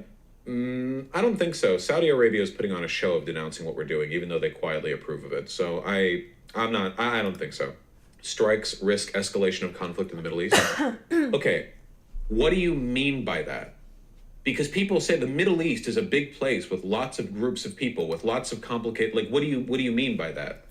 Because do you mean that other Iranian-backed Islamist militias will attack U.S. bases? What do we mean exactly, right? It's complicated. Couldn't Iran direct their proxies to do more attacks? They have been. There have been hundreds of them. Attacks on U.S. bases, Middle East, since October. We've literally shown this on stream before, so this isn't an unknown variable. Okay, here we go. This is the one that popped at the top, okay? Pentagon confirms 74th attack on U.S. troops in Middle East since October 17th. 17th, not 7th? Okay, whatever you want to choose, I suppose. But this article is from November 30th, so more time has passed. But it's And also we a saw Fox. it earlier. I remember the number being around 150 attacks. I And that always- article was about a week. That's a Fox article, though, so I'm always I keep a little bit of a skeptical. Hold up, let me double check whenever it's a Fox thing. Because Fox have been known to misrepresent, be uncharitable, all that kind of stuff. Week Mislead. old when we saw it, so it could be omit. 160, 70, I don't know. At least 100 attacks since October. This one's from In the November. US? So If there'll yeah, it's ever be a creeping up. revolution Anyway, the in the attack's already US? happening. Iran is Fox big mad. News is Hot shots very are different conservative. from full-on action. It's These are mostly the for show most by these proxies. conservative sure. legacy But I mean, media what's the news solution to that then? We just network. let Houthis engage indefinitely in piracy for like the funsies because we're afraid of some Iranian-backed militias. You got to protect the international shipping lanes, you know? You got to protect them. Yes? No. Even if we try to start negotiating with Israel, what are we supposed to do? In fairness, like we could have done and could still do far more. No, with I'm talking regards to about Israel and Vosh. stopping Vosh the pulled crisis up an than we are. article, We aren't stopping them because we're evil. We're citing evil. Fox. We're demonic. If we weren't demonic and weren't evil, then we could do more. But we unfortunately are demonic and are evil, so we're not doing shit. You know, that's how it is. We'll see if Hezbollah gets involved at any point. You know, like if Hezbollah actually commits to an invasion, that could be spicy. Yeah, that you will want to talk about complicate things if escalating Hezbollah. conflict in the Middle East. I mean, that's escalating conflict in Yeah. the Middle East.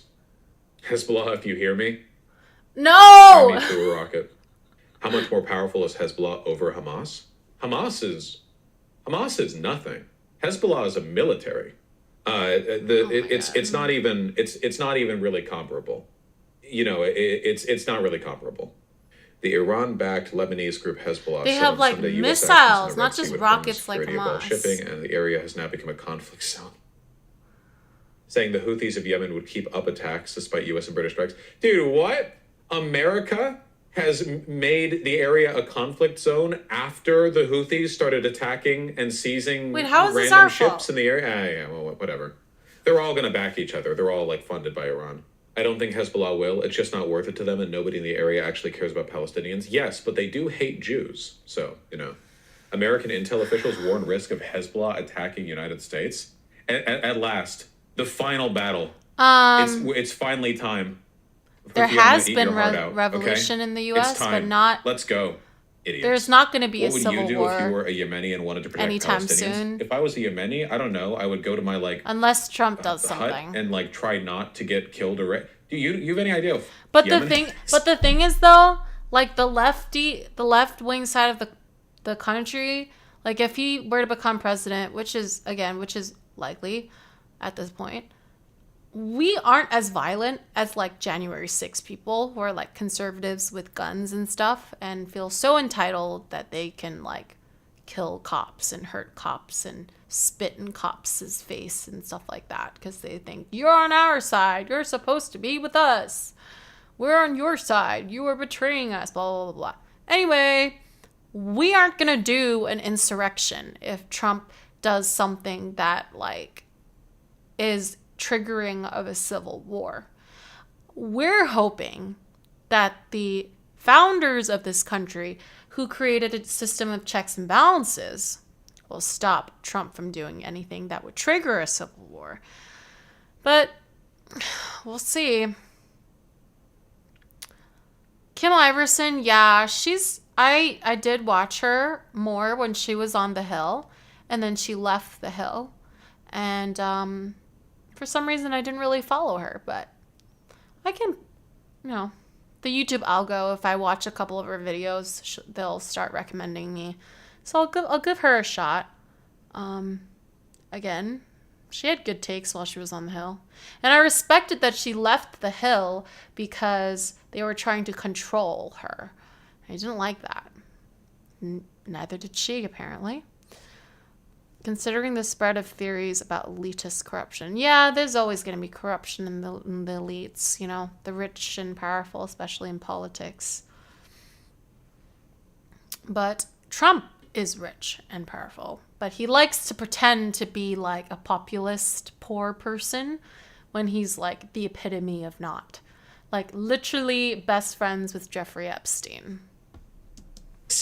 I would simply avoid the Saudi Who airstrikes I and also avoid believe having in the my daughter conspiracy taken that he by did like not a kill himself. high-ranking Houthi official. You know, it's not like a stable country over there. You know, I like if you mean like Houthi militants, like they can keep firing rockets at Israel if they want. I was fine with that.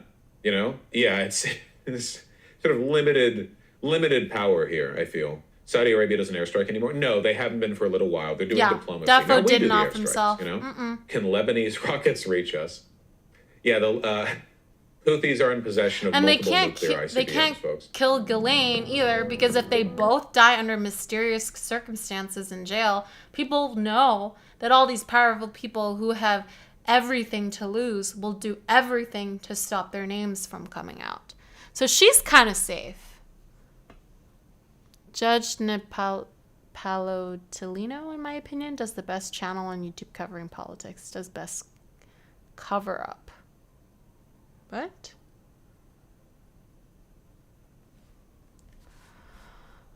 Okay. Still a little bit of domestic stuff. Lots of things happening here and around the world. We are, of course, looking towards New Hampshire. Does anyone, Nikki Haley or Ron DeSantis, have any shot at defeating Trump at this point? And in a sign that the answer is no, the beep stakes have already started. Yes. So we'll get into all of that. We're also going to take a look at the economy, a little vibe check. How are people actually feeling about the economy as we head into the general election? There was an election in Taiwan that may have a lot of broader implications. I'm not a big fan of libertarians. As well, so we'll take a look at that. We're also following big updates out of Israel, where Netanyahu is proclaiming this thing could last for years. Of course, as we've been discussing for a while now, he has every incentive to basically make this war on Gaza and on Hezbollah and whoever else he wants to take on last indefinitely so he can maintain his grip on power. And this comes as the Houthis are striking back after the U.S. decided Yep, Vivek dropped out, finally. Yep. And he's such a Trump stan. Like, first thing he did when he, like, dropped out was to endorse Trump. Like, I think he's dreaming of a VP, but he's never going to be VP. I don't even think he's going to be able to get confirmed by the Senate or the Congress or whatever.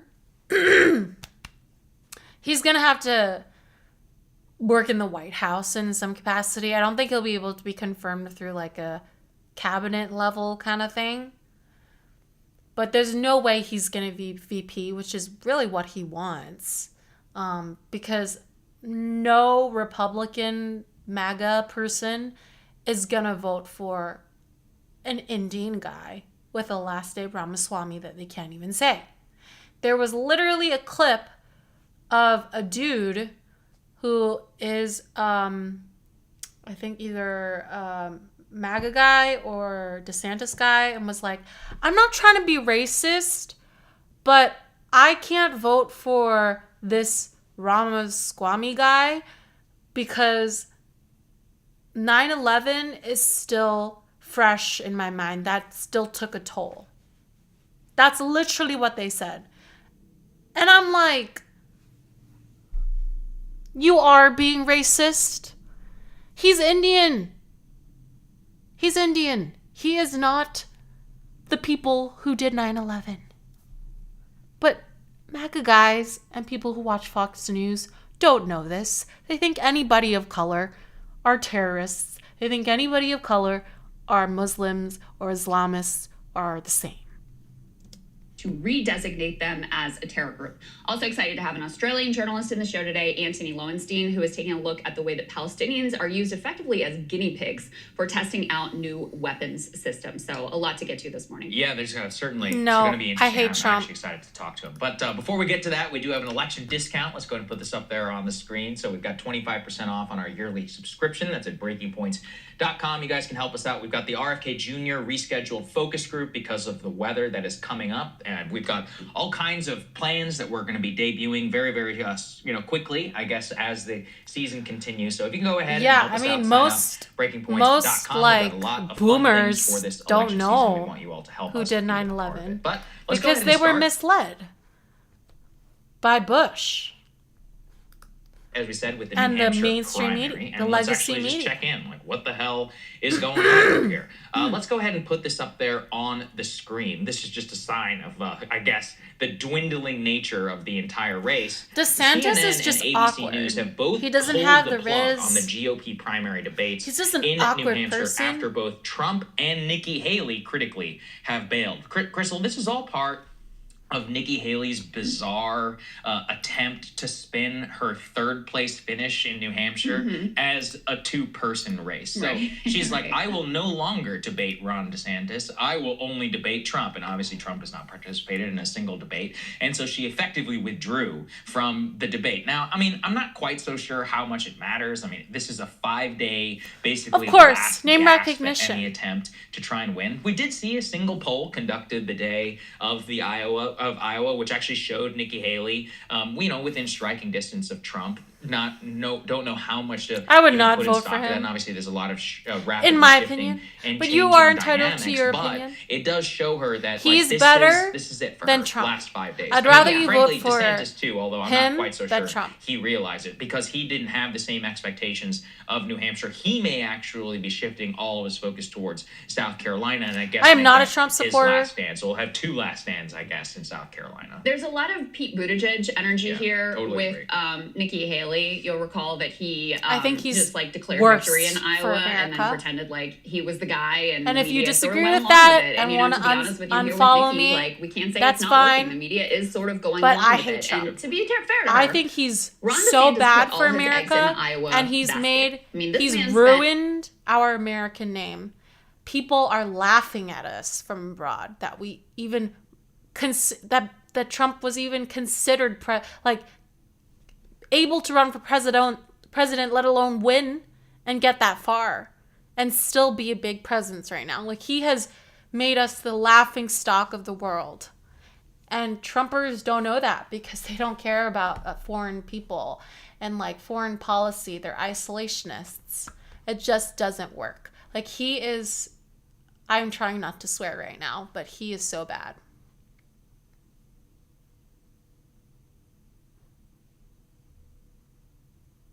What? I'm not saying I like them all, neither. I like him, but I think he has that strong American imagine for me as European. You're not making any sense, Eula. You need to explain yourself more because you're not making sense. You need to explain yourself. If I was an American, I'd just vote for the Democratic Party. Yeah, and that's what they're trying to do with Biden. They try to crown him as the Democratic Party de facto candidate because a lot of people will just vote for the Democratic Party candidate. So this video, like, they talk about, I don't know if I have a video of this talking about this pulled up, but they basically, I think New Hampshire for the Democrats are supposed to be the first in the nation to vote. It's in their like state constitution, but because it's unfavorable to Biden, he lost and came in 5th when he ran against Bernie, by the way, and he only really won and got steam after South Carolina. So he's trying to him and the DNC tried to make it so that New Hampshire is not the first state to vote in the Democratic Party, but South Carolina to rig it because South Carolina is historically very pro-establishment DNC. But New Hampshireans take this very personally. It's been part of their identity for many years. And it's part of their state constitution. So they were like, we're not going to cancel this. This is not right. Like, you can't do this. And so the current president and the DNC couldn't do anything about it.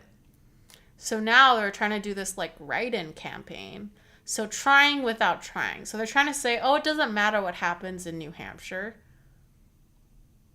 It matters, like, you can write our names in, so maybe we won't come last, but we're not going to invest any money campaigning there because it doesn't matter what happens there. Because like last time we lost majorly to Bernie, but we still won the presidency once we got to South Carolina. And if they were successful in changing this, Obama wouldn't have been president because that's the way that Obama caught traction when people took him seriously, is that he won all the early states. It could be argued that Obama wouldn't have been president without the early states, because the mainstream media had to take him seriously because he won them all. Hillary Clinton could have been our nominee and president. I do not like the two-party system either. I think there should be more parties. I think the left would break off from the Democratic Party and be their own party. But the DNC and the Republican Party will never let this happen because they have too much power. They will squash any other party. They will not let that happen. I'm not saying I like Trump or neither of these leaders you have right now, but I think Trump has a strong American image for me as a European. His posture and the way he talks. He has a charisma comedian, but in a good way.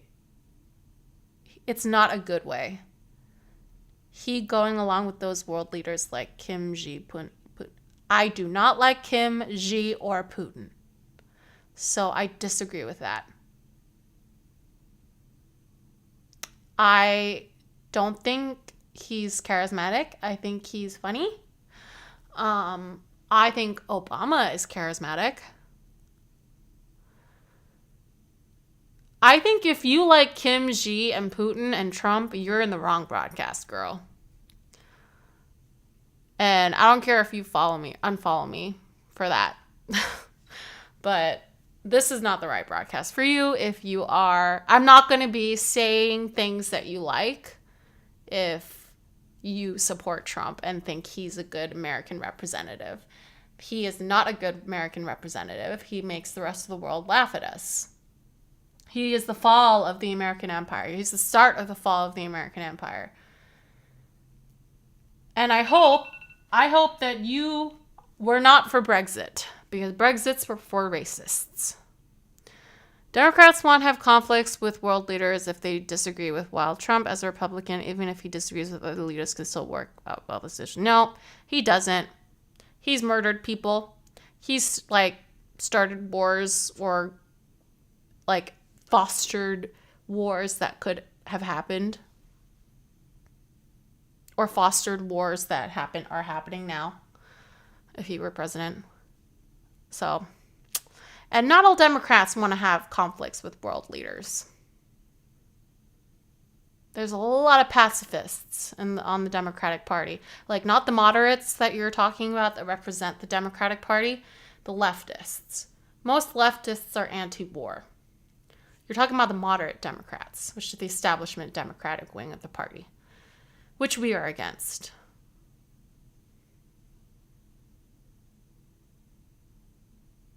Nope, I have people in Europe who actually live in the UK and hate it. Hate that they left the EU. It's bad for business. For the racists who kept talking about immigrants. It's just like how Trump was talking about building that damn wall. Spending all our money on that damn wall. When he didn't even build the wall. Mexico ain't paying for it. And the illegal people who are in the country don't come from the southern border. The majority of them are coming by air or from the northern border. But because Canadians are white, it's not as scary or as big of an issue. They overstay their visa. It's not because they're coming in, all the illegal immigrants are coming in from the south. Trump is bad.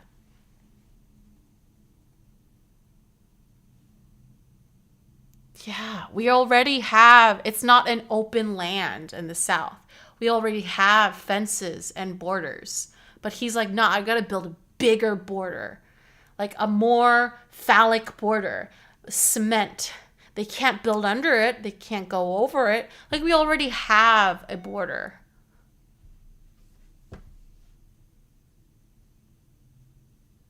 Yeah, I agree, FKO. Exactly.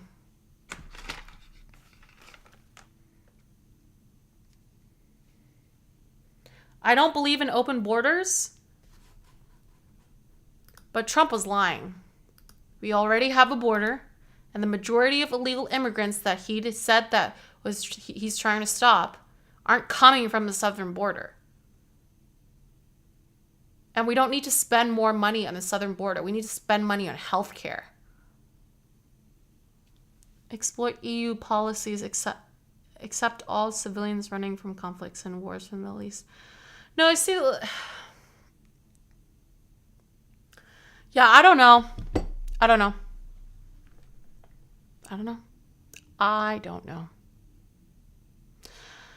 Yeah, this is why Israel should stop the war in Gaza, because they're like, oh, why can't all the other countries around us just take the Palestinian refugees and let us take Gaza back and become Israel?